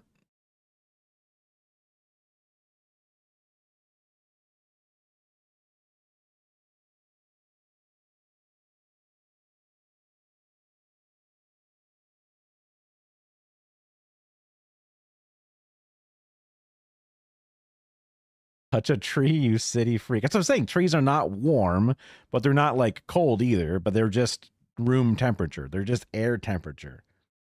It just is what it is, right? There's no warmth to it.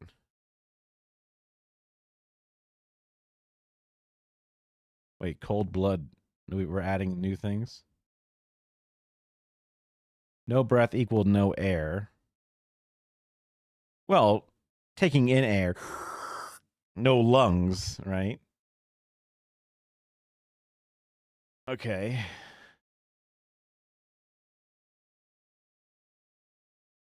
I guess like a fish then? Alive without breath. That's a fish. Cold as death. I guess the water's cold. Never thirsty, ever drinking. In all male. Oh, scales is like male, I guess. Never drinking. You fish. You got it. Yeah. I could see how male is similar to scales. Scale male. Yeah.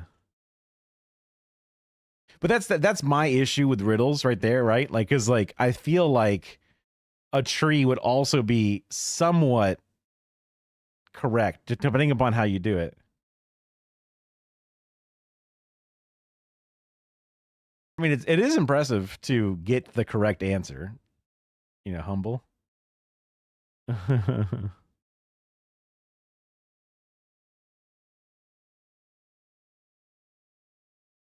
A tree is more. Fish definitely warm. Yeah, I don't think I've ever really held a fish straight up. Never thirsty, ever drinking. That's a good way to define a fish, though. And a tree could be thirsty if there's not enough groundwater, whereas a fish is less likely to be thirsty. You know, so that does work there. But as cold as death is less working compared to the tree. So there's back and forths. Scale mail is the clincher if you're a nerd or gamer. I mean, I did play a lot of Half-Life. I would say I did play a lot of Diablo 2, and scale mail was a part of that.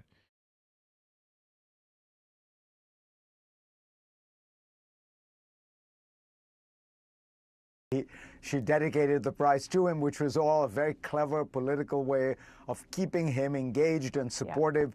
You know, but just remember, there's always in these regimes, I mean, this is what... Well, right, just because the word scale mail is not... People think of chain mail, people think of lots of different types of, you know, mail, but scale mail was a type of mail in the game at Diablo 2, so scale mail would be closer to my... Yeah, for sure. They definitely have what you can consider natural armor stuff. What we learned in Iraq, in Afghanistan, there's always still the remnants of the old regime, the army, the secret police, who are going to mount an assault on whatever new government comes into power. There will be a kind of civil war there. Have we thought all that through? I wonder, by the way, Dana, if this is part of the reason Admiral Halsey, the ranking admiral, resigned in a slightly mysterious way, that he felt like perhaps there was some of this escalation taking place without without thinking it through. I'm not sure. Of course, I'm speculating, but it was a very... Who the fuck is using scale mail in this modern day? strange and abrupt resignation. Let's turn to China. And this is a thing that I haven't really thought about too much, but I have seen is when revolutions happen or when regimes are toppled, whatever it is, regimes, air quotes, basically just means a government that we don't like is basically how Kima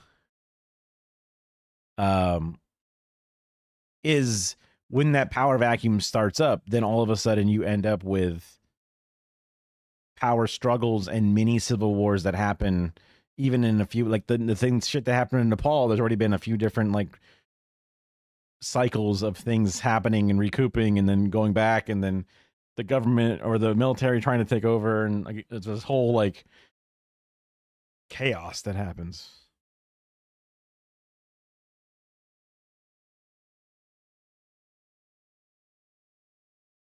There's an endless amount of life to appreciate and live. Every day, almost a lifetime's worth of content's uploaded to YouTube every day or whatever. I mean, it might even be more. Music, you can never listen to all of it. You can move to a different hemisphere of the planet and live in an entirely different life. You know, people talk about how life has beauty and meaning because it's limited, but that's just cope, in my opinion. I want to live as long as I fucking can.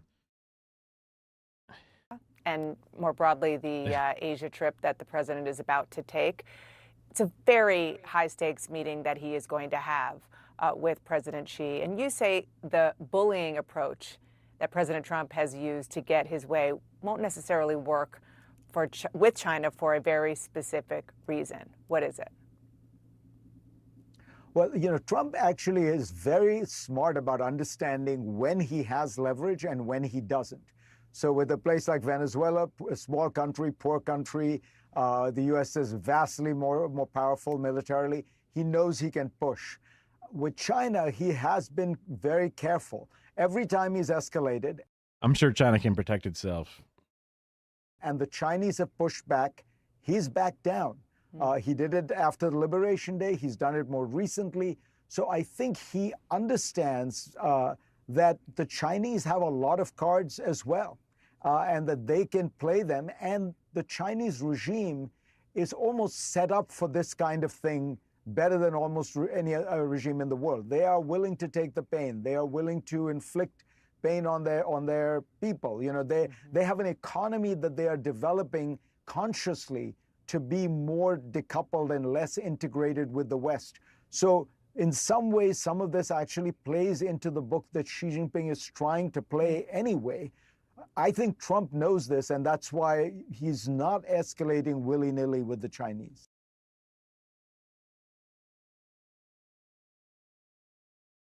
Did I say that Trump thinks he's getting all of your raw minerals, having made an agreement?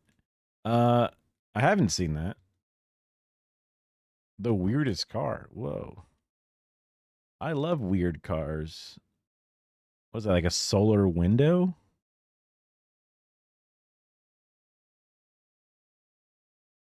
Let's see. On the hot and cold back and forth on what they're doing in fucking South America, there's also what they're doing in fucking Argentina. Just trying to support insane libertarian capitalism down there.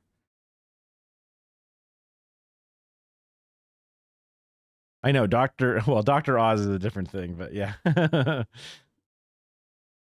Raw Earth does make more sense than rare. Yeah, I have heard that it's less rare than we thought of. But you don't need to give him W's he doesn't deserve. The reports of that $230 million payout to Trump come after the president agreed to, as we were discussing, a $20 or even $40 billion bailout of Argentina. That's getting bigger now? What the fuck? As his buddy and Mar-a-Lago visitor, Argentinian President Javier Milei is struggling to stay in power. If the Make Argentina Great Again with American Taxpayer Money campaign... A box without hinges, key or lid. yet golden treasures inside is hid.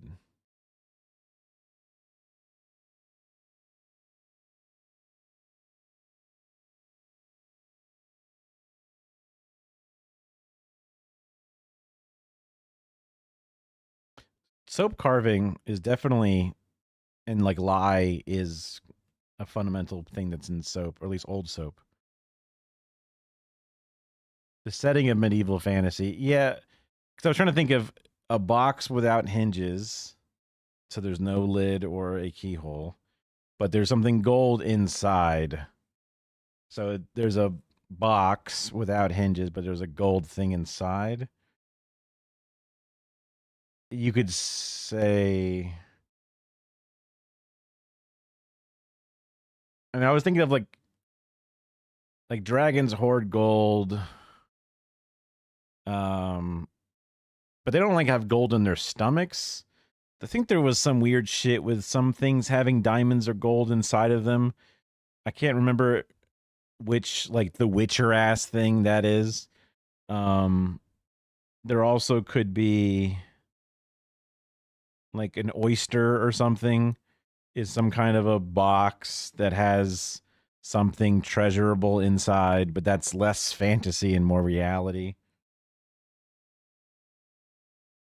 But I guess a hinge would be on an oyster in theory.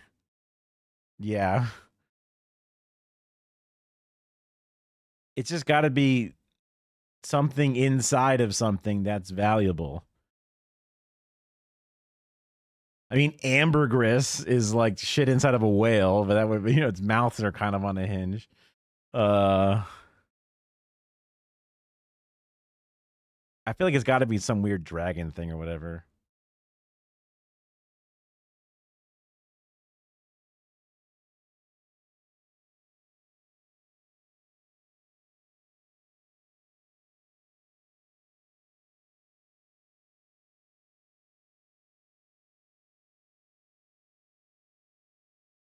Khaleesi?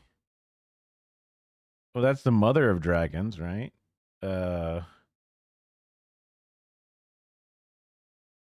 Is it just an egg? Oh, like yolk is on the inside?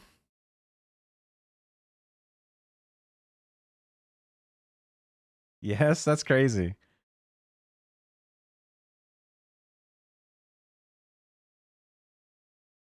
Who doesn't like yolk? It is yellow. It is golden-ish in color for sure. Yeah. I mean, yeah. It is a golden treasure. That's her at the, there's the savory individuals, and then there's the sweet lords or whatever. So people would enjoy the pineapple treat as well.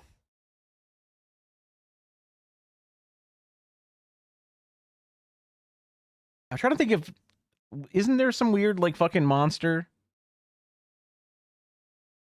Yeah, it's definitely no hinges and no keys. Isn't there like some weird monster that's got like fucking jewels and shit inside of it for some reason? I feel like that was a thing in one of the higher fantasy things. Yolks are more orange here. I mean, gold is kind of a yellow-orange merger, depending upon how you do it. There's lots of different gold paints that I've had in the Warhammer 40K stuff. I swear what they teach you in Florida. It was just from, like I said, like The Witcher or something. Like one of these weird things where there's just some bizarre German fucking thing. And Final Fantasy games. Well, all enemies drop gold in those games, but yeah. Was not bad enough. Trump is adding to American suffering with his ad hoc tariffs. The Washington Post reports many farmers, like soybean farmer Bobby Couples, support President Donald Trump. Couples voted for him in the last 3 elections, but they have been crushed by the effects of his trade war with China. Now they're bewildered by Trump's rush to aid Argentina, a decision they see as antithetical to his campaign promises. Earlier this spring, Trump's tariffs on China prompted the country to halt purchases of U.S. soybeans. Then he offered a $20 billion bailout to Argentina, whose soybean crop sales to China have replaced those from U.S. farmers. And this week, Trump announced that the United States would buy beef from Argentina to bring down prices for U.S. consumers, opening a rift between him and another block of rural supporters, cattle ranchers, whose top industry group on Wednesday disavowed the president as some Republican officials scrambled to talk Trump out of the plan. Trump's commitment to helping Argentina and its embattled president, Javier Milei, a political ally, has appeared at odds with his America First policy platform, raising rare objections. I mean, I feel like this is very obvious. Like, these people should care about this, and they are starting to slowly care about it, but there's been clear examples of this happening all the time. From some in his Oh, no, base. it's definitely, yeah, it's Mountain Lightning. Zero sugar Mountain Lightning. The other day, this came in, my soda dispenser thing. So I've been able to refill my glass, one-handed now. What a time to be alive. You do have to poke a hole in the top, but I let this bitch sit out here. Just because the bottle was too tall for my side monitor and was constantly getting in the way and I can't see it. And the glass is nice and short, but wait. It's nice. I know it's nice. I was looking into like different 3D printed versions of that, but a lot of the 3D printing stuff is like barely food safe to begin with. You wouldn't want to actually drink out of it perpetually. And also I would need like the rubber seals and other things to buy anyway. And it was like $10 for a 2-pack. So I'm like, you know what? Fuck it. I'll just get the thing. And that way it'll actually work instead of being a busted ass 3D printed version of it.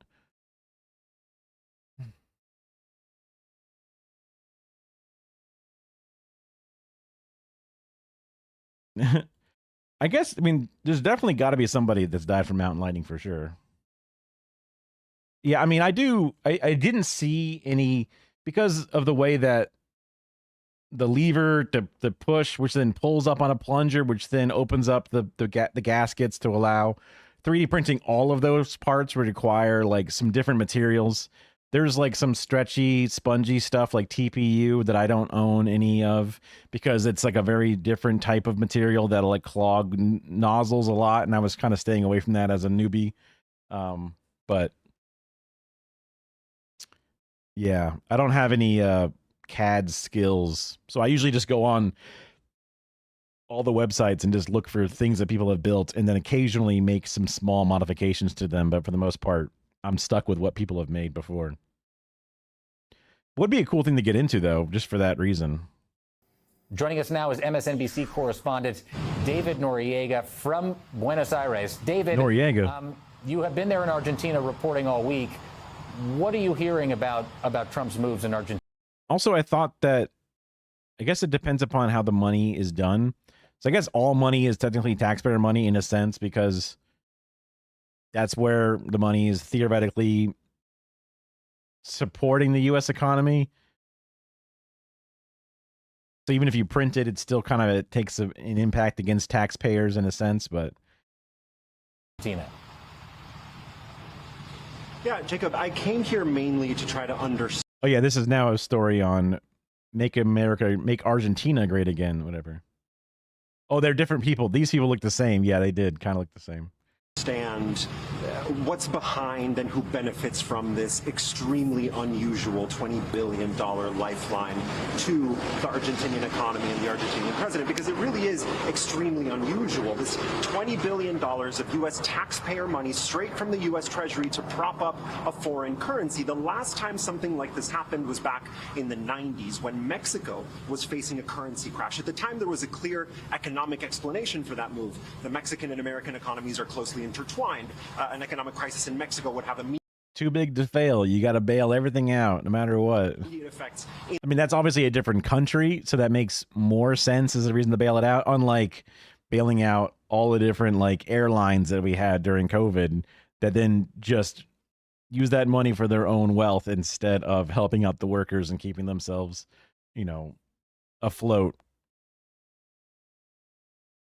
And we did not get anything for it, like being able to nationalize it by any percentage. The United States. That is not the case here. The Argentinian economy can tank, in fact, has tanked many times with virtually no consequence for the U.S. So why? There was some people who were drawing connections between certain people in the Trump administration and their big billionaire friends that had a lot of like specific investments in Argentina economy and their value. And then when they're tanking, they're losing. So then they needed to then get the bailout that now then makes them win again. So there's certain like direct financial benefits, but also this is an ally in South America. And if he's planning on doing some bullshit wars in South America, him having another place that would be willing to support him, because it's literally like you're literally making this government exist versus being, insolvent.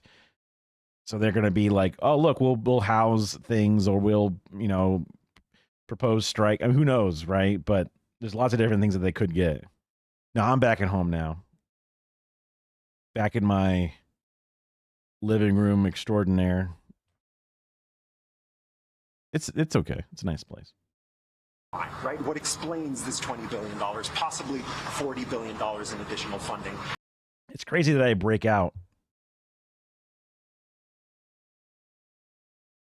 in all these like little zits and stuff. Just sleeping on a different bed, using different shampoos and shit. It's just kind of like, dang, fuck. Everyone that I speak to here, Jacob, from big businessmen in the cattle industry to economists to regular... Oh yeah, it's like a whole circle, but we just fold it up into a little pizza slice just for fun. Argentinian workers and retirees. Also driving 5 hours straight makes you greasy. I don't know what it is. Unable to wash your face or something. Yeah, it's just. And then there's that, and then my shower routine is like a little bit off base, so like that plays into it. A few different things. Yeah.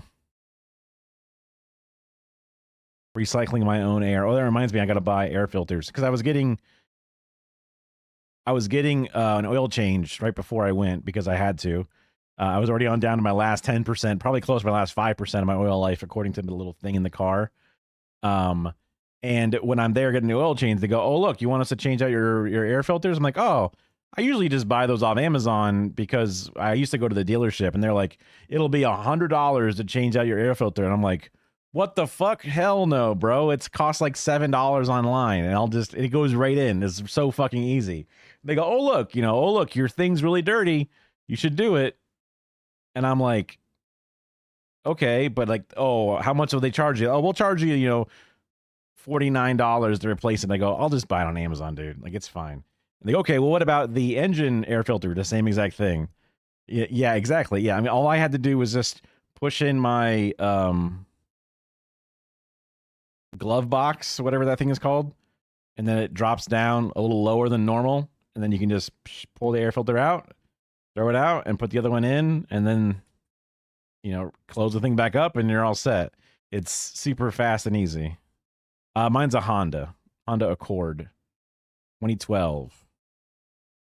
I bought the Manager Special, which was the car that they were using to do test drives. So I bought my 2012 car in 2012, which means it's probably actually like a 2011 manufacturing date or whatever. But yeah. You rode in some Accords? Yeah. I mean, I had a Toyota Camry before that, some like bought used version of it. I liked it. The doors were like paper thin. So like I got used to my dad's like Dodge Intrepid and like closing those doors with their big heavy ass doors. And I would get out of my little tiny ass like Toyota, and then I would go to close the door, but I'm closing it with like the force of a Dodge Intrepid. So I would like slam. I would like just fucking whip that door closed. Like, oh fuck, I gotta like have like a lighter touch to those, you know.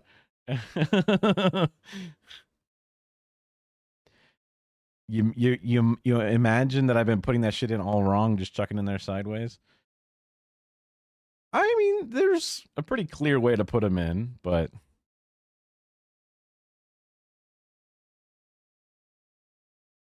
I hate when my car rattles. There's the backs, like there's like, I don't know, this like plastic insert. So like, you know, you have, let's say, your back seat, and then there's the back rear window, but there's like a space between the back seat and the rear window that is this sort of upholstered plastic fitted piece that kind of like just fills the space between the two. That thing was like rattling around, and I've had like old washcloths stuffed down the window all the way down to the bottom of the base of that where the window meets the car, just kind of like holding that stupid plastic piece in place, because when the car, you know, idles or whatever, there's a very slight rattling, and that would cause the plastic to go and make this like rattling noise that would drive me crazy, because I'm like, what the hell is that noise? Because I hate it when there's something rattling in my car, because it's like, oh wait, do I need to get the transmission checked or some other fucking, you know, problem with the AC or the problem with this? So whenever there's a sound, I'll be like looking at my like sunglasses in the sunglasses holder or anything around me, like coins in the little tiny like what used to be important for the tolls, but now they're all fucking digital anyway. I'll be trying to touch everything and see if any of that thing is the thing that's rattling, because if it's something simple like, oh, it's just my sunglasses, that's fine. That won't cause my car to break down and cause me thousands of dollars in damages. But if I can't figure out what it is, I'm like, oh, fuck. It just really fucked me up. When Accords signaled the failure of a whole 15 years of your life, oh, no. Yeah, you had like a... corrugations, like corrugated cardboard, corrugated like lines. But yeah, getting a lemon or something would be terrible. I've been very lucky that I've had to basically fix nothing. I had to replace my AC condenser or whatever one time, and I've changed my brake pads out when they started squeaking a lot. And that's about it. That's all I've done for the past 13 years of the car or something. So I'm super lucky. Every now and then I would watch these, like the autofocus. We were seeing the thumbnail of MKBHD going over different electric cars. I'm always like, dang, these cars look cool. The Ioniq 5 looks sick. It just costs like $50,000, and I'm like, fuck. They are a regular maintenance thing. Well, there's like a high-pitched squeak that you could hear. So I'd be like braking, and I could hear this high-pitched squeak, and I go, oh, that means I really need that means I need to change my brakes soon, right? But I eventually got around to it before it got too bad.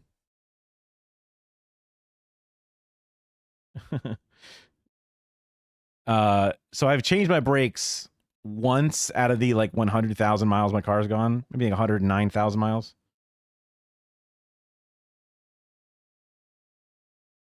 Well, it's like a very specific high-pitched squeak. It's not like insane squeaking, but it's like because I'm like annoyed by things, right? So it's like just a little bit is like I'll notice it, and I know when I did change them out, they weren't like, bro, you were gonna die without these. Like they weren't like yelling at me. Like I've had people when I showed up to my regular oil change before, like, oh, my car says 15% oil, I'll make an appointment. And I had like 15 oil changes when I first bought my car because of some crazy package that they were giving away or whatever. So I went like for the first like 5 or plus years easy without ever paying for an oil change, maybe even more. And then they like fucked things up once or twice because they scheduled something wrong or they did something weird. And then I was able to, like, while I was waiting for my car, because they always took way too long to change my oil anyway at that dealership, but I was able to call and complain, and then they gave me a few more oil changes for free. So I had a whole bunch. But I remember waiting until my car said the oil was bad. So then I go in and they go like, you haven't had your oil change in over 10,000 miles. That's awful. Like the sticker said to do it then. They go, yeah, well, like, I don't know. I don't listen to the sticker. I listen to my car. A sticker is a fucking sticker. And my car has a way of tracking the oil. I assume it's good enough. According to the manual, it says it's good enough. So, you know, what do you mean? Like, you're the one selling oil changes, okay? And now, then again, Honda is also in the process of selling cars. Maybe they want you to get a bad oil change routine so that way you break your car faster. But, like, I don't know. A Karen. Yeah, I forget what the issue was. There was some weird thing, and they ended up like, oh, I think it was like, I remember now, because it was like, I don't want this, because whenever you go to the dealership, whenever you, at least whenever I would go to the dealership, I'm not saying it for everybody, but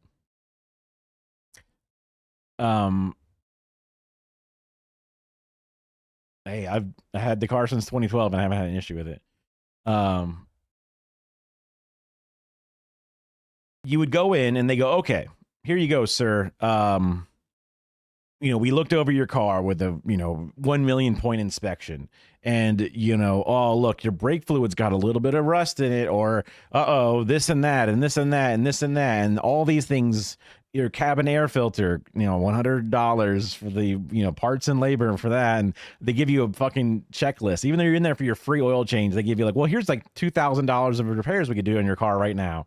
And I'm like, no, thank you. Please don't do that. Oh, and then like, it takes them so long to go through all this process that at one point, I think I was like, look, I'm in a rush. I have my appointment for the oil change, but can you please just change the oil and that's it? Like, I don't want any of this other stuff. And they're like, okay. And then they fucking maybe sit there for forever and they come back and they say, okay, well, here's all the inspection. I go, hey, I told you not to do this or whatever.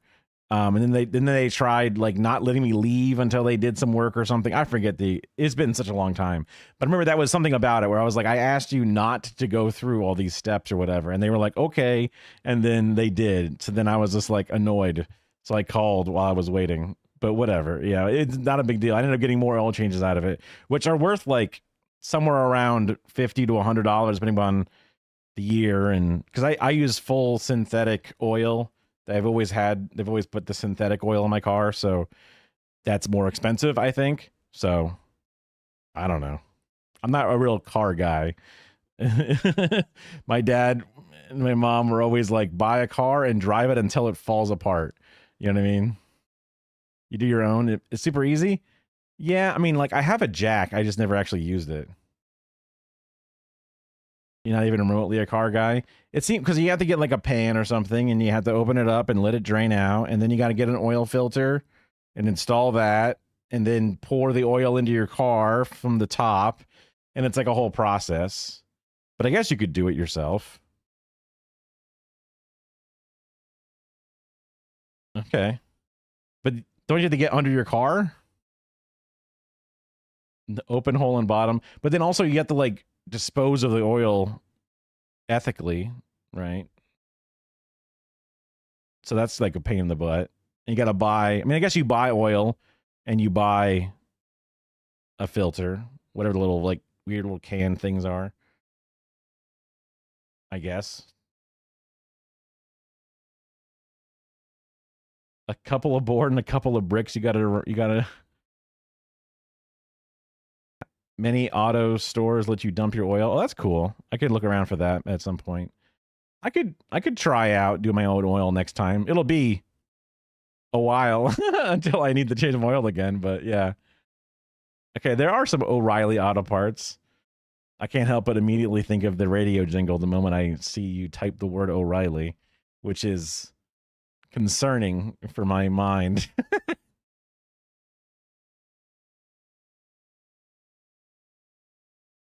I assume that you would, but maybe you don't. Yeah.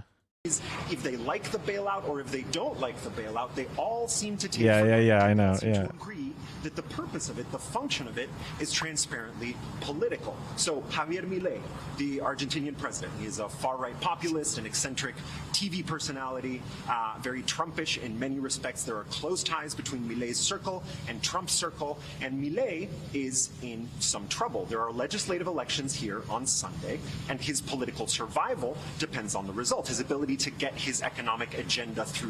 Well, that's interesting. It's going to happen on the weekend, so we'll see how it goes afterward. Congress depends on what happens on Sunday. Many analysts here expect him to take a beating.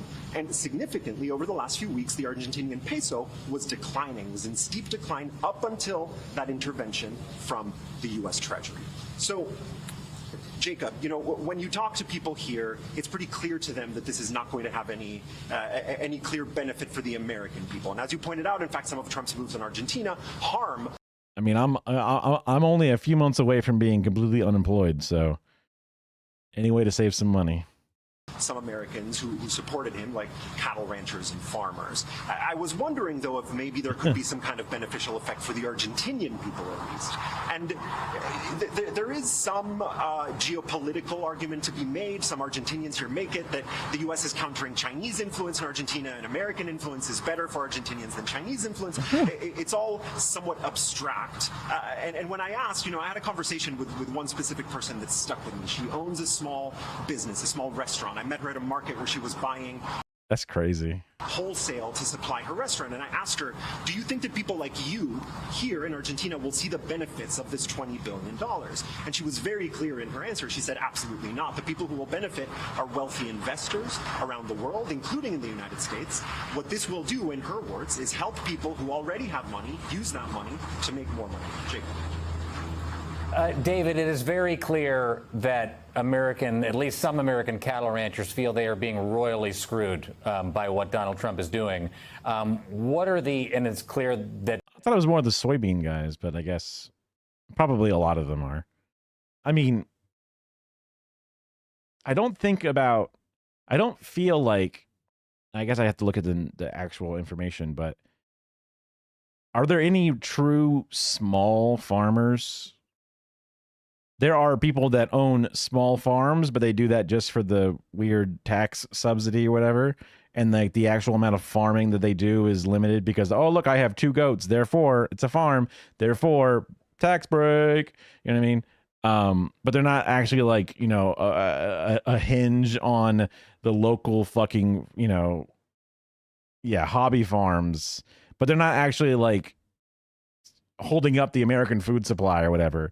All of that is just gigantic corporate factory farms, huge industrial pieces of machinery and watering machines and planting fucking, you know, gigantic business, deep science spreadsheets about soil percentages and, you know, Monsanto has chemicals everywhere. Like all those things are just giant corporations, and they feel like they should just be like the food of America is already heavily subsidized through those farm subsidies. They should just be American government jobs and American government farms. Why? If we're already subsidizing it, we're already paying money for it. Why just randomly have some companies that are picked to be the winners versus the losers? Why are they allowed to make all the fucking profits off of that? What people need to fucking eat. Like, why is that the system in place? Why would we ever give subsidies to a fucking corporate fucking thing? You know what I mean? It makes no sense to me out of all these things. So like, they talk about these like, oh, these American soybean farmers, but like, this is American soybean, like business tycoon, less of like an actual farmer in a pair of overalls with his tractor and his son. You know, it's like some air quote small business guy, but actually he's a large corporate tyrant kind of thing. I don't know. Maybe I'm wrong. Maybe there are like, you know, hundreds and thousands of small mom and pop style farms that then feed into our total global supply chain of the soybeans that we make and sell as a country. But I assume the majority of it is not that. maybe folks in Argentina have a different perspective, but what could Donald Trump's policies do to these farmers markets? I mean, we've been to farmers markets, and we go there, and they have cardboard boxes all being thrown out in the back, and the fucking bananas have Chiquita banana stickers on them and shit. And it's like, you didn't grow this shit. You just bought it just like the grocery store buys it. You know, it's like, I don't get it. Like, it's like, there's a couple of places that are like, you know, grow their own pumpkins or whatever, but it's like, that's a novelty. And it has like an Instagram front to take a bunch of pictures and shit. global beef markets? I mean, once a buyer's got a new supplier, why would they even come back to American suppliers at all? Right. Well, look, first of all, the people involved in the Argentinian beef industry that I've been speaking to, which is everyone from ranchers and breeders to the middlemen to the consumers, for the most part, they're very excited about this. They're actually a little bit bemused by it, the ones that I speak to. They really didn't expect this kind of, they see it as a very generous intervention from the world's greatest power. Well, that's more money than we need. Wow, thanks. You're like kind of going above and beyond. Huh, that's crazy. Aren't you guys struggling? That's crazy that you're just going to give us all this money. Which has promised to quadruple imports into the U.S. of Argentinian beef. They're thrilled, unlike the American ranchers who are quite angry about it. Oh, is that what they were saying? Yeah, I mean, I've only ever really played Metal Gear Solid. And I watched my brother play a little bit of Metal Gear Solid 2, but you know, I have ADHD, so I kind of came and went. I wait for him to do all the fucking combat, but then the hours of the codec calls with all these different people kind of like went over my head a little bit. On the PSP. Oh shit. Yeah, we never had handhelds. That was the one thing we never got to do in our still very cushy young lives. The Argentinian ranchers and beef producers say that this is a tremendous opportunity for them. It's going to be great for business. They've always aspired to a greater share of the American market, and this presents them an opportunity to do so. And the Argentinian export, the commodity export sectors here in Argentina are benefiting in a number of ways from Trump's policies, as you mentioned. Retaliatory tariffs by China against the United States are affecting American farmers. Argentinian farmers of soybeans and other crops are benefiting from that, are able to take over that share of the exports to China that American farmers are losing. There was a moment, in fact, right when Treasury Secretary Scott Bessent was promising to extend this $20 billion lifeline to Argentina, that Milei, the president, close ally to Donald Trump, suspended export taxes from Argentina to China, allowing Argentinian soybean farmers to dramatically increase their exports to China. So he was essentially... Yeah, that's what I heard about before, was the soybean part of it. But I guess it makes sense with other parts of it, not just the soybeans. Sort of accepting lifelines from both sides, right? From the United States and from China at the same time. What's very clear here on the ground, everyone that I speak to who is in favor of Milei and in favor of these bailouts and in favor of these policies, they're, again, Jacob, actually quite surprised by what they perceive as this sudden generosity on the part of the American president. David Noriega, it is so good to have you on the ground at Argentina at a moment like this, the Make Argentina Great Again with American Taxpayer Dollars campaign. David Noriega, thank you so much. Interesting. I mean, there wasn't that much more to it than what we already kind of talked about or kind of already knew, so kind of whatever, but let's see. There's some weird stuff. I saw this with the AI thing, which it might be interesting. Da-da-da. A rare look at how Hollywood is already using AI. I bet you it's gonna be bad. Oh. This is a turning point for the USA, but in favor of progressive forces like China. Yeah, I mean, when it rains, it pours, in a sense. I guess it's more of like a negative thing, but looks like they're fucking setting up a minion or something in here. The accelerationists won, which sucks. I didn't want this to happen, but at least let's make something happen from it. You know what I mean? Food produced by small hobby farms is probably 25% of all production. Small family farms often include hobby farms. While these represent 90% of all U.S. farms, they typically have annual gross cash of over $250,000. Small farms below 16% in total. Wait. Let's see if this even fits. Okay, it's pretty big. Percentage of food produced by small hobby farms in the U.S. Approximately 25% of all agricultural production in the United States comes from small family farms. But I wonder, just like how a small business is a small business, I wonder how far they let that fucking small family farm thing go, which often include hobby farms. That makes sense that the smallest would be included in the small part. But while these farms represent 90% of all U.S. farms, which is...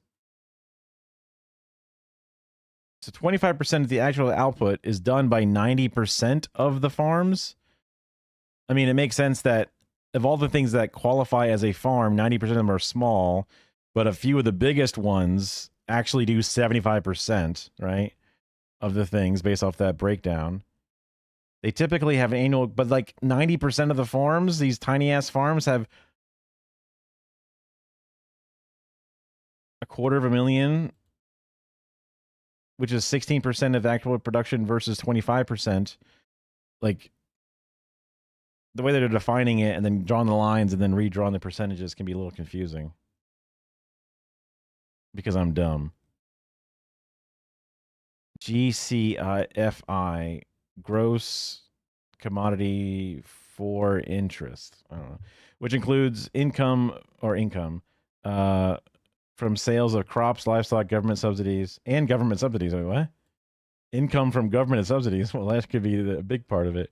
While small farms play an essential role in local food systems, their contribution to overall food production is relatively modest compared to larger industrial farms. 10% of farms are actually massive farms that do the majority of all that stuff. Okay. Let's see what AI is up to. All I see is a bunch of cameras doing 3D motion capture here. Welcome back, everyone. You've probably seen them all over social media, deepfakes like the one behind me, created with artificial intelligence. But you may not know that these are already being used in Hollywood, even in Well, that's been done before. Why are you saying this is AI? That's different.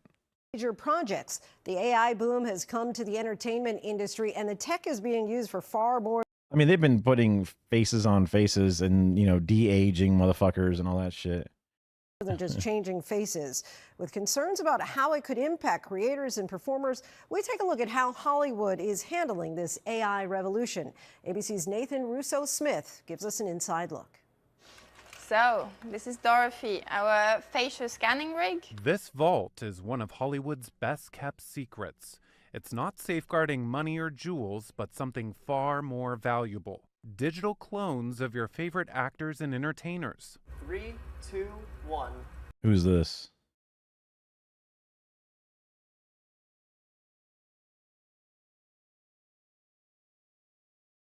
My favorite actor? This is how the entertainment capital is fighting to preserve. I'm blind.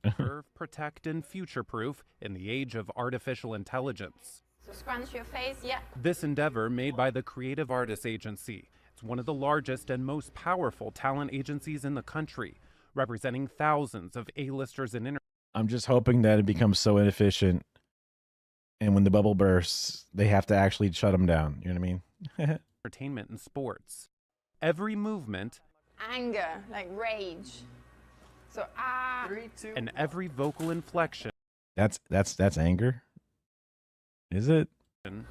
That quick beige fox jumped in the air over each thin dog. Look out, I shout. Used to create and safely store a digital double the talent owns. Think of it like a bank. If somebody now owns their digital likeness assets, anyone who chooses to do anything other than work with that individual, now there's a stronger case to show that they're infringing on their rights. CAA wouldn't say which of its many Okay.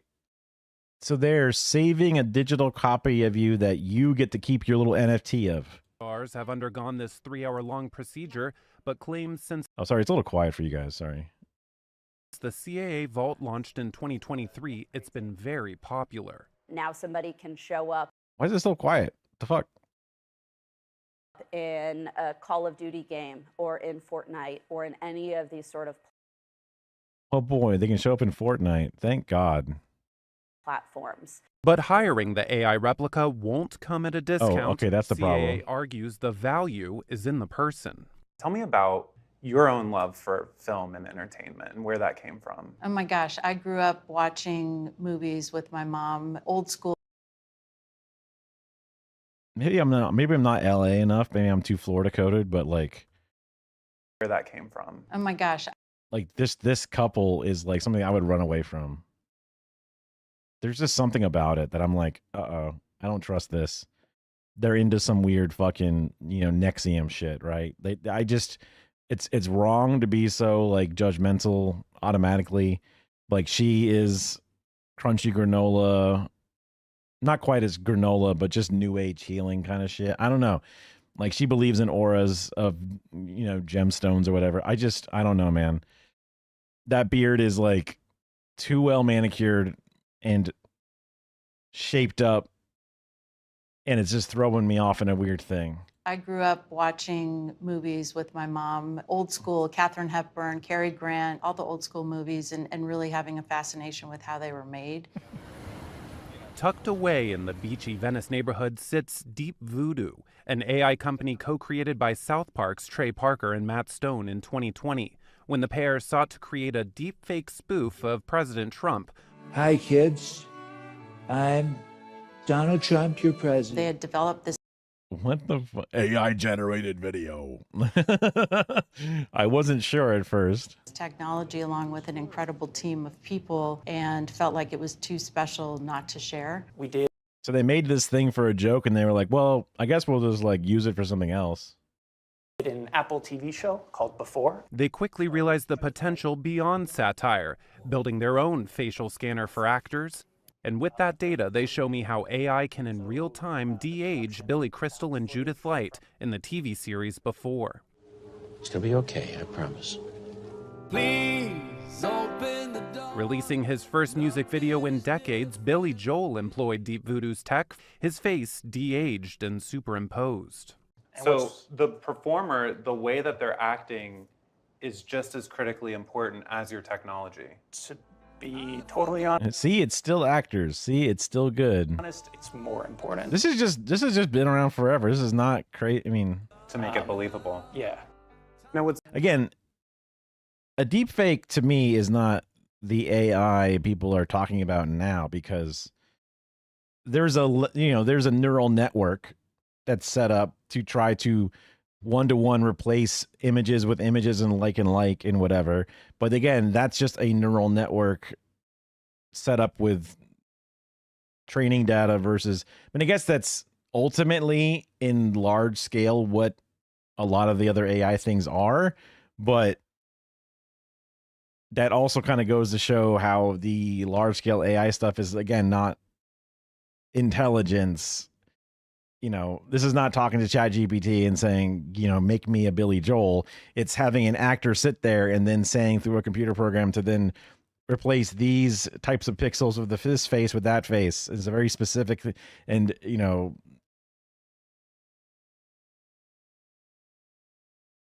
concise type of command that you are having to then painfully go through lots of steps to generate. something like that have been possible without AI before? The issue that people had with traditional CGI is that it came off a little bit eerie, a little bit, some people call it uncanny, right?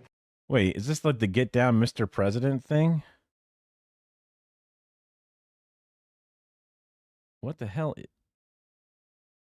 No, it's not that. What the fuck? That's crazy. Also, it looks unhinged in a way that's like just the color palettes and the textures and everything. It reminds me a lot of much older, early 2000s level Tylenol stuff. You know what I mean? Like, it gives me like Bart the General fucking toadfish, Dilbert shit.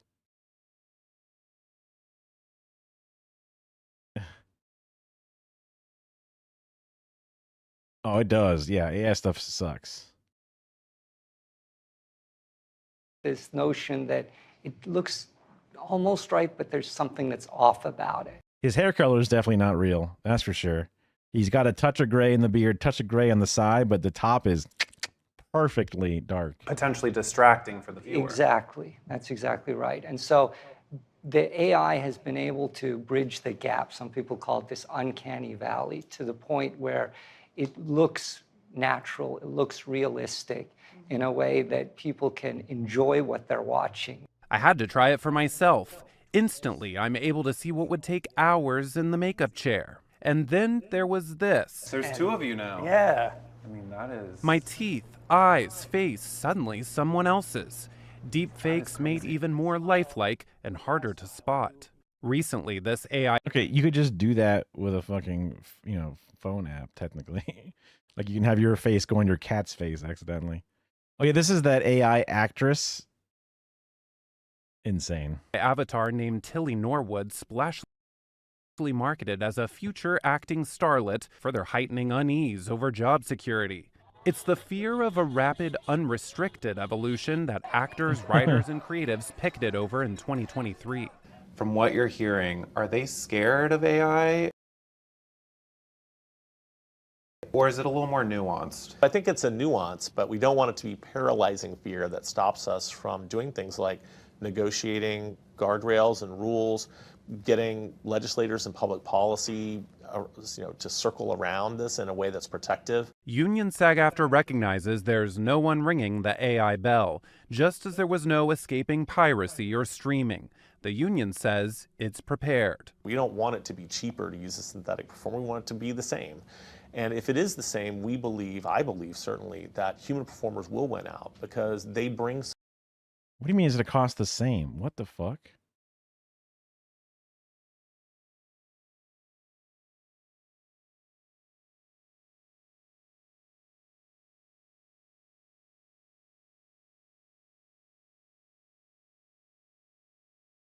Maybe. I don't know. I'll take a look at it at some point. Cruelty Squad. Support... Well, that's the Renegade cut to their channel, obviously.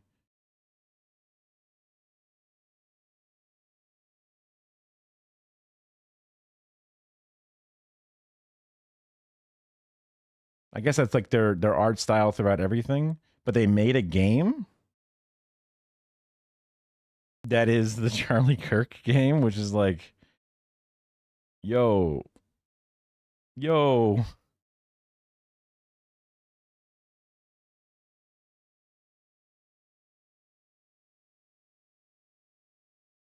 Something unique and special to those projects that can't be generated by an algorithm. Do you feel like... I don't understand how he could say that, other than like AI's current costs or whatever and being very energy expensive, is somehow related to like an actor's cost, because I don't see how he could ever think that they're going to be costing the same. Like the studios have the actor's best interest at heart with how they're harnessing AI. I would say I think the companies are generally coming at this with a more careful and deliberate approach than I feared might happen, and that is a good thing.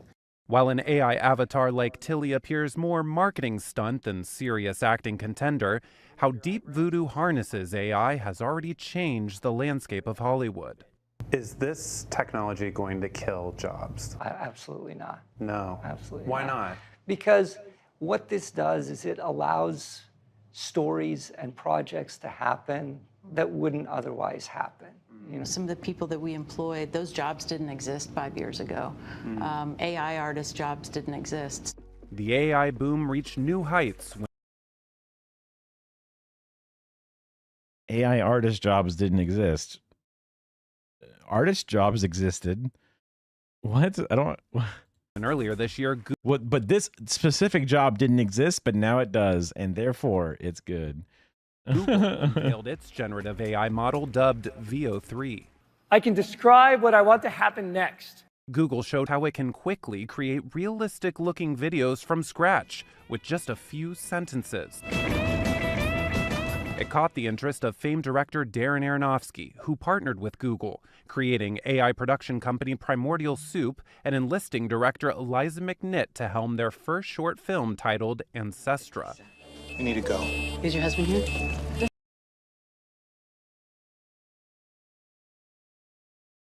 Ew.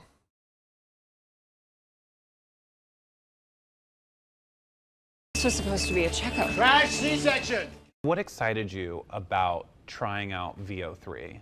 I think the unknown of it all. The film tells the story of McNitt's challenging birth, In distress. What is wrong with my baby? born with a hole in her heart. Why did you decide using AI in this moment would be the time that you would tell this story? There are things that, I wasn't able to achieve before because I have a very big vision of, creating the cosmos and outer space and having these images that are really difficult to achieve otherwise. And What? Why? Huh? so AI was really integral to the process. Everything you see here has been created with a special version of VO3. In other words, everything is AI, except for the actors in the hospital room. I felt it was actually quite unethical to shoot with a newborn baby. We wanted to find a new innovative solution to that felt very realistic. So in the movie, what you're seeing is actually me as a newborn baby. Well, we're seeing a random. So the humans are real. So it's not all AI. But they're just adding AI to other things, like special effects. Rebirth through Putting it in an AI baby, I guess, is better than a real newborn baby. Because whenever there's a baby on camera, that's a newborn baby especially, there's a person selling their baby basically to Hollywood to show that baby, which is kind of wild. You know what I mean? Like, obviously there's a lot of red tape and a lot of like stuff, but holy shit, it's kind of crazy to use a baby in a movie like that when they're that young. So I suppose that's fine. I mean, but you could also just do it a lot of other ways without having to use the AI element of it. AI, even for a 100-plus-year-old soundstage, complete with a speakeasy in the basement. One of the reasons that I think it's so important to kind of be in a space like this is that Hollywood has gone through so many big technological changes, like this building itself. It's here, surrounded by filmmaking history, where filmmaker-entrepreneur Bryn Moser and his girlfriend actress Natasha Lyonne created Asteria Film Company. Yeah, it doesn't seem like a lot. It's like, wow, we never had a way of showing a universe before, but now with AI we can. I was like, what do you mean? There's a bunch of fucking movies with like a universe and a galaxy shown. What are you talking about? Tech company Moon Valley. Why do you think AI is so disarming for people, especially for creatives? There's somewhat of this old adage about people say things that are evil, magic, and a tool when a new technology comes out. It's evil to the people that are being disrupted. It's magic to the people who own it. And in the end, it just becomes a tool. And so that's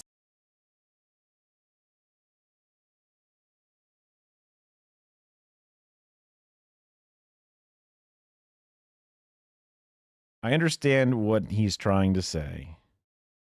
And I have the urge to just call him a tool. You know what I mean? These are people being displaced. Oh, you mean they're being robbed, right? Like, oh, look, we stole all of like Princess Mononoke's art style from a guy who does not want to willingly give it out. And now we're going to use it in perpetuity.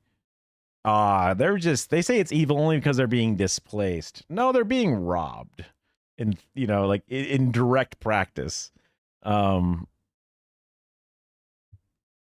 going to be interesting to also see the Disneys try to fight back against it, if they ever are going to fight back against it. Or are they going to have to just say, fuck it, and then try to buy out this stuff? Because right now it's a bubble of too much size. Maybe they're going to wait for it to crash and then buy it when it crashes. I don't know, man. Because like they never want to let go of their stuff. And if they could eventually own the bullshit that is stolen from them and then put a paywall in front of it, they would. They've been copyright striking AI all over the place. They're planning on having AI Disney princess.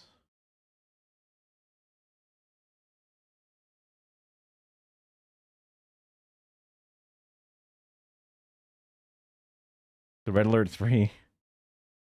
I love Hellmarch. It's an awesome song. It's the system that we're seeing right now. I tell filmmakers all the time that it's optional to use AI in your filmmaking, but it's not optional to learn about it. We have to learn about it. Asteria promotes what could be called a commercially safe AI model, trained to only use licensed materials, so there's no fear of copyright infringement from what.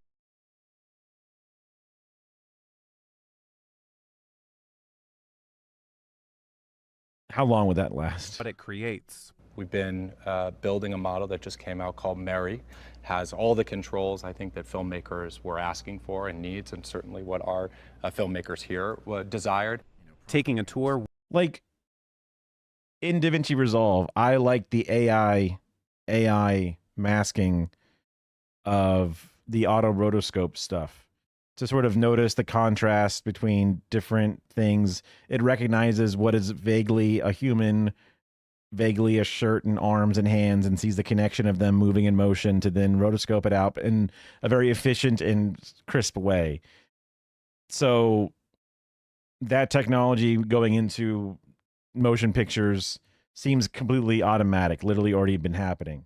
Background replacements, added things for depth of field and keeping things out of focus or in focus,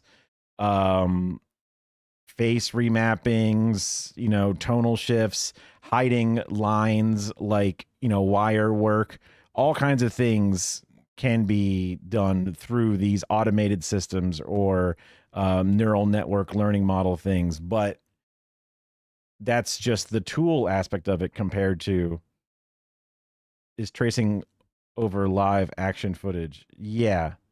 Oh, explain rotoscoping. Sorry. Yeah. I was just kind of like finishing my thought before I started reading the chat. Well, there's, okay. Yeah. So there's like the Joel Haver style rotoscoping animation thing. But like the traditional rotoscoping, as far as I've heard about it, is basically taking a pen tool and drawing lines all the way around a person, then around their hair, and then you then have their body cut out, and then you say, you know, now remove everything else. So now you have just that person there. And then next frame over, the mask needs to move. So you move all those little pen dot points to match the thing. Next frame over. And you do that frame by frame by frame, and you can live cut out at the end. After many times of doing that, you can have a person cut out from any background, even if it's not a green screen, where it can happen with a click of a button or whatever. That's the thing. You'll see it a lot in certain types of like music videos where it's like a close-up camera shot of somebody, and then there's like a pillar that goes by, and then when the pillar comes back across, this is a different cut than what you're seeing on this side of the thing, and it helps like seamlessly connect two scenes that would otherwise not be a one take. They rotoscope just the line of the pillow or the pillar or whatever it is to then cut out the remaining part of that video and then stand it on top of the other. Like all those kind of little things. You know, there's lots of different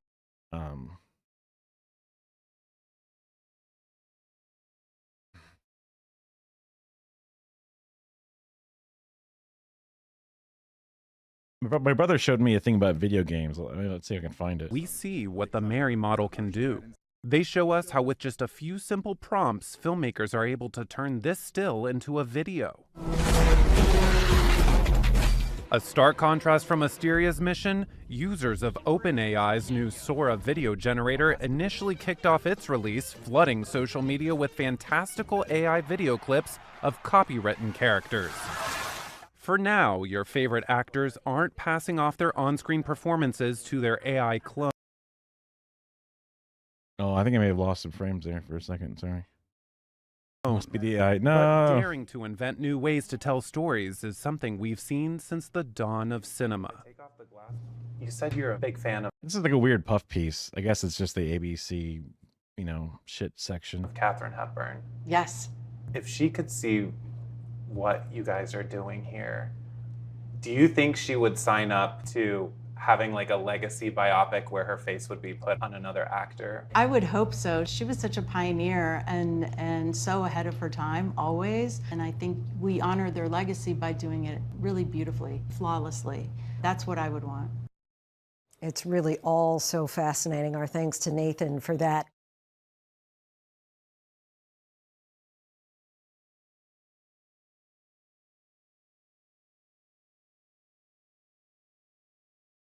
I'm trying to see if I can find the thing that my brother had, but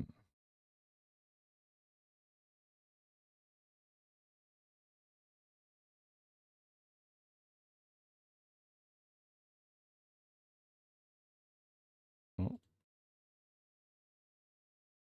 Looks like I can't find it. Oh, we're dying hard big time. Oh my.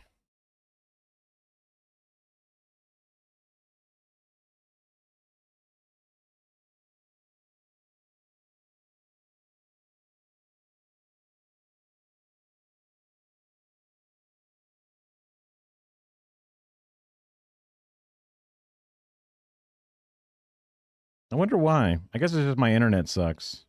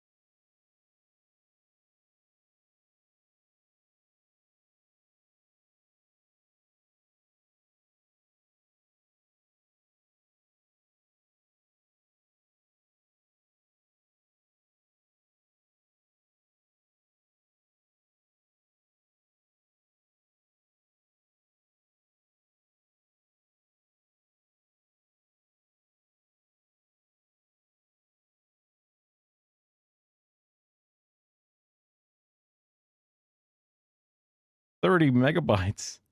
Why is it so high? What the fuck?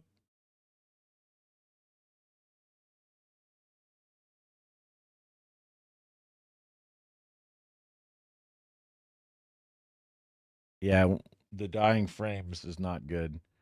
We're close to 6,000 again. This might be stabilizing.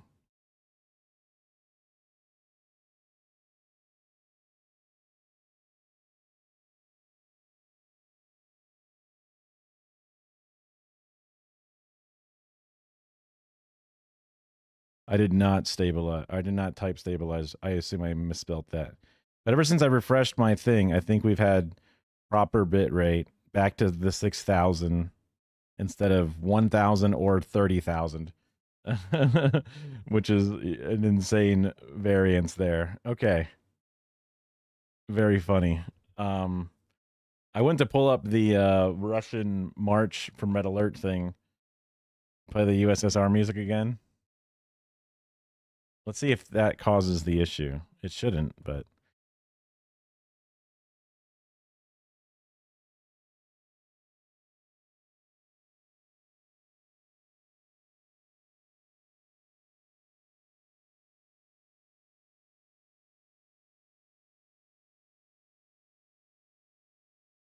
yeah, it's not. Okay.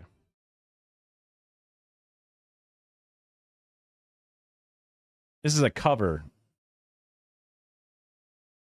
of a different thing.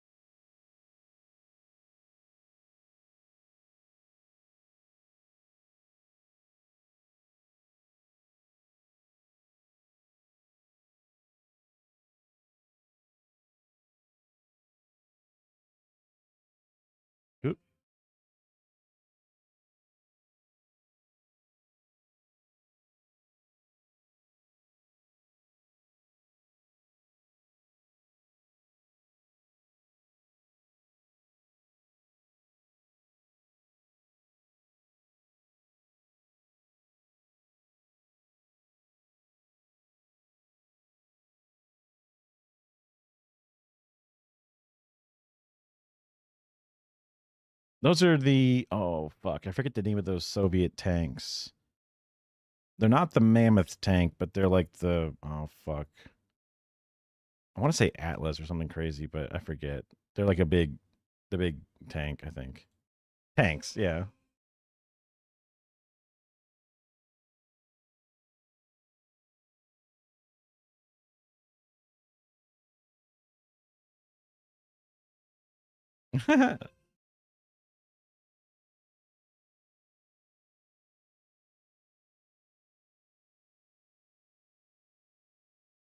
Homie's just showing off all his different fits.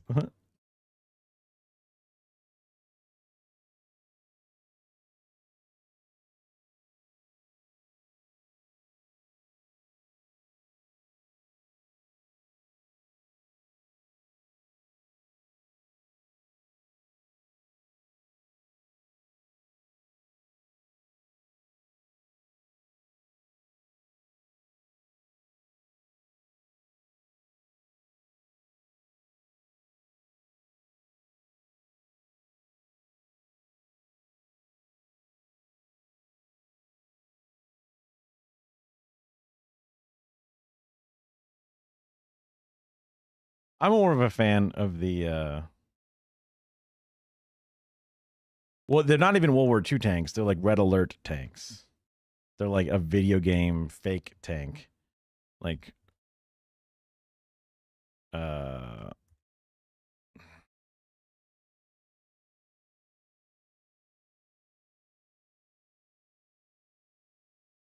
Mammoth tank. The medium tanks are, yeah. Mirage tank, no. Oh, I want to find all the Red Alert ones. Tesla tank, no.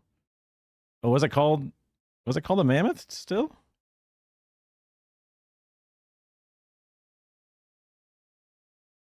I guess it was still called the Mammoth tank. Well, there you go. Gatling tank is a different thing. Yeah. I mean, I'm sure there's a tank that was like it. Apocalypse tank. Oh, that's what it was called. Apocalypse. There you go. That makes more sense. Yeah, that's what they were showing off there, I think. iOS. Wow, you had it as a fucking you had it as a phone game? That's crazy. Oh, this is my music one. I keep that at this end. Okay. All right. Let's lighten the mood in a sense.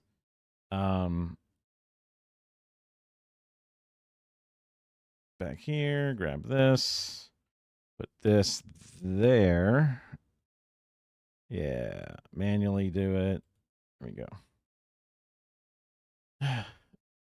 Ariana was made some other videos that we watched, at least one other one. Smaller creator on the leftist side of things. I forget which hours, and she may have changed the hours that she does, but 20 funny moments. This everyone saw this, right? Trigger warning slurs. Well, no, it's not Gossin. Yeah, okay. Oh, they cut out the slur. That's good. Millions of people across the U.S. just got up and they protested against Donald Trump, his administration, Elon Musk, everyone basically. There were so many hilarious moments that were going viral on Instagram and TikTok, and you really had to look for it in order to find them. Guess what? In my research, I looked through those apps for hours and I found the funniest ones for you because you know I got you. Make sure you look. I'm such a nerd. I would love to like try to help TV production, improve the production, whatever. Which is an annoying part of it to be like, oh, it's not perfect or whatever. I'm inspired that she is making stuff and posting, so I think it's awesome. And I'll hold back my mansplaining or whatever. Subscribe, comment, and become a member of this channel for a very low price of a couple of dollars every month. Please become a member. Groceries are expensive. There's a man in an alien suit that is very violently humping the air. What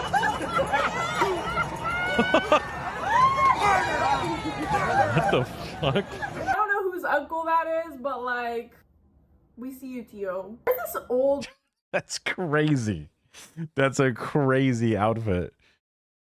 And then just to add ice to it. I mean, I guess the outfit is like anal probing, LOL, anal, you know, sexual assault or whatever. And then just to put ice in front of it, I guess, you know, it has some problematic tendencies, but we're appealing to the broad masses, and the broad masses are white man who's walking around the protest and he's chanting, "God bless Trump, God bless Trump." Approximately 10 seconds after, that man face planted so hard into the ground. It turned into like an internet sensation for a couple of days because it was almost instant karma. God bless Trump! God bless Trump! Ride your bike, you go get a job! Yeah. and that was the little teenager ripping his shades off. Trying to chase after him, and you don't see him trip over himself here, but and this literally skids onto his face. Yeah, and then he curb stops himself later. My favorite meme that came out of this video was this: "Those edibles ain't SHIT. 20 minutes later, your face planted on the ground." Honestly, facts. We've all been there. Don't lie. This whole entire scene, people dressed up as lice, as if lice had invaded the Constitution papers, and they were all kind of like falling over in these lice costumes. You know what? She didn't even show the other one, which I guess maybe she's worried about terms of service or whatever, where like it shows more blood. But the other one is definitely quite the hit he takes. Self-inflicted, honestly, but I just have to show you the video. It's a bit chaotic.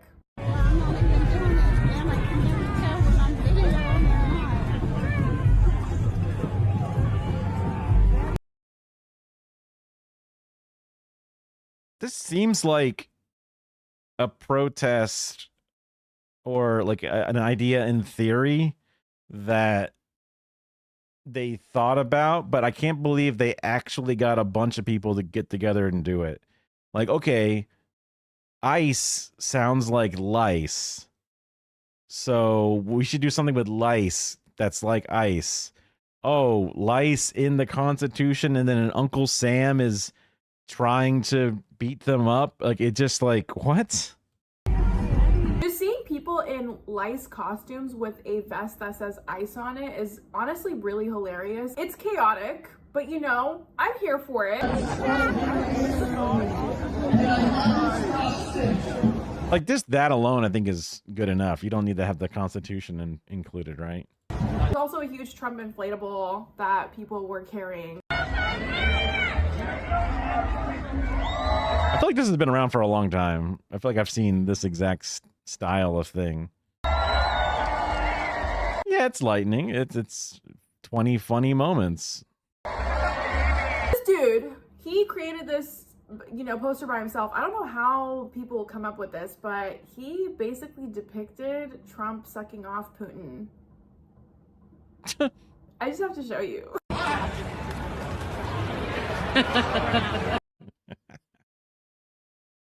That's what? I mean, I think they did a great job with their little like picture book, you know, pop-up book style here. Very Monty Python, whatever, right?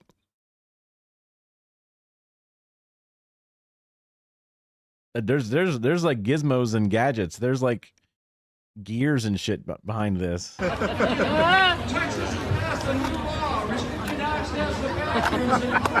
girl that had a really funny sign of, I believe it was Superwoman punching Trump, but then she also is cussing at someone. I don't know who exactly, but the cadence of which she's cussing that person out is like really funny.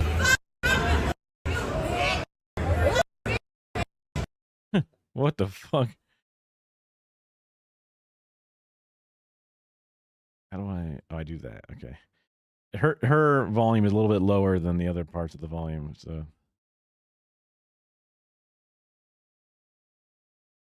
She has her specifics that she knows, and she has other generalizations. The way she was was, you know, dragging out the BITCH word was really what sold me on this video. I was like, yes, you are a vibe. Veterans Against DC came out against Trump and they were wearing their uniforms, but they also were holding these funny flags and dancing in the street. Obviously, you could tell they were serious servicemen, probably at one point in their life, but they also have this silly, non-serious aura to them at this protest. No one wants to see it. Fuck Donald Trump. Fuck Donald Trump. Fuck Donald Trump. Yeah, unicorn. Yeah, unicorn. People were in inflatable costumes all over the country because You wouldn't normally think guys that look like this would be at a lib rally in general, so it's a broad coalition.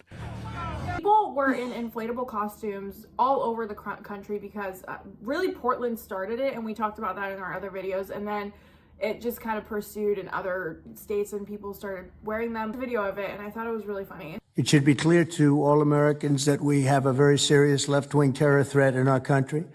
These are agitators, anarchists, and they're paid. Women also created a doll. Oh yeah, like saying that it's paid when it was the largest single day protest or whatever. Come on up, little girl. It just, even like, you know, the Barbaras or whatever, or the grandparents, they lose the ability to fucking believe it because there's more people ever than before outside. They did not fund all of that. Also, the paperwork and the money trail will be so very obvious when there's that much going on.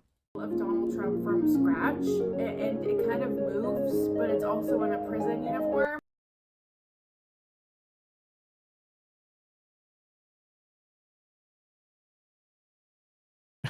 People also brought their pets, and they incorporated their pets in the most hilarious ways ever. The dog had a sign that said, "It bites ICE agents," and A+ for creativity, honestly. There's also this Donald Trump impersonator that goes, not just in the US, but also in the UK, and goes around to these protests impersonating Donald Trump, and he's really good at what he does, and he's hilarious. I grabbed a couple of his videos that we could watch because honestly, I hope you enjoyed it as much as I did. I thought it was phenomenal. He's really good at what he does. They love me. It's this guy. They really love me. I love it. We're in Times Square. Time at the No Kings rally. They're here for me. They're throwing me a parade. I love a parade. Thank you so much. We love it, folks. We love it. I'm here. As long as he's playing into the bit and not trying to antagonize. I assume he's not, but London on my official UK state visit, where they do kings and queens and probably drink tea all day. I'm gonna learn how to become the king of the United States. Wish me luck.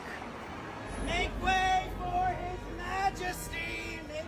I'm here for my coronation. I'm gonna be the king of America and the UK. That's right. You guys know those Labubu dolls? Giant inflatable Labubu doll too.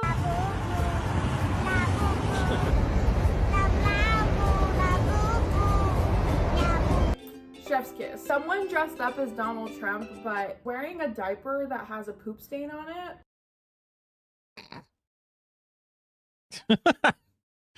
that is commitment. Obviously the groups of friends who coordinated their signs together, and so this group of friends, I'm assuming they're all friends or they're acquaintances, they created signs together, depicted Donald Trump and the important people in his cabinet, incorporated all of them in the same criminal way, and it was really funny in my opinion. Love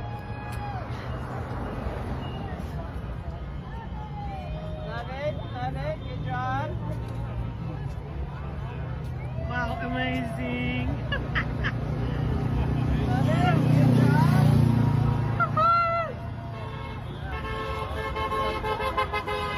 Thank you.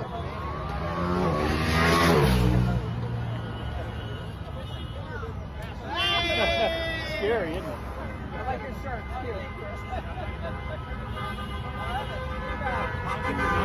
Watch this 97-year-old woman who came to the Why is there music sometimes in these parts? protests. If this woman can go, what the hell is your excuse, babe?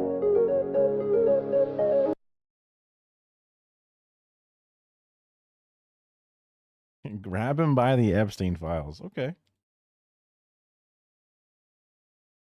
And then this is, of course, another funny video of people depicting Trump and his cabinet members as criminals. Allegedly. Don't try to sue me, Donald Trump. I know you like to do that.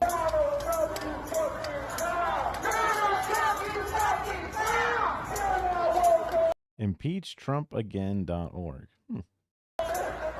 Someone set up a booth called... Yeah, that grandma gonna get that convention COVID for sure. Even though it's outside. You know, her body is a piece of paper. Good luck. Hope you hold out. Trump-induced anxiety help, and she had a doll of Donald Trump, and people would walk up to the booth and grab the doll and violent. And Zizi was like struggling to get up and just jumped away. Okay. You're okay, little girl. You okay?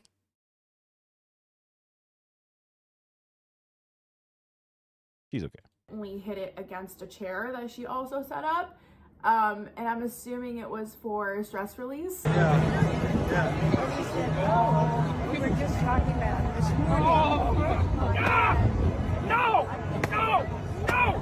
Don't! Bad boy! Bad!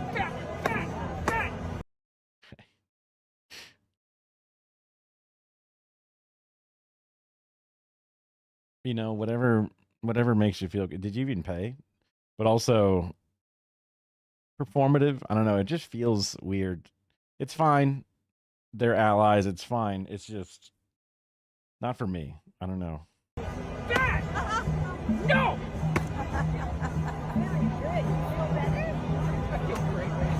I know if Donald Trump sees that, he's not gonna like that one. There's obviously people just acting like a fool in front of law enforcement in Portland. I just know law enforcement was done. I know they were tired. They were like, I don't get paid enough for this. Annoy them. I feel like it's our duty as public citizens whose tax dollars is getting wasted on that to really, use our time and annoy the crap out of them. That's what you get for signing up for this job. It's not my fault. He can join us in our quest for the Holy Grail. Well, I asked him, but I don't think he'll be very keen. He's already got time, you see? That's what I have for today. Please let me know if you... Interesting. You want more videos like this. Times are bleak right now, and I just think reminders of this, that we can still come together in solidarity and have fun with it, because freedom of speech is still kind of a thing in this country. Those are the little things that keep us going. And so if you like this video, I'm more than happy to make more videos just like this. We've done it before and y'all absolutely ate it up. You loved it. But these were the most viral moments of the No Kings protest, and for very good reason. They were all very either creative, intricate, time consuming. Some were definitely intricate. Like the lice outfits and shit. That was definitely intricate. Including the one that had the gigantic Constitution.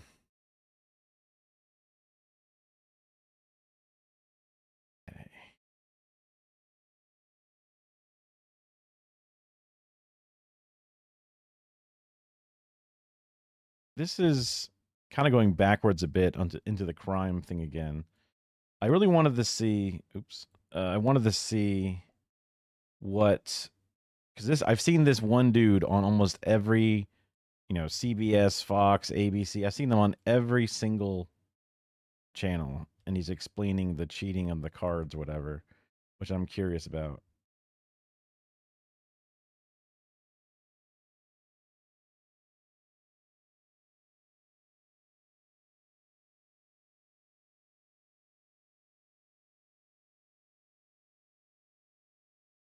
Also, I need to use the restroom real fast. New details of federal investigations into illegal gambling and betting scandals send shockwaves through the NBA. The FBI arrested 34 people in connection to 2 separate cases, including Portland Trail Blazers coach Chauncey Billups, who appeared in court yesterday. So one of the cases involves allegations of rigged, high-stakes poker games. Prosecutors allege the operation involves 4 of New York's most notorious organized crime families and used celebrities to lure victims known as fish.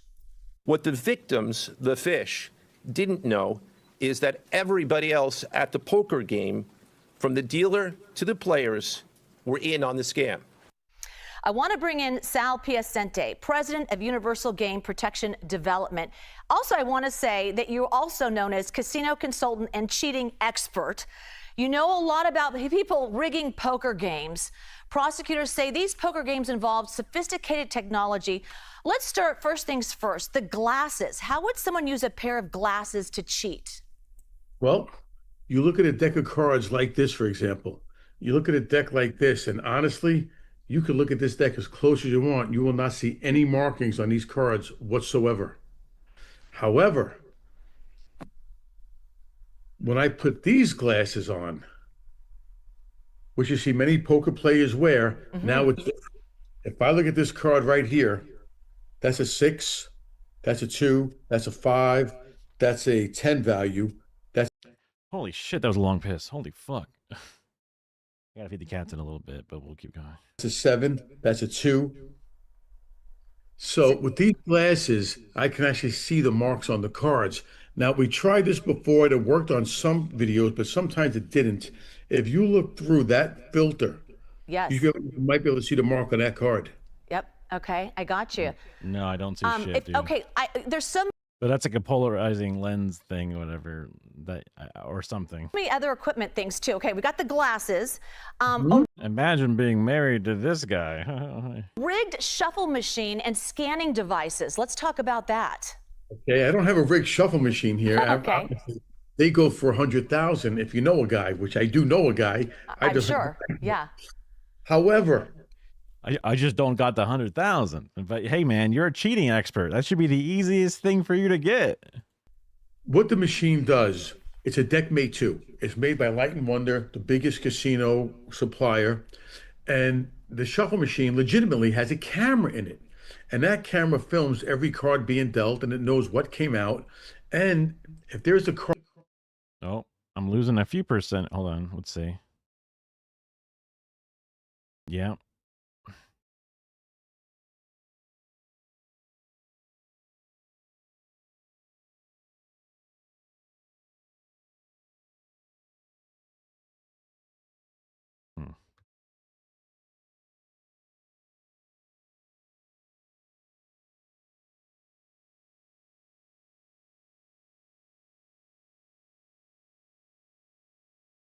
I think we're good. I think we're cleaned up.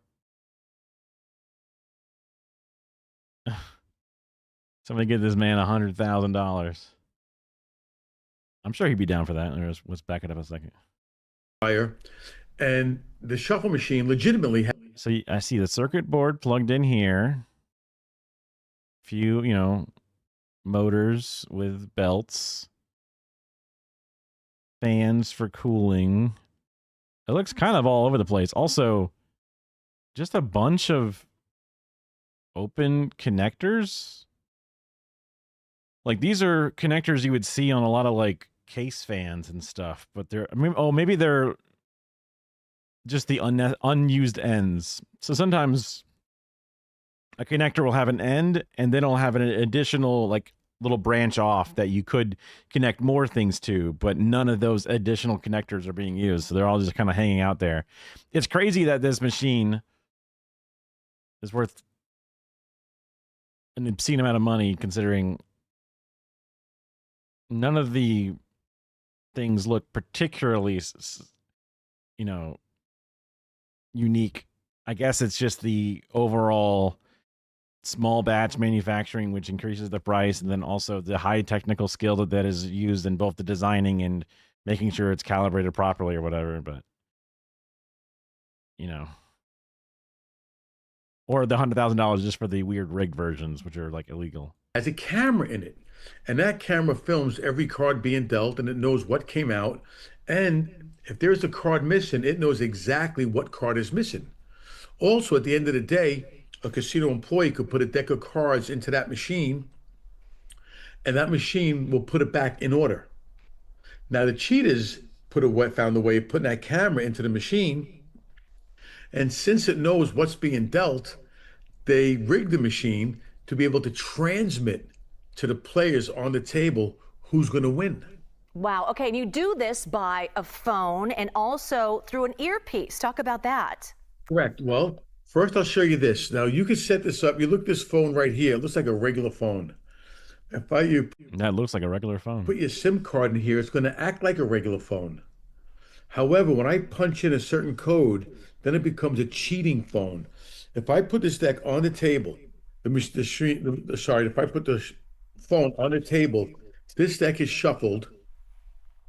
We'll say 3 players because I have a small dealing space, but this phone will scan. It's telling me right now the third hand will win.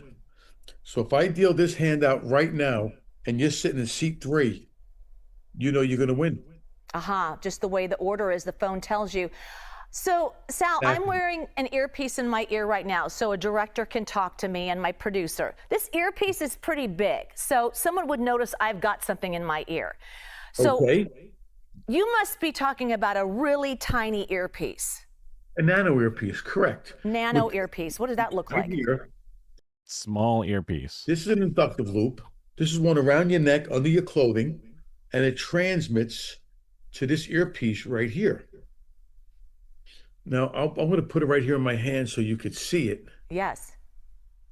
I mean, honestly, that looks like it's the earpiece. It's not. The earpiece is much smaller. That is the actual earpiece right here. Look at that. You know, I guess I would, from an outsider.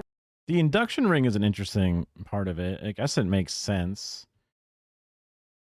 But boy, oh boy, would it be awkward to get caught with that thing around your neck in a high stakes game. Would say, okay, so no phones on the table, no earpieces, no sunglasses. So are we talking about private gambling operations? Because back in the day, Sal, I'm going to admit, I was a blackjack dealer for a summer. They made us change our shuffle. They had pit bosses watching over our back. If someone was making a lot of money, they would give me a new deck of cards. So there were things in place that would kind of mix things up, right? So are we talking about private gaming facilities? Both. Matter of fact, that earpiece, if you go to Google and you look up France poker scam. I just wonder that under your belt might mean that it's too far away for the induction to actually get the proper signal to something embedded in your ear. They just caught 2 poker players in France using the micro earpiece. And it said it had to be taken out with a magnet. If you go to a casino and play, you're getting your best chance of getting a legitimate game. Can you still be cheated? Absolutely. In poker, the only vested interest a casino has is the rake. As long as the casino gets the rake, they're happy. However, they don't want cheating because you never want the integrity in question. But when you get 2 players signaling to each other, you get 2 players switching cards, you get players marking cards, you could be cheated in the casino. However, in a casino, you have surveillance watching, you have regulators, you got procedures, you got policies. Yes, you do. You go into a private game, you're going into a lawless society. Anything. Yeah, it's all free game there and tricks under the table, so to speak. Okay, before we go, like I was saying, I knew we had to have a special certain shuffle, okay? 3, right. Turn the top, turn the bottom, take the bottom card, put it on the top. I kind of love that she's like, she has some experience with this. It just makes it so much more. It's like talking to your mom and she has lived experience in whatever the weird individual topic is, but at times it's also limited in scope compared to whatever it is that he's bringing in. And also, like, he's saying that, like, yeah, sure, it can happen in a thing because some guy in France was caught with one of these pieces of technology, but it's like, that's not really saying that it's super common. This, that, and the other. If you didn't, you'd be in trouble. Correct. Show me your shuffle, though. You're making it look like a shuffle, but it seems like you're not even shuffling. It's not. This is a false shuffle. Okay, show me that. Let's suppose I wanted to, here, let's do a false shuffle for you. Okay. As you know, this is a strip. We'll do a riffle. Yep. Riffle, we'll do a box, or sometimes you do that spin, correct? Yep. Do another riffle, and we'll do another strip. It's coming back to me. We got to do a clean cut, remember? Yes. Let's do it this way. Or you have someone at the table cut it. You could. Oh, there's two on the bottom. So these 4 aces is just a demonstration. I'll keep them on top. He fucked it up, but he did it pretty close. But yeah. Now, when I show these cards, I'm going to make it look like this deck is being mixed, but it's not. That is interesting to use your body as the conductive thing. Whenever I touch like a speaker cable, you can kind of hear, like if you unplug your speakers from whatever the plug is, where it's still going to the speakers. If you touch it, you can hear a lot of noise because your body has its own signal inside of it. There's a few different, like a multimeter. When you touch it with your body, if it's set to the correct sensitivity, you can see you give it a current of some kind. So if that thing is able to send the signal of the volume that goes to the earpiece, whatever the the audio file needs to be, but it inducts into your body's skin chemistry, and that's able to make its way to your ear by creating your entire epidermis or whatever getting electrified. You know what I mean? You can vibrate bones. Yeah, bone induction is a thing. We used to sell some headphones that were induction that would sit like above your ear instead of in your ear. And also toothbrushes can like play like John Cena's intro music or whatever. And you can see, if you're watching the surveillance, you'll always see these top cards changing. So if you're zooming in on me, you're going to see the top cards always changing until I want to bring my cards out. Wow. Oh my goodness. Legitimately shuffle. That's called a false shuffle. Yes, it is. That's been behind some big money scams in poker, and that's why they went to shuffle machines. However, the Chiefs found a way of rigging the shuffle machines. Okay, one last question. So did someone then rat them out? Did someone on their team say, hey, I'm going to rat you out, I'm going to go, Tooth Tunes. It's like a tooth tune that plays Hannah Montana. It just vibrates at the correct whatever it is to make your shit go, which I think is pretty cool. I think it would be sick to put. I think like in Metal Gear Solid, the codec that plays is supposed to actually be like inserted into his inner ear. So that way there's no actual audio being played, but he can feel the vibrations, or the vibrations are creating the sound in his head or whatever. Yeah. But like just getting like a fake tooth that plays drill sounds. If you put like a crown, but the crown has a vibrator inside of it, that then is then receivable by a wireless signal or whatever, you could create something similar to that, where it vibrates your upper jawbone, which then translates into your ear canal and then gives you whatever it is. Would it be good? Yeah. I've heard that the bone induction has very little bass or whatever. That's like a downside. But for like voice communication, it's sometimes like the air and the clarity of voice is on the opposite side than the super, booming bass side. So it depends upon the purpose, I guess. And let them in on the gig. I gotta be honest, I don't know any of the details of how that unfolded. Thanks for nothing, dog. What the fuck? And it's funny that this dude made it on every single fucking.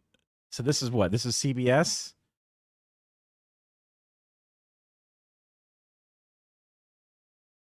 There's an ABC version of this story with the same dude with the glasses. There's an NBC one, I think. Like he just did all the rounds. I know it went for Fox for sure.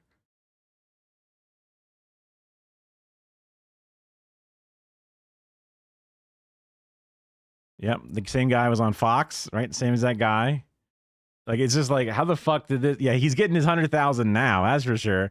And then like, all right, so what were the specifics of this crime? I have no idea. I just do this for party games. And it's like, oh, why did we talk to you for 10 minutes? It's just so funny.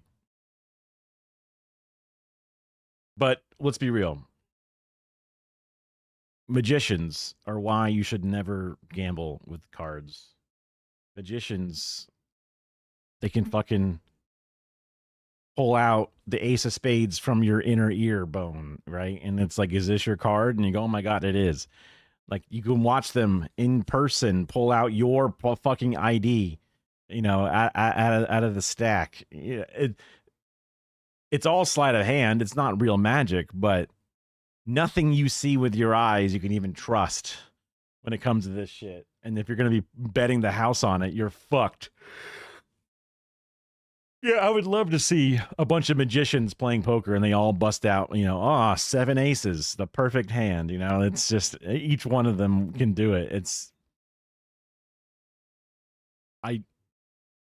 why I don't even think in a court of law you can ever say that anyone is actually guilty, because even if you watch something with your own eyes, did you? You know, turns out it was actually your father. What? You know, like Xanta Zara. Is that DC? Oh, excuse me. Sorry. Oh. My medicine's wearing off, and by that I mean my Mountain Lightning. Don't worry. I can refill it. It's not quite as fast as a True Tap, but that's okay. I'm all right with it.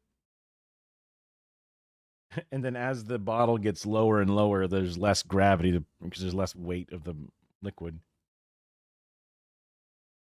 Zatara.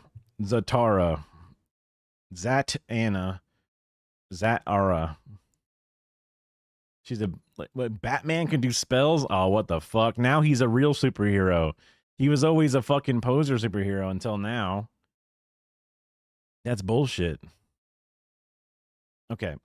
There's been a lot of talk about cash bail, at least talk about it during the NYC debates, the New York mayor bullshit. But Democracy Now! Has a little mini documentary that I'm curious to see, because I think it talks about bail or whatever at some point, I think. At least the word bail is here, which is not necessarily the same thing. Wait, oh, fuck. I added a bajillion empty spaces. There we go. Bajillion is a true term.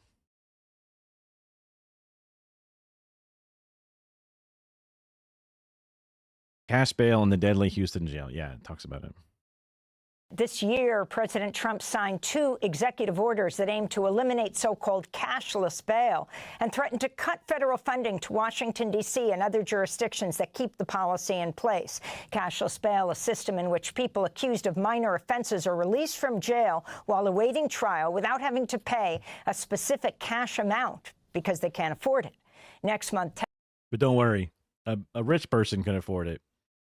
Also, cash bail amounts are sort of arbitrarily set at different levels. And what do you know? Black and brown people, marginalized groups, are disproportionately hit with higher bail sentences, right? Texans will vote on Prop 3, which would amend the state's constitution to allow judges to deny bail to people charged with certain felonies. This comes as at least 15 people have died in the Harris County Jail in Houston, Texas this year, including just 2 this month. Well, let me go feed my cats real fast. Most people in jail have yet to go to trial but cannot afford to pay bail for their release. Now, a new animated musical documentary short film called Criminal is drawing attention to the crisis. This is the trailer. More than 9,000 people dwell in this waterfront property. Its impressive facade might compel or inspire those with the dough to peek in and inquire. Who wants a condo with a wonderful view right here in downtown Houston? Follow me, I'll show you. Upon closer inspection, let me lift the veil on the 3rd largest hell in America, the Harris County Jail. One thing that a lot of people don't appreciate about Harris County Jail is it looks very beautiful from the outside. It's overlooking the bayou and the water in downtown Houston. There's all of these windows, One thing people don't understand is that these windows are fake.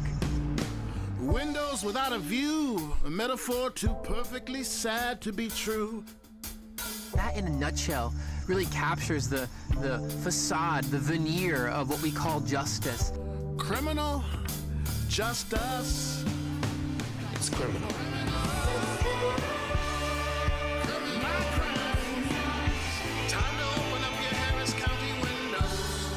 The trailer for Criminal, and this is a clip from the new film, which features Alec Karakatsanis, author of Propaganda, who we'll hear from in a minute. This clip begins with a call from a Harris County jail prisoner. I have, as of today, been incarcerated for over 13 months. My next court date is not until the last week of July. That's 6 months of dry sitting in jail for a so-called crime I never committed. Now I'm ready to become a felon just to get out of jail, or at least get this train moving. That's 1 year already wasted. But most of us don't go to trial. The money bail system is built to coerce guilty pleas. In Harris County, Texas, in misdemeanor cases, if you're too poor to afford a couple $100s to get out of jail, you plead guilty 84% of the time, and you do so in about 3.2 days. It's too expensive to be innocent. That's a clip from the animated musical documentary short film Criminal, which was published this month on the New Yorker magazine website. Democracy Now!'s Nermeen Sheikh and I recently spoke to 3 people involved with the film. Stu Stewart, Tony Award winner, singer-songwriter behind the critically acclaimed Broadway musical Passing Strange. His music and lyrics are featured in Criminal. He's a professor of the practice of musical theater writing at Harvard. Krish Gundu is executive director of the Texas Jail Project, and Alec Karakatsanis is the founder of the Civil Rights Corps and author of Propaganda, How Police and the Media Manipulate Our News. We began by asking Alec about his comment in the film that, quote, there's no presumption of innocence in practice in the American legal system if you're poor. This was his response. Every single night, and right now as we're talking, there are hundreds of thousands of human beings in jail cells all over this country solely because their families lack cash to pay for their pretrial release.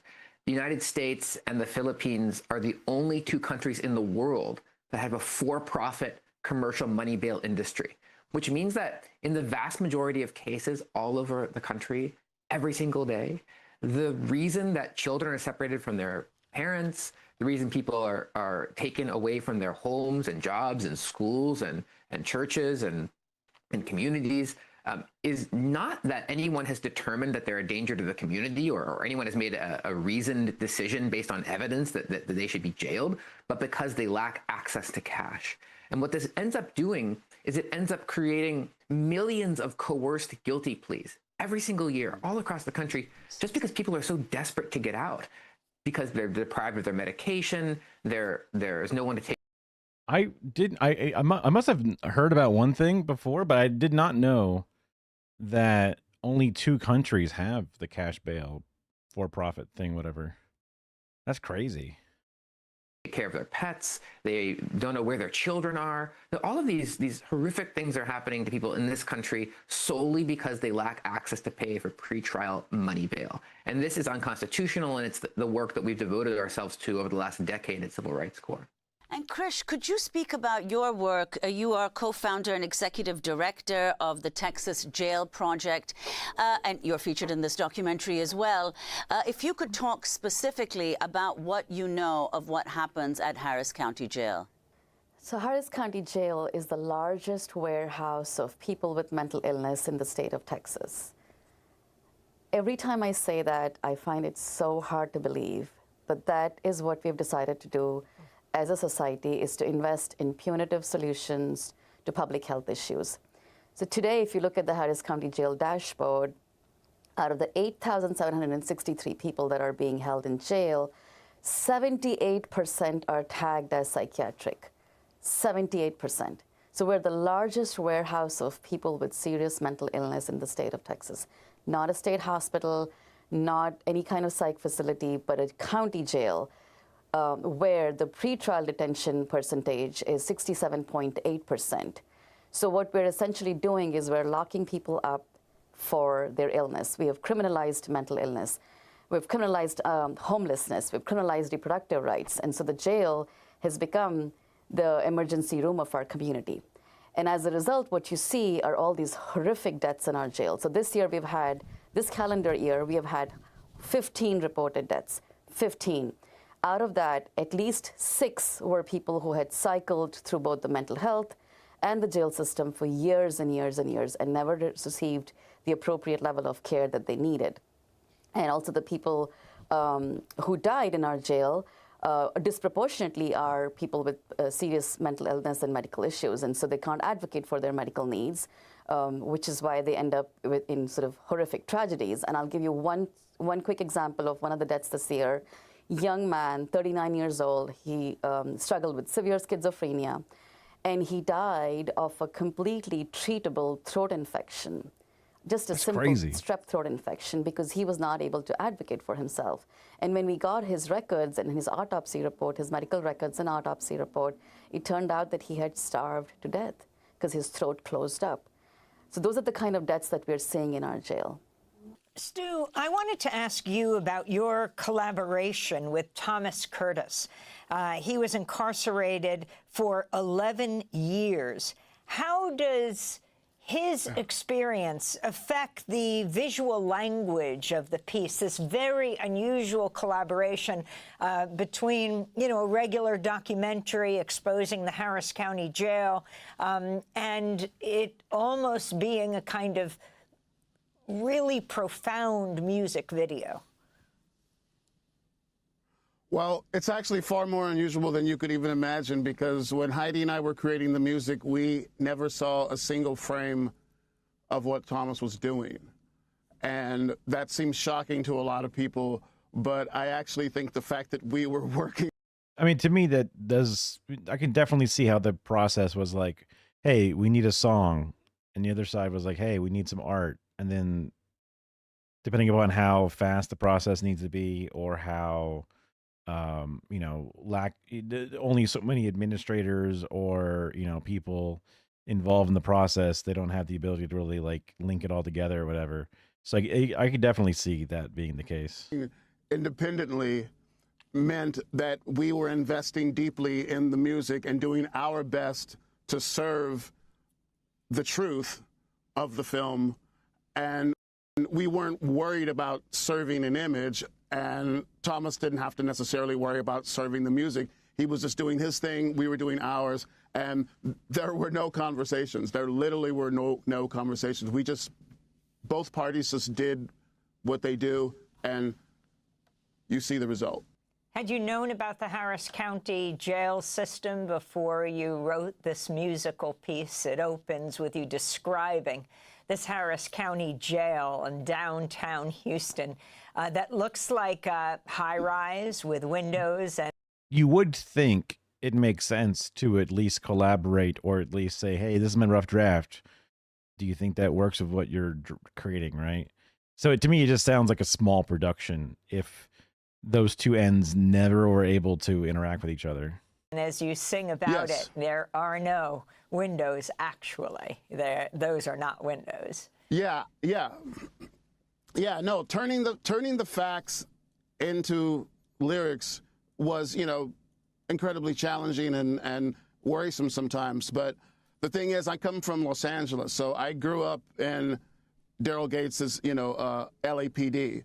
I was bailing friends out of jail by pawning my guitar amps while I was still in high school.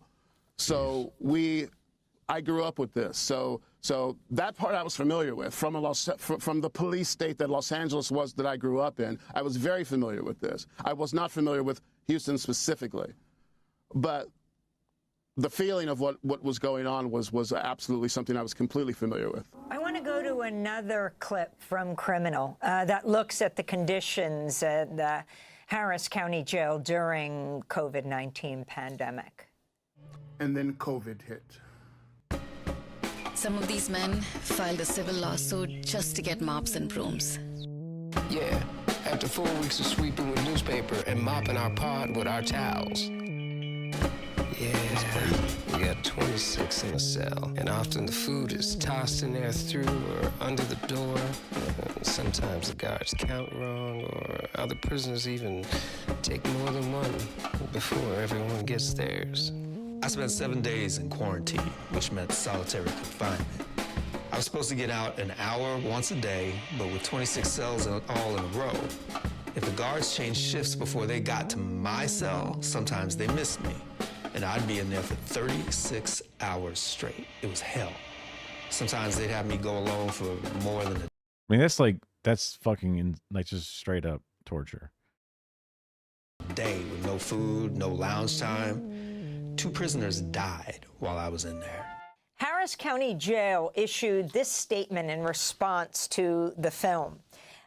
Harris County implemented aggressive health measures to reduce the spread of COVID-19 in the jail in spite of the crowded conditions. As a result, the jail's COVID-19 mortality rate was far below the mortality rates reported in other major U.S. jails. In fact, the overall mortality rate for the Harris County Jail has consistently ranked below the state and national jail average, including in 2022. Krish Gundu, can you respond to this? I think the national mortality rate, that whole conversation is a distraction. It is a distraction from what is actually happening in our jails. It has been happening since way before COVID, and it has been happening through COVID and post-COVID. If you look at the kind of deaths that happen in our jail, and I don't know if you caught this earlier, the number of people who are dying in our jail, there's a disproportionate number of them who have serious mental illness and disabilities. These are people who cannot advocate for themselves. And so instead of just looking at the numbers, we need to look at the stories. And I'll tell you a real quick story, 2 stories if you have time for it. One, a young man, 39 years old, who died in our jail. He had severe schizophrenia. And Didn't you hear this? he died of a perfectly treatable throat infection. He had a strep throat infection, which was easily treatable, but because he couldn't advocate for himself because of his schizophrenia, nobody knew that he was sick, and he died. And when we found the autopsy report and the medical records, we found that he had actually starved to death because his throat had closed up. So that's the kind of death that's happening. The other one that I want to share with you is this person who was arrested on criminal trespass, the kind of charge that they should not be holding people in jail anymore. And he was arrested in acute psychiatric crisis. He should have been sent to the hospital, but instead they kept him in a single cell, in a padded cell, used multiple restraints on him, and he still managed to kill himself by repeatedly hitting his head on the metal grate in the floor, over and over again, while the jail staff watched. Holy fuck. And the jail was never found non-compliant. And the point I'm trying to make with that is that that would not happen in a psych facility or in a hospital. But those are the kind of people that we are willing to book in our jail and watch them die, and then talk about mortality rates. It doesn't matter if the mortality rate is lower. What matters is the kind of deaths that we are seeing, which are completely preventable. These people should have never been confined and booked into our jail, the kind of people that we're seeing who are dying. Krish Gundu, if you could talk about, the extent to which Harris County Jail is representative of what's happening in other county jails across Texas. So the Harris County Jail is very representative of what's happening across the county jail system. In fact, the state has multiple times, the Texas Association of Counties, the legislature, all the state regulatory agencies, they all casually throw out this fact that the Texas county jail system is the largest warehouse of people with mental illness in the state of Texas. This is an accepted, documented fact at this point, and Harris County Jail happens to be the largest of that. In fact, the top 3 out of the top 5 populations of people with mental illness are county jails in Texas. So what you see in Harris County is happening across the state. We had several people dying of water intoxication in Dallas and Fort Worth, and dehydration and starvation. I mean, these are not things that would happen in regular psych hospitals, but the state has pushed its mental health crisis into the jails, and so we are beginning to see all these horrific deaths across the state in county jails. And this is I was like, every time she talked about the Harris County Jail. All I can think of is the letters from Birmingham Jail, but I was like trying to remember the exact names. I kept thinking like, wait, was it the same one? But obviously it's different. Another clip from Criminal. George Floyd spent 10 months in the Harris County Jail before he left Texas and went north to Minneapolis in search of a better life. One sad fact of our modern American punishment system is that you can spend 10 months in the Harris County Jail, like George Floyd did, a place of unspeakable horror. And you can think to yourself, I need to go somewhere where I'm gonna find a different way of life. I'm gonna go somewhere where the same injustices don't plague every single day of my existence. And yet there's nowhere you can go in this country where these problems don't exist. Because there is not a single city or state in this country where the criminal punishment bureaucracy is functioning in a way that promotes well-being and safety and flourishing of people and communities. So that clip, we hear the music of Stu and Heidi and Alec Karakatsanis, who is the author of the book Copaganda: How Police and the Media Manipulate Our News. So if you can move, Alec, from the Harris County Jail and this story of George Floyd spending 10 months there before he was finally released and went on to the Twin Cities, and talk about what's happening in this country. And in light of the militarization of cities in this country, the number of people we may see increase in jail, not able to get out simply because they don't have bail money. Talk about the significance of all of this, what you call copaganda has to do with this. I think we have to put all of this into context, right? So the United States right now is putting Black people in jail cells at 6 times the rate of South Africa at the height of apartheid. We are putting all human beings in jail at about 6 times the rate of other comparable countries and 6 times the rate of our own steady historical average from the time of the founding up until about 1980. So holy fuck. When you have that kind of massive bureaucratic system, it's actually quite difficult to transition 10 million human beings every single year into this kind of punishment bureaucracy system. It takes an enormous amount of effort. It takes public defenders and prosecutors and judges and probation officers and parole officers and police officers and prison guards, et cetera, et cetera. But also it provides an incredible opportunity for profit.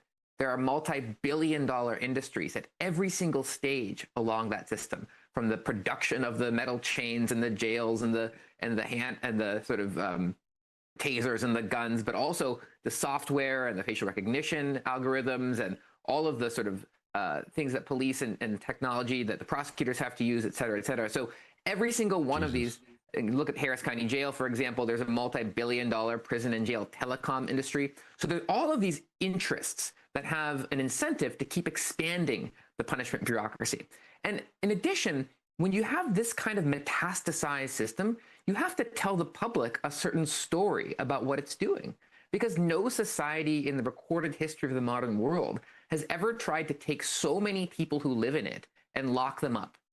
And this is a story that needs to be told in a really persuasive way, because most people, when they just first encounter this, they think, how is this possible? How is it possible that a country that has really beautiful messages inscribed on its marble monuments, and it has all this commitment to liberty and due process, how is that reconciled with the greatest incarceration machine that the world has ever seen? Well, this is where Copaganda comes in.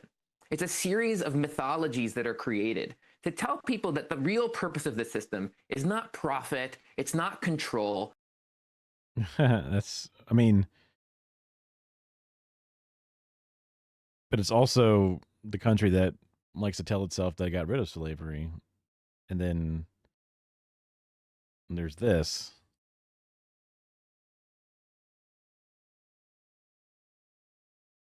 There's Hillary Clinton talking about how proud she is to outside the Arkansas governor's mansion is the new version of slavery. The prisoners that are tending to the garden outside.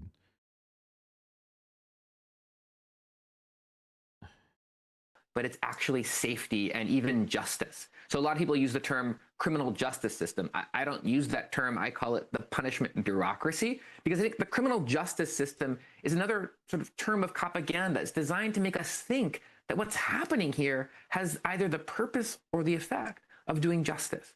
And so I think what propaganda really does is three main things. First, it narrows our conception of safety and threat. So it has us really, really worried about only a very narrow range of the harms that happen in our society, particularly harms that the police associate with poor people, unhoused people, people of color, particularly Black people, immigrants, and strangers, right? So it has us really, really worried about the person next to us at Walgreens or the person that we walk down the street and see from afar, right? When in fact, most interpersonal harm in our society is committed by people who know each other. Most physical and sexual violence is perpetrated by people who have a relationship with each other. And so propaganda has us really afraid of all those things, but ignoring the far larger harms in our society, like wage theft, which is about $50 billion a year. That's like 5 times all property crime combined. And yet the news media focuses on a tiny amount of shoplifting, even as shoplifting is actually down. It also ignores air pollution. To me, propaganda is just about making cops look good, and the overall crime propaganda, the overall things I usually associate with other stuff, but looping it all into propaganda does make sense because it's all part of the same system. Millions of criminal acts of air and water pollution kill 100,000 people a year. That's 5 times all homicide combined. But we're taught to really not focus on that and to narrow our conception of safety and threat. And then the second thing propaganda does is once it's narrowed our conception of threat, it tells us that those threats from those marginalized people are constantly increasing and increasing and increasing. So people think crime is up every year, even though it's been going down and we have historic lows. And the final thing that propaganda does that I really focus on in the book is it tells us that the solution to all of those fears is more and more and more and more investment in the bureaucracy of punishment, in police, prosecution, prison sentences. And this is kind of like a modern flat earther mythology. It's completely contrary to all of the evidence. What the evidence shows is the amount of interpersonal harm in any given society is largely determined by root structural causes, like levels of inequality and poverty and access to healthcare and housing, levels of loneliness and isolation versus community connection, toxic masculinity, exposure to toxins like lead in children. And that's what propaganda does, right? Is it focuses on the wrong problems and the wrong solutions to those problems to create a culture of fear that turns people against the most vulnerable people in society so that the people who own and control things in our society can develop the tools of surveillance and punishment and repression that can preserve distributions of wealth and power in a society. I mean, that was pretty well said overall. No notes. Jesus Christ. That was like, I never really thought about comparing it to flat eartherism, but honestly it is. And then looking at the wrong solution to the wrong problem, like 2 complete misses doing more harm and putting the resources into the wrong place, starving out other things. It's a great way to summarize a huge thing that's happening. Thanks for watching Democracy Now! On YouTube. That was actually like kind of a banger at the end there. I mean, again, not really necessarily like completely unheard of or whatever, but Jesus. Ooh. It did seem like it was pretty well done. Right, finish the cheater video, all these crazy cheater video things. I got rid of that other fun video. I wanted to wait for something for Kara to come. I wanted to do like a true crime thing when Kara wakes up. I think she's taking a nap. But in the meantime, we can look at something else. Just one of these random things on my fucking page. Let's take a look at one of these car videos. People like car videos. All the car reviewers out there love car videos. I'm sure it'll be somewhere obtainable. All right, this is a more... This might be like a... What do you call it? Concept car? Risky video, I would say, because the car that I'm about to review isn't out. yet. A lot of talk about why it should be out and why it could come Oh, Rode made a new wireless mic, huh? out soon, but it's not out yet. But the idea of it is really appealing. 400 miles of range. I like that. On a fully electric car. I like that. With a lightweight battery that only weighs 2,200 pounds Oh, is that not? Okay. total, and that has solar panels. I don't know what a car weighs normally, or the battery weighs normally. To get you up to All right, it looks fucked. It looks incredibly fucked. 40 miles per day of free driving and a starting price of $35,000. Who wouldn't want that? It's a motorcycle with 2 wheels in the front. Oh, but it looks like that. So I've had people sending me this car, sending me this. That looks like. That's a goofy ass car. Website, sending me videos of this thing for years and years now. Marquez, you should check out the Aptera. The I mean, $35,000. Come on, dude. Aptera project. It's going to be real soon. It's coming out soon. And while that part hasn't happened, there has been some noticeable momentum for the company getting to production. And that's still not getting. Are they really? I didn't realize that they were unstable. I feel like I've seen them around a lot. What's the unstable part? The back fishtailing or something? Guaranteed, but they were actually able to get this car here to let me be the first outside of Aptera to drive it and really. It looks very wide. So I don't think it's going to tip, at least not on the front part. Maybe it tips on the back or something, but. Really get to know the thing and figure And it might even have front wheel drive. They roll like crazy. out if the idea is good or not. Spoiler, I think the idea is really good. But also, having an electric battery on the bottom could keep the center of gravity low. That might help it not roll. Again, not saying that this thing needs to be good or whatever, but there are so many things about this car that are just very different from a normal car. And we got to go over all that stuff because, as Doug would say, there are quite a few quirks and features. And driving it should be pretty interesting too. So let's just first of all cover. It looked like there was individual suspension. I mean, that's normal for but the front, because it's very visible, it looked interesting. What it is. So this is a. Also, it looks horrible when I overdrive it. Yeah.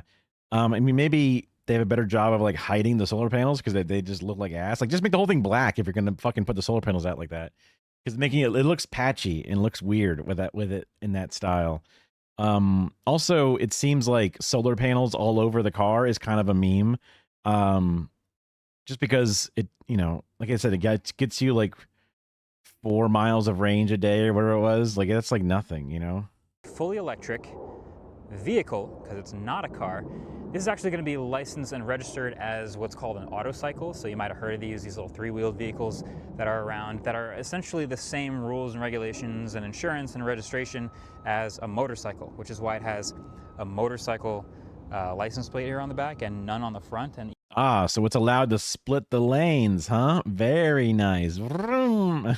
As you bust apart a bunch of people's side view mirrors. Even this little light, which is required by law to illuminate that motorcycle-sized license plate.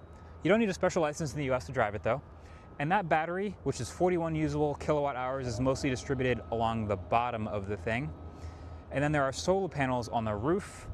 They're on the back trunk part here. They're on the roof of the whole vehicle up here. They're on the nose cone up at the front here. And they're actually also right behind the steering wheel or yoke in that dashboard inside the car. Autocycle.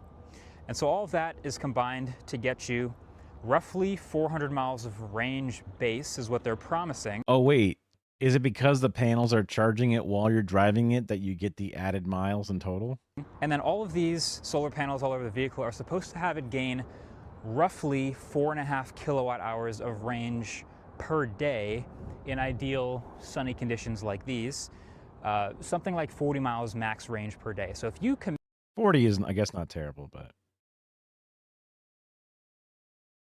Well, the battery at the bottom could be, a huge percentage of the weight. They just said it's a lightweight battery, but any battery is going to be very heavy. Again, not actually trying to defend this for anything beyond just saying it might not be that bad. Mute less than 40 total miles a day, and it's sunny every day, and you park outside, you can drive this for free. Now, those fundamentals, I think, are appealing to a lot of people, but there's also, as you can see looking at it, just an unbelievable amount of quirks and features and weird things.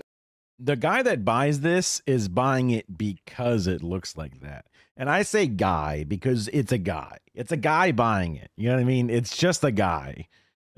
About this to achieve that. Well, like they said that this thing was like 22.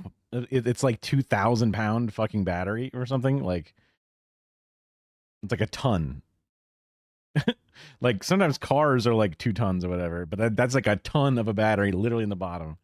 Sorry, Doug, I kind of have to use that term, but oh, he said 200 pounds. Basically, starting from the nose, I thought it was 2,000 pounds. Notice the whole thing is designed around efficiency, and aerodynamic efficiency is maybe the most important when it comes to. What's the illiterate version of listening? Rude. Deaf? But it's not deaf though. It's like just not being able to hear. Cars. So this front piece here, which has your DRLs and being a man, damn, you got me. Headlights. This is the beginning of where it cuts through the air. No front plate because motorcycles and autocycles don't require that, and that would ruin the airflow. Then the air just sort of flows around the entire shape of this teardrop vehicle from front to back. And you can see this long extended back here. And I don't know if you remember the video I did on the Mercedes EQXX, which is another similar project from Mercedes who has infinite resources to try to make the most efficient possible vehicle they can. It also kind of had that long Now that's a car. Teardrop shape. So the whole thing is supposed to glide through the air like a teardrop. You have this elevated rear section. The wheels are all covered. Obviously you'd get a lot of dirty airflow over the wheels, so it's got this sort of airfoil here. Even over some of the suspension pieces, they've made some aerodynamic adjustments here. There's lights on the wheels which are separated from the extremely aerodynamic body. You have really slim side view mirrors which have cameras on them. And you might also notice there's no door handle on the outside anywhere, which brings us conveniently to one of our biggest quirks slash features, which is it this thing up here? There's a door handle? Is this door. Okay, I'm gonna do it from the driver's side because I think it's pretty crazy what they're doing with the doors here. First of all, split window. You can see the bottom half of the window here, which moves up and down. That sucks. And the top section, which doesn't move up and down. Second of all, the doors go up and out, so kind of like spider doors. And third of all, how do you get in? There's no door handle. How do you push that's this? Easy. There's a secret knock right about here. Oh. And that opens the door to reveal the inside. So yeah, they go up and out, and you right away get a look at all this forged carbon fiber because this vehicle is built of a couple of really large pieces of forged carbon fiber. The body itself is one of the biggest pieces of forged carbon fiber in the world, and then this whole thing is like a top piece, a bottom piece, side pieces, the doors, a lot of forged carbon to be as light as possible. So that's going to be really interesting when it comes to driving the cars, just to keep an eye on like the visibility of the split window and the things like the tiny rear view mirrors on the side. But another little quirk slash feature is that right there is your windshield wiper fluid if you want to fill it up, because you don't get to open the hood. You got to go right back there. Huh. But then there is this whole back piece, which obviously is great for aerodynamics, and you can see the brake lights here, but there are more crazy features. First of I feel like the air doesn't go under it. I feel like the air goes on top of it and then around this fin thing. all, there's that center wheel, a less rolling resistance in the middle and more aerodynamic with less dirty air being only one wheel. It says Aptera back there, and this motorcycle plate also conveniently moves over to the side to reveal the charge port. And yes, that is an NACS charge port, so you can go to a Tesla supercharger if you want to when this is out, and you should be able to plug it right in with no adapter. And the magnet snaps it back in place, which is crazy. But then, this is also storage. So if you want to get in the back, there's another secret knock. You might have seen a video. It's right around here, if I get this right. Yep, there we go. And that seems really bad, because like, you know, something hits your car or whatever, or your car bumps a little bit. That I don't know. It might need like capacitive touch or whatever as well. But what the hell? lets you get into the back of the Aptera. Well, would the entire back be where air is pushing down on it? I guess that might combine with the air going underneath it to be kind of like doing both, right? Because I understand that a traditional spoiler is cut like an airplane wing to push the back down, which then pushes the wheels to get better contact with the ground. Because that all makes sense. I know that NASCAR cars they don't have a spoiler, but they just have a back like ramp, so where the air pushes down on that last little part, which then pushes the car down as it's going up. And I guess we didn't see anything that's similar to that. With way more exposed forged carbon fiber. That looks kind of sick, actually, not gonna lie. This whole top piece is super lightweight because it's carbon. And then you have all this storage in the back, which is honestly a ton, like a lot of storage. It kind of reminds me of that big Cadillac that we had not too long ago, which had a ton of space that kind of just goes right up to the front 2 seats. I guess that's where you get to the wheel. So there you go. You have storage space in the back of the Aptera. Now, some other design choices back here. You have one of the speakers, probably the biggest one, I'm guessing the subwoofer. You have a power outlet, which is a good spot for it if you're going to charge bigger stuff. And you have all these tie downs, so if you want to tie down bigger things to not sort of slosh around back here, that makes sense. And then back here, there's a little bit of a sub-trunk storage because the middle wheel is up there. So you can put some private things, I guess, if you don't want people to know, back here. And then this whole thing with that hood latch shuts just like that. I think it's fascinating. I've seen a lot of videos and photos of this thing, and it's really hard to get a... I mean, like, with how much aerodynamics they've designed into this car, it would seem really silly if they were fucking up and letting too much underneath lift happen. But maybe, you know, inside of a air tunnel is not as good as, you know, straight up outside. Sense of the scale of it. The width of the body itself is not very wide, and you can see these brake lights here and this cool heart-shaped top rear brake light with a rear-facing camera up here.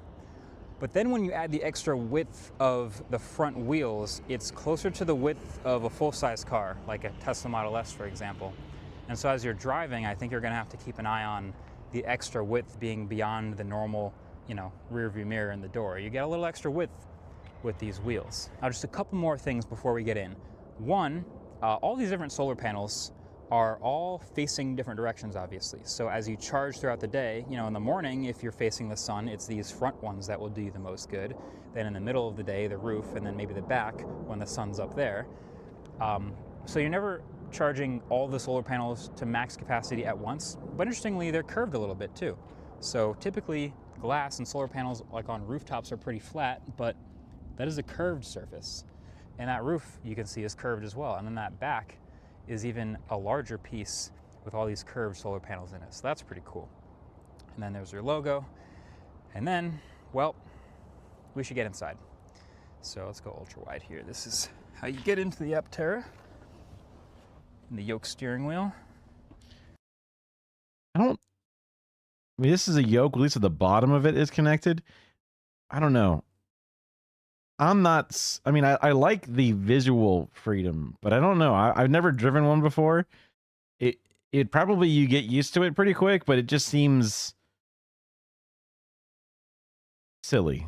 I don't know. Just make a smaller wheel. I don't know. And this is what it will look like in the driver's seat. This is definitely not the only car to have a yoke, obviously. So again, I've seen a lot of videos. I've seen a lot of pictures online. And he's like 6'4", 6 foot something. He's pretty tall.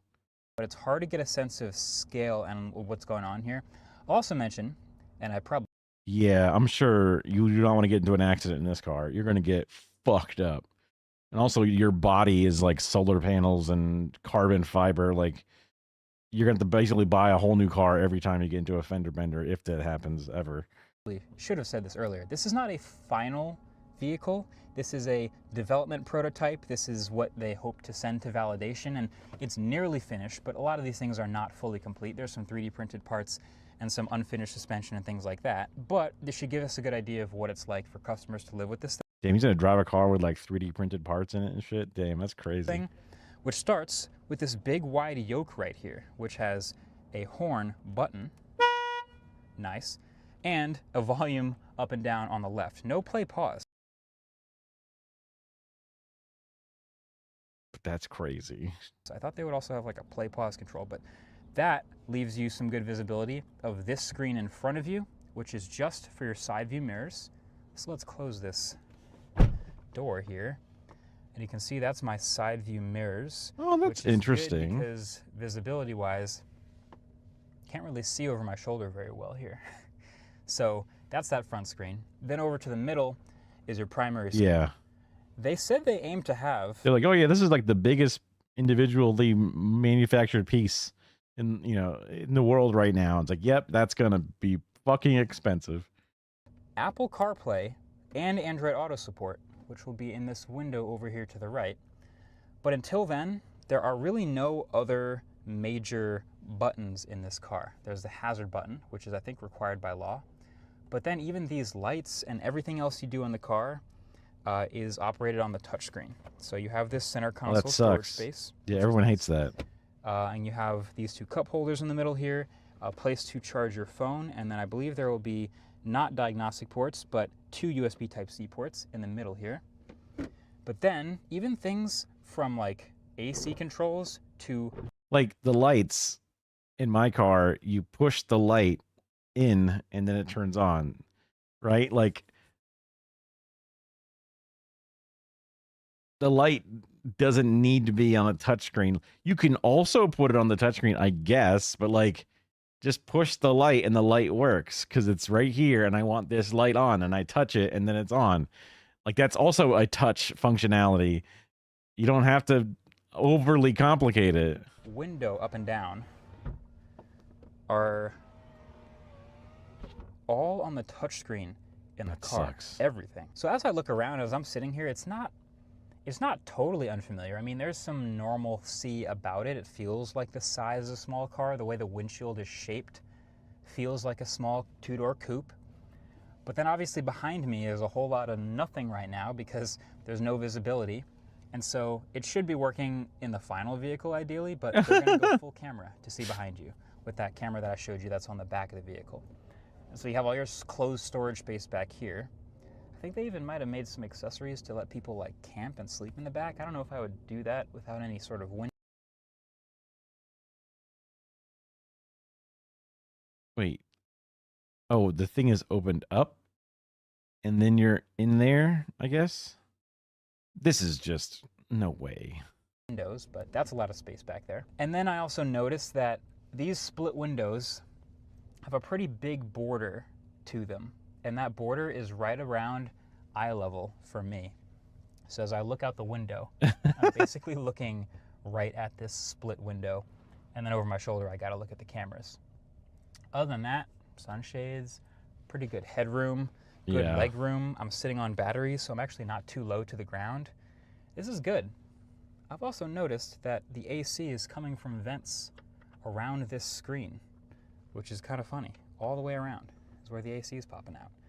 Nice. So, I can't do too much analysis of things like how comfortable the seats are because they could not be final, but, these are cloth and have a pretty interesting design and they feel fine to me. Also things like the glove box over here or this extra little documents compartment or the width of the footwell or how good the speakers sound. I can't pair my phone to it. A lot of this I can't really analyze because it's not final and it's not even necessarily good in a prototype yet. But the idea is this is an extremely minimal interior. Efficiency, simplicity, even easy to repair. Well, hold on. What? Ideally. But that does mean things like the lights that are above you, the dome lights, are on the touchscreen. The windows up and down are on the touchscreen. That's crazy. Your park, reverse, neutral, and drive are all touchscreen controls. And so there's a lot going on the screen, and they're going to have pretty good software. But also, CarPlay and Android Auto support would be nice to have. Now, my initial reaction to any car like this is it feels so clearly built around nice weather, like nice weather regions. I'm going to get out by pressing this button here, which lets me open the door. But similar to when I had that Prius, one of our most popular videos ever on autofocus, the solar panels only do you a lot of good if you live in a sunny place where you get a lot of sunshine during the day. And a car like this with knocking on the side to open the doors is not going to be great in some place that gets icy or snowy. Great point. Great point. And even these big covers on the wheels Especially aren't going to do you much Oh yeah, Jesus Christ. The sludge of ice and shit. good when there's more than about 3 inches of snow. So this is going to be good for, you know, your Californias and your warmer climates where it doesn't necessarily ice over and snow as much. But in those places, I mean, I get it. It feels like a really compelling idea to make the world's most efficient 100 watt-hour per mile EV and sell it as cheaply as possible and hopefully make it repairable and customer friendly in a lot of places. But then you have to drive something that looks like that. Is that going to be weird? Is that going to be challenging? Do we have to get used to it?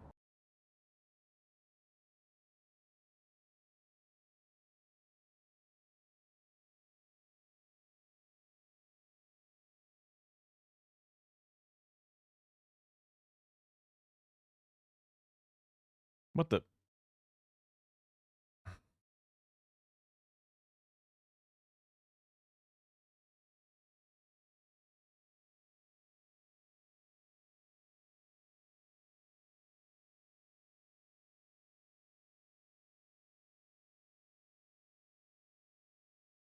Oh. Finally. Can we let the wanton destruction of our nation's forests continue? No! If a tree falls in the forest, will you make a sound? Yes! To the protest bus! Aren't you coming in? I prefer a vehicle that doesn't hurt Mother Earth. It's a go-kart powered by my own sense of self-satisfaction. That's what I was thinking of when I saw that, basically.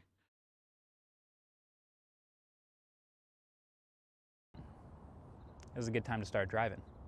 That's the kind of guy that's going to buy this. Do it. All right. Driving the Aptera.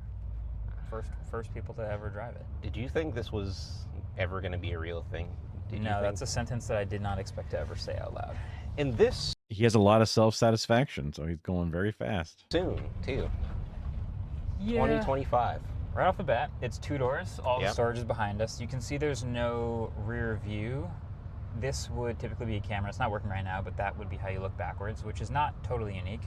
Also, this camera's not working right now. That's the thing that might happen.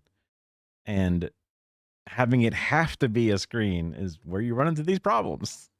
We've seen that in some other vehicles.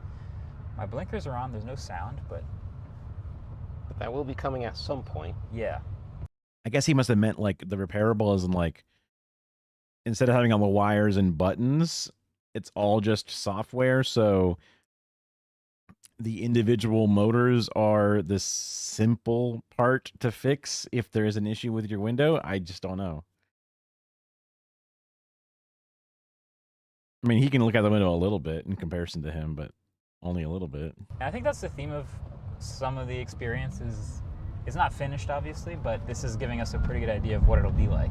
Visibility is forward pretty good. Yeah.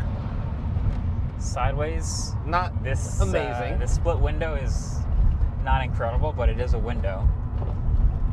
Controlled only by the screen as well. Yeah, no buttons for that.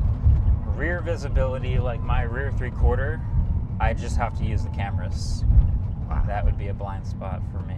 And this is a pre-production validation vehicle, so the overall driving experience isn't 1000% representative of what the final production version will be according to Aptera, but it's more or less a version of the car that's usable enough for us to like evaluate. Basically. For example, they mentioned they have another version that they're doing more suspension development on, so this is not a final suspension. It's a little rougher, but yeah, we're driving it.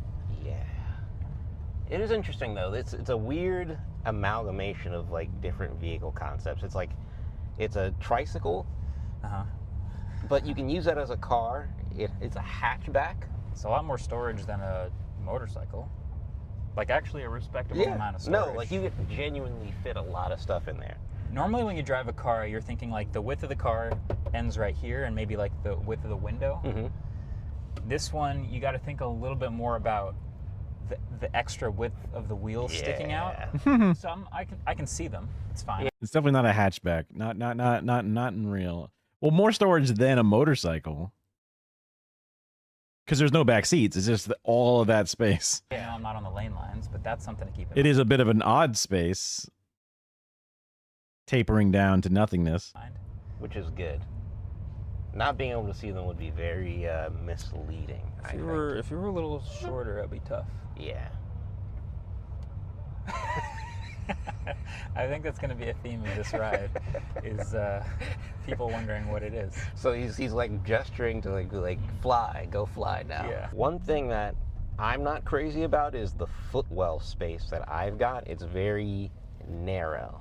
So it's weird. Like my feet are almost touching because of how narrow this space is. Interesting. The Aptera team didn't mention this being a not final thing, so I'm not sure if this will be comfortable for people of all different sizes and heights and shapes. It's a little awkward for me right now. It feels like, because normally you have more horizontal space for your feet to move around in within the cabin. But other than that, I mean, it's fine. It's comfortable. These aren't the most comfortable seats I've sat in, but I've sat in worse, you know? Yeah, seats are right. They're cloth seats. We've got, I would say my footwell space is also okay. Yeah. So a little shallow. I will say this is probably one of the most chill, peaceful carbon tub cars I've ever been in. So far. I mean, even the Rimac Nevera that we drove, there was a lot of chatter, a lot of like rock chip noise. I feel like that was just a noisier car than this. I think that maybe because of how much wider the wheels typically are on those cars. Yeah. Like just picking up stones, cup twos, throwing them up in the wheel wells. But I agree. I mean, this feels reasonable. I wouldn't think too hard about like, oh, this is the lightest thing I've driven. The steering ratio is a little, it's super slow and light. So I feel like I'm doing a lot of movement for not a lot of turning. They can change that, obviously. Yeah. But it does feel like they're tuning it to be a little more like a daily Civic type of experience, nothing too like sporty. And that's what they said. They said in any Interesting idea with the I mean, if you're focusing so hard on aerodynamics, you end up with a sperm car. scenario in which you could drive a Honda Civic, you should be able to drive this car. I have which is an interesting comp. Yeah. All right, a little more regular roads. Yeah. It's firm. Yeah, it's definitely firm. That's fine. I mean, we're not super low to the ground, but it is firm. So the car is pretty small and pretty low, but you are sitting on top of batteries, so you're not feeling super low to the ground, which is nice. And I think we'll have to wait until we get into higher speeds to truly find out. But I mean, I think people see a car like this not understanding how like things like a carbon chassis work, and they'll think, man, there's no way I could drive. Like if it hits that bump, it's like, whoa.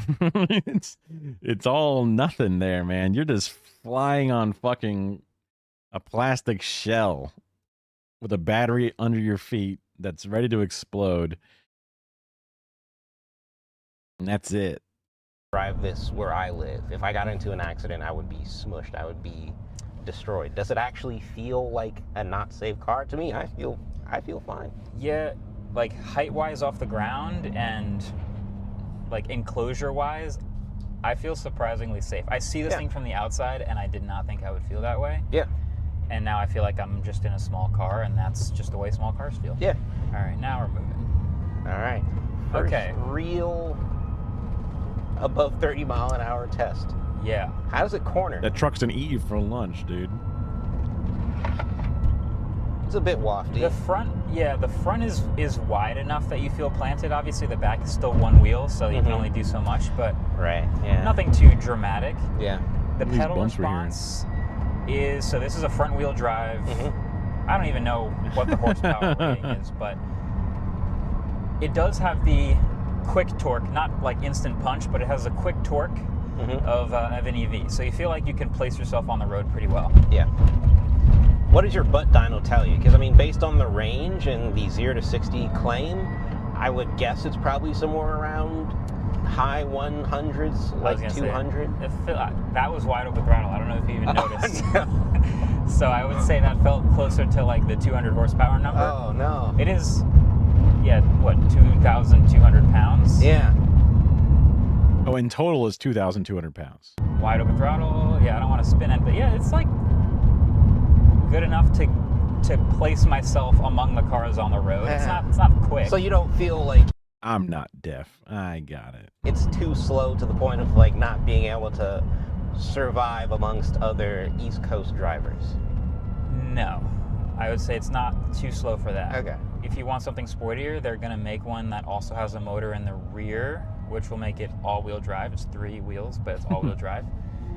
And that may get a little more punch. That may do I want this to be my sporty car for sure. A quicker 0 to 60, and for those who want it, great. But yeah, this is the most efficient version of this vehicle. Front-wheel drive, cutting through the wind. Feels fine. Yeah, I need the Aptera RS with a 285 rear section. Oh god. Yeah, it's a sunny day in New Jersey. We are gaining a little bit of battery as we drive. Yeah. Not gaining battery, but we're gaining some energy Yes. from the sun even as we drive right now. One thing I was nervous about is watching you go through the toll booth. Yeah, because of the width of it? Yeah, the width of it and not... Well, just the electric motor on the wheel itself, just to give it added forward velocity. like having the clearest idea of like where each side of the car ends. Yeah. But I think felt if like you I was just, in the middle there. I felt like I was good. Yeah, I think if you just go based on instinct, you'll be fine. So even just based on riding shotgun, it feels like a car that you don't really need to learn how to drive if you already know how to drive a regular car. Yeah. So despite being such a It would reduce some of the efficiency, but it would add extra increase in speed. Basically what they're saying, like you get a faster 0 to 60 or whatever. completely different take on this kind of transportation.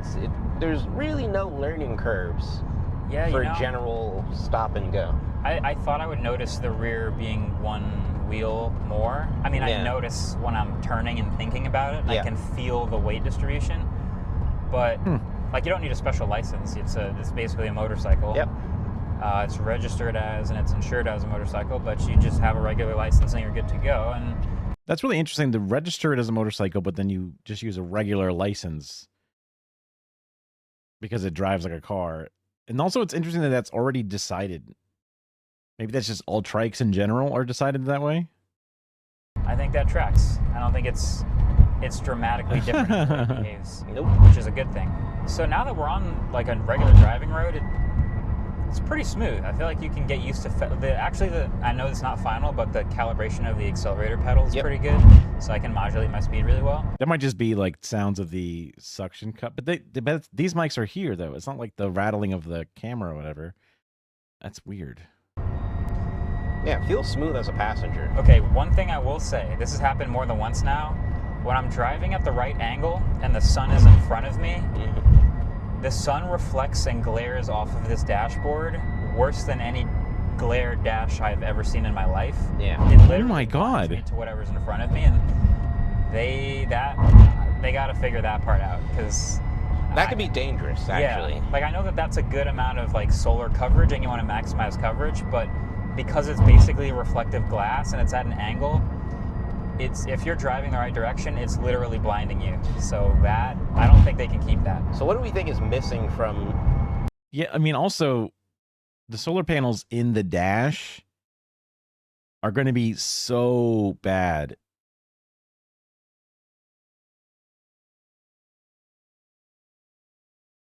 Oh, they definitely have all-wheel drive cars a lot in the electric options. That's one of the like a lot of the different trim options always have like the all-wheel drive or the four-wheel drive option in comparison. And I also was surprised to learn how often front-wheel drive is actually what they go with a lot of the times instead of rear-wheel drive in the cars for electric. Because I'm used to cars being rear drive to start with. Maybe I'm mistaken, but yeah, like the dashboard has extra layers of glass coming through it, which is reflecting a lot of that radiant energy and stuff. So I feel like the value you get out of the dashboard solar panels is just not worth it, especially if it's going to be casting glare into your thing like that. on top of everything else. This driving experience that could actually be improved and doesn't compromise on the mission of this car / tricycle? Most of my things I'm noticing are little things. They definitely took a minimal approach to the interior, which is efficient and repairable, but also it means everything from the AC controls to the window controls and everything, it's all on the screen. Yeah. I don't love that. I would rather have a window switch and a door lock switch, but other things are just kind of like minor and aesthetic. I think in general they've gotten the fundamentals down, which is encouraging. I don't know how hard that is in building an EV. Yeah. But they did do the fundamentals. Accelerator pedals calibrated. Suspension's good enough that I don't feel like I'm swaying, even though there's only 3 wheels. They do need to add a blinker sound. Yes. That right there. Did you get the glare there? Yep. Yep. I briefly could not see what was in front of me. Wow. And it's a good thing we're turning because it was brief, but straight line roads, sometimes that's going to be a challenge. Yeah. Other than that, it's got the one windshield wiper. It's got quirks. It's got features. Cameras are decent, but they look like kind of the first gen Rivian cameras, which are like magenta tinted and not very high resolution. Yeah. I mean, resolution, I think it's usable. I've seen worse, even in some cars like the 911, but it's just very dim. That's kind of my issue with it, that I just can't see it that well on an average it's day. definitely, You know, it's funny. It's definitely a bummer. It's, you know, it's concept prototype shit, and a couple of weird freaks are gonna get it. Yeah, the Porsche Taycan 911 911 whatever. I think it's insane to name a car the 911. I don't know what the purpose of that is. I don't think it's supposed to be September 11th related. It's supposed to be like emergency call line related. I don't know what the purpose of that is. It seems wild just to name that shit. But they did it. So congrats.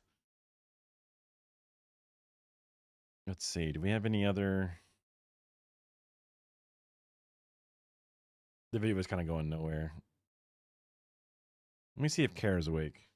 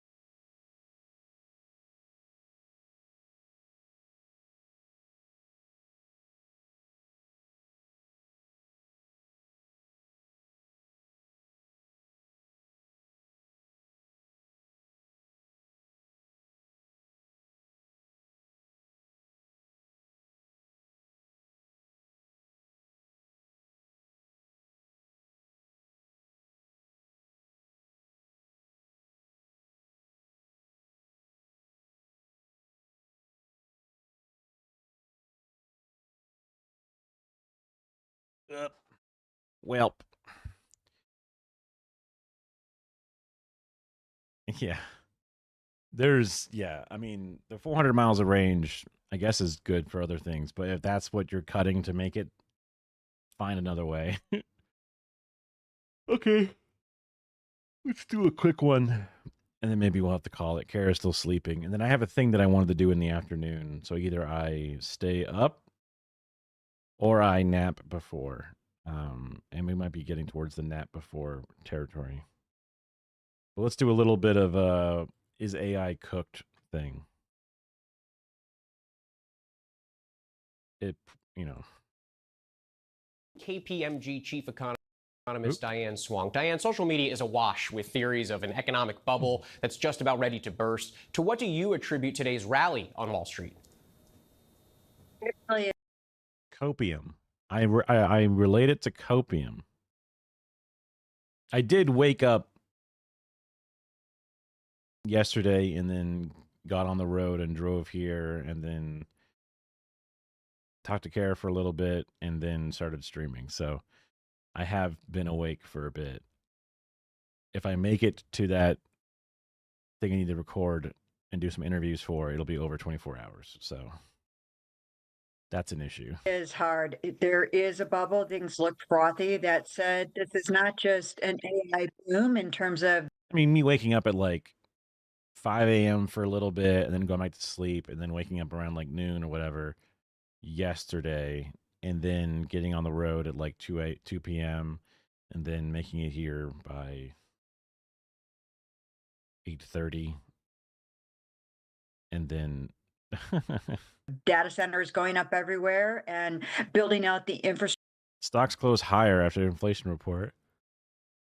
Structure for AI. It is Great. also an AI arms race with China. And I think when you look at it that way, you see why the market continues to go, because they see that the U.S. government has a vested interest in this, doing it right and getting it done. Now, those are hard things to. I always see these dudes that are like with these little paper, and it just seems like completely pointless things. You know, they got their tags, they got their uniforms, they got their headsets, but it's like, what are you doing, dog? All of these trades are happening through electronics. What the fuck are you doing on the floor? I just can't see how.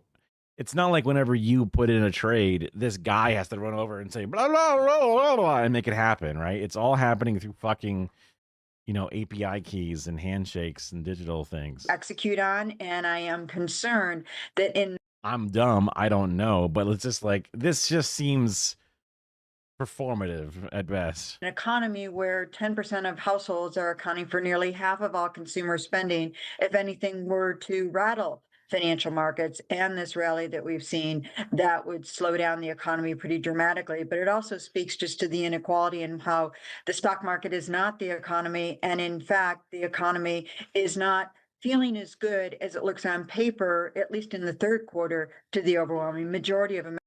That's funny. I mean, that's how I hope we end up utilizing AI. Right? It would be probably worse than the goldfish that Michael Stevens, what's the guy's name? Fuck. The short guy. Not Michael Cera. The short guy who's generally kind of quaint. Yeah, the goldfish. Yeah, made a profit. Beat out the other markets. Beat out the S&P or whatever. Michael Scott. Wait, no, that's not right. Michael Scott is the name of the guy from The Office. Americans, in part because of their concerns about both the job market and inflation, which are two things you don't usually see rise in tandem in concerns, and that is sort of the stagflationary nature of tariffs. We heard Elizabeth mention there that inflation came in lower than expected, but still relatively high at 3% year over year. What were the biggest surprises in this report? Well, I think one of the biggest surprises is, first of all, how much of the report was imputed because of staffing. I mean, that's so funny. Like, someone's like, oh, all my apes, but all my AI apes. No. And like Young and the Restless, some fucking soap opera. Shortages. They had to close a lot of regional offices. This is since the beginning of the year. This is not to do with the shutdown.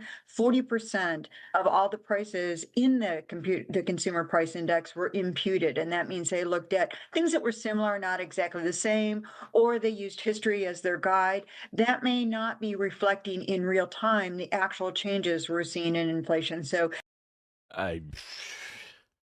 It is the end of my awakeness, as you can tell by my eyeballs turning red. But none of this means anything to me. They're talking about the inflation report going up at the same time as some of the, like, I guess, like the earnings or something. And they go, well, that's still a little bit different. What do you think? And then they're not really saying like anything of value. I don't know. I thought there'd be like, we're fucked. This shit's all stupid. It's all built into itself. Every stock is based on the value of its own stock and other stocks that also have stocks into that stock. As soon as one thing falls, all this house of dominoes is going to come crashing down like a house of cards. Booyah. That 40% number, really high for the year, the highest number we've seen all year. That is something that I really sort of am worried about. Are we getting the full picture? The other thing that was really interesting is what was not related to tariffs, but really spiked because of shortages of workers. And that was in the care economy. Elder care went up at its fastest pace for one single month on record. That is where immigration plays an outsized role in filling the You dumbasses. They deported the fucking nurses that take care of these elderly fucking fucks that are voting for this shit. They're going to be sitting there in their own piss and shit, dying of lack of care because they deported all their fucking Dominican nurses or whatever the hell. That's insane. Like, these actually, like, highly educated, highly trained experts, they deported like they were some kind of criminal or something. Disgusting freaks. Those jobs in home elder care, and that surge was not expected, but it is in response to a loss in workers. And in fact, it's one of the things we've seen is the supply of workers has dried up, even as demand for workers has come down. Like, not only are you going to be deporting active workers, but then new workers that would like to normally migrate and immigrate or whatever to America are like, fuck that. I ain't going. I'll do something else instead. I'll go to China. I'll go to other nations. I don't have to go to that fucking hellhole. So you're going to lose on two different fronts. And it's like, they have to know this is coming, but they don't do it. Yeah. And that's not why we have not seen a larger increase in the unemployment rates thus far. Another place that's really hitting households is childcare. Childcare went up at its third fastest pace on record. Again, high quotient of immigrant labor in that market. And they were the ones being like, oh, we want all these breedable females to, like, great replacement. We gotta have children. We gotta have Elon Musk IVFing, pregnancies or whatever the exact acronym is that he uses. We gotta do it. Oh wait, now we have no childcare. Fuck.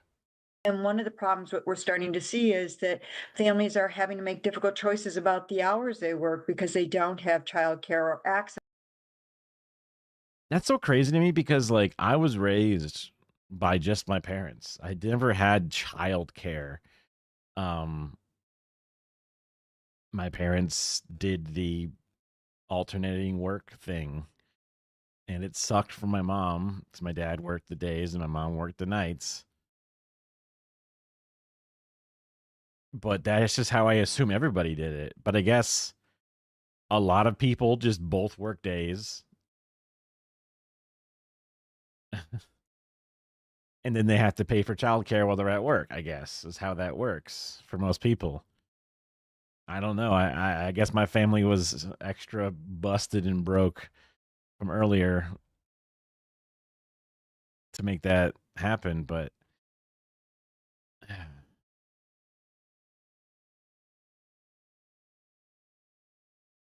I mean, well, the before that time, women didn't work, you see.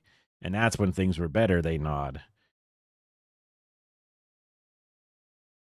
Prior to World War II, women never worked.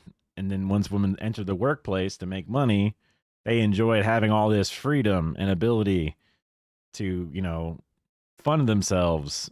That was a mistake, clearly, they would say. And then companies were like, whoa, wait a minute. We have twice as much labor. instead of being able to pay people, one person is enough to fund an entire household of needs: home, car, food, vacation, savings, all through one employment. No. Now you need to have two people working to get the same amount, and then ever sliding down since. To childcare anymore. Some childcare shelters have. I mean, your great grandmother probably was born in the 50s or whatever, depending upon the exact age of everybody involved, the layers up. But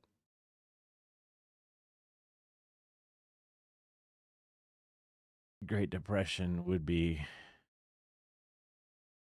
that would be before World War II. Well, there might have been some other industries, but I'm thinking, I don't know. You're young, right? You always talk about how young you are. Basically closed down entirely, and that's pushing a lot of women out of the labor force with children under 5 years of age. On the elder care side of it, we've got a lot of young people that are pretty evenly split between men and women caring for elder people in their home. And in fact, in the youngest categories, from 15 all up to over 30, it's men. It's men. Nile Red, making liquid nitrogen from scratch, an absurd amount. No thanks. I do get a lot of Northern Lion recommendations. I mean, y'all could have had kids when you were 16, whatever. That could have happened. Who knows? I didn't do math. I just guessed. I just straight up guessed. It makes sense that there was some employment that exists before. I mean, I'm not speaking as a historical expert. I'm just saying in general. Because the Sally, we can do it, ladies, little bandana tied around her hair. That's a whole shift. And historically, it's been referenced as that was the moment when women entered the workplace in mass. But I guess, obviously, and then there was textile mills and shit. The Triangle Fire was before World War II and stuff, and that was a lot of women, so.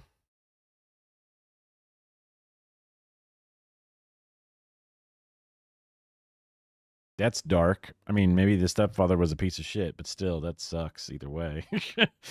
I mean, I imagine any dude from the 30s probably had a lot of bad things going on. There's a lot of different angles we could attack it from, but it doesn't mean that, it's not a bad day when lady walks out and sees, dad or stepdad doing that. So whatever, I don't need to make it into a whole thing.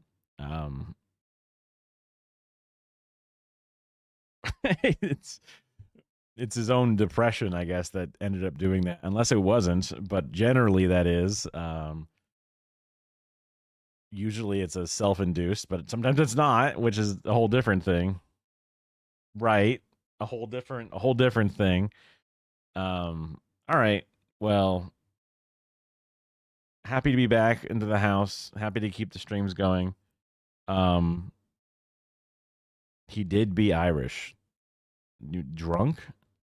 I don't know what that's supposed to mean. Now I'm doing stereotypes. I was thinking about possibly even streaming closer to this time as my main time. The other day when I did stuff, everyone kind of showed up out of there. Yeah.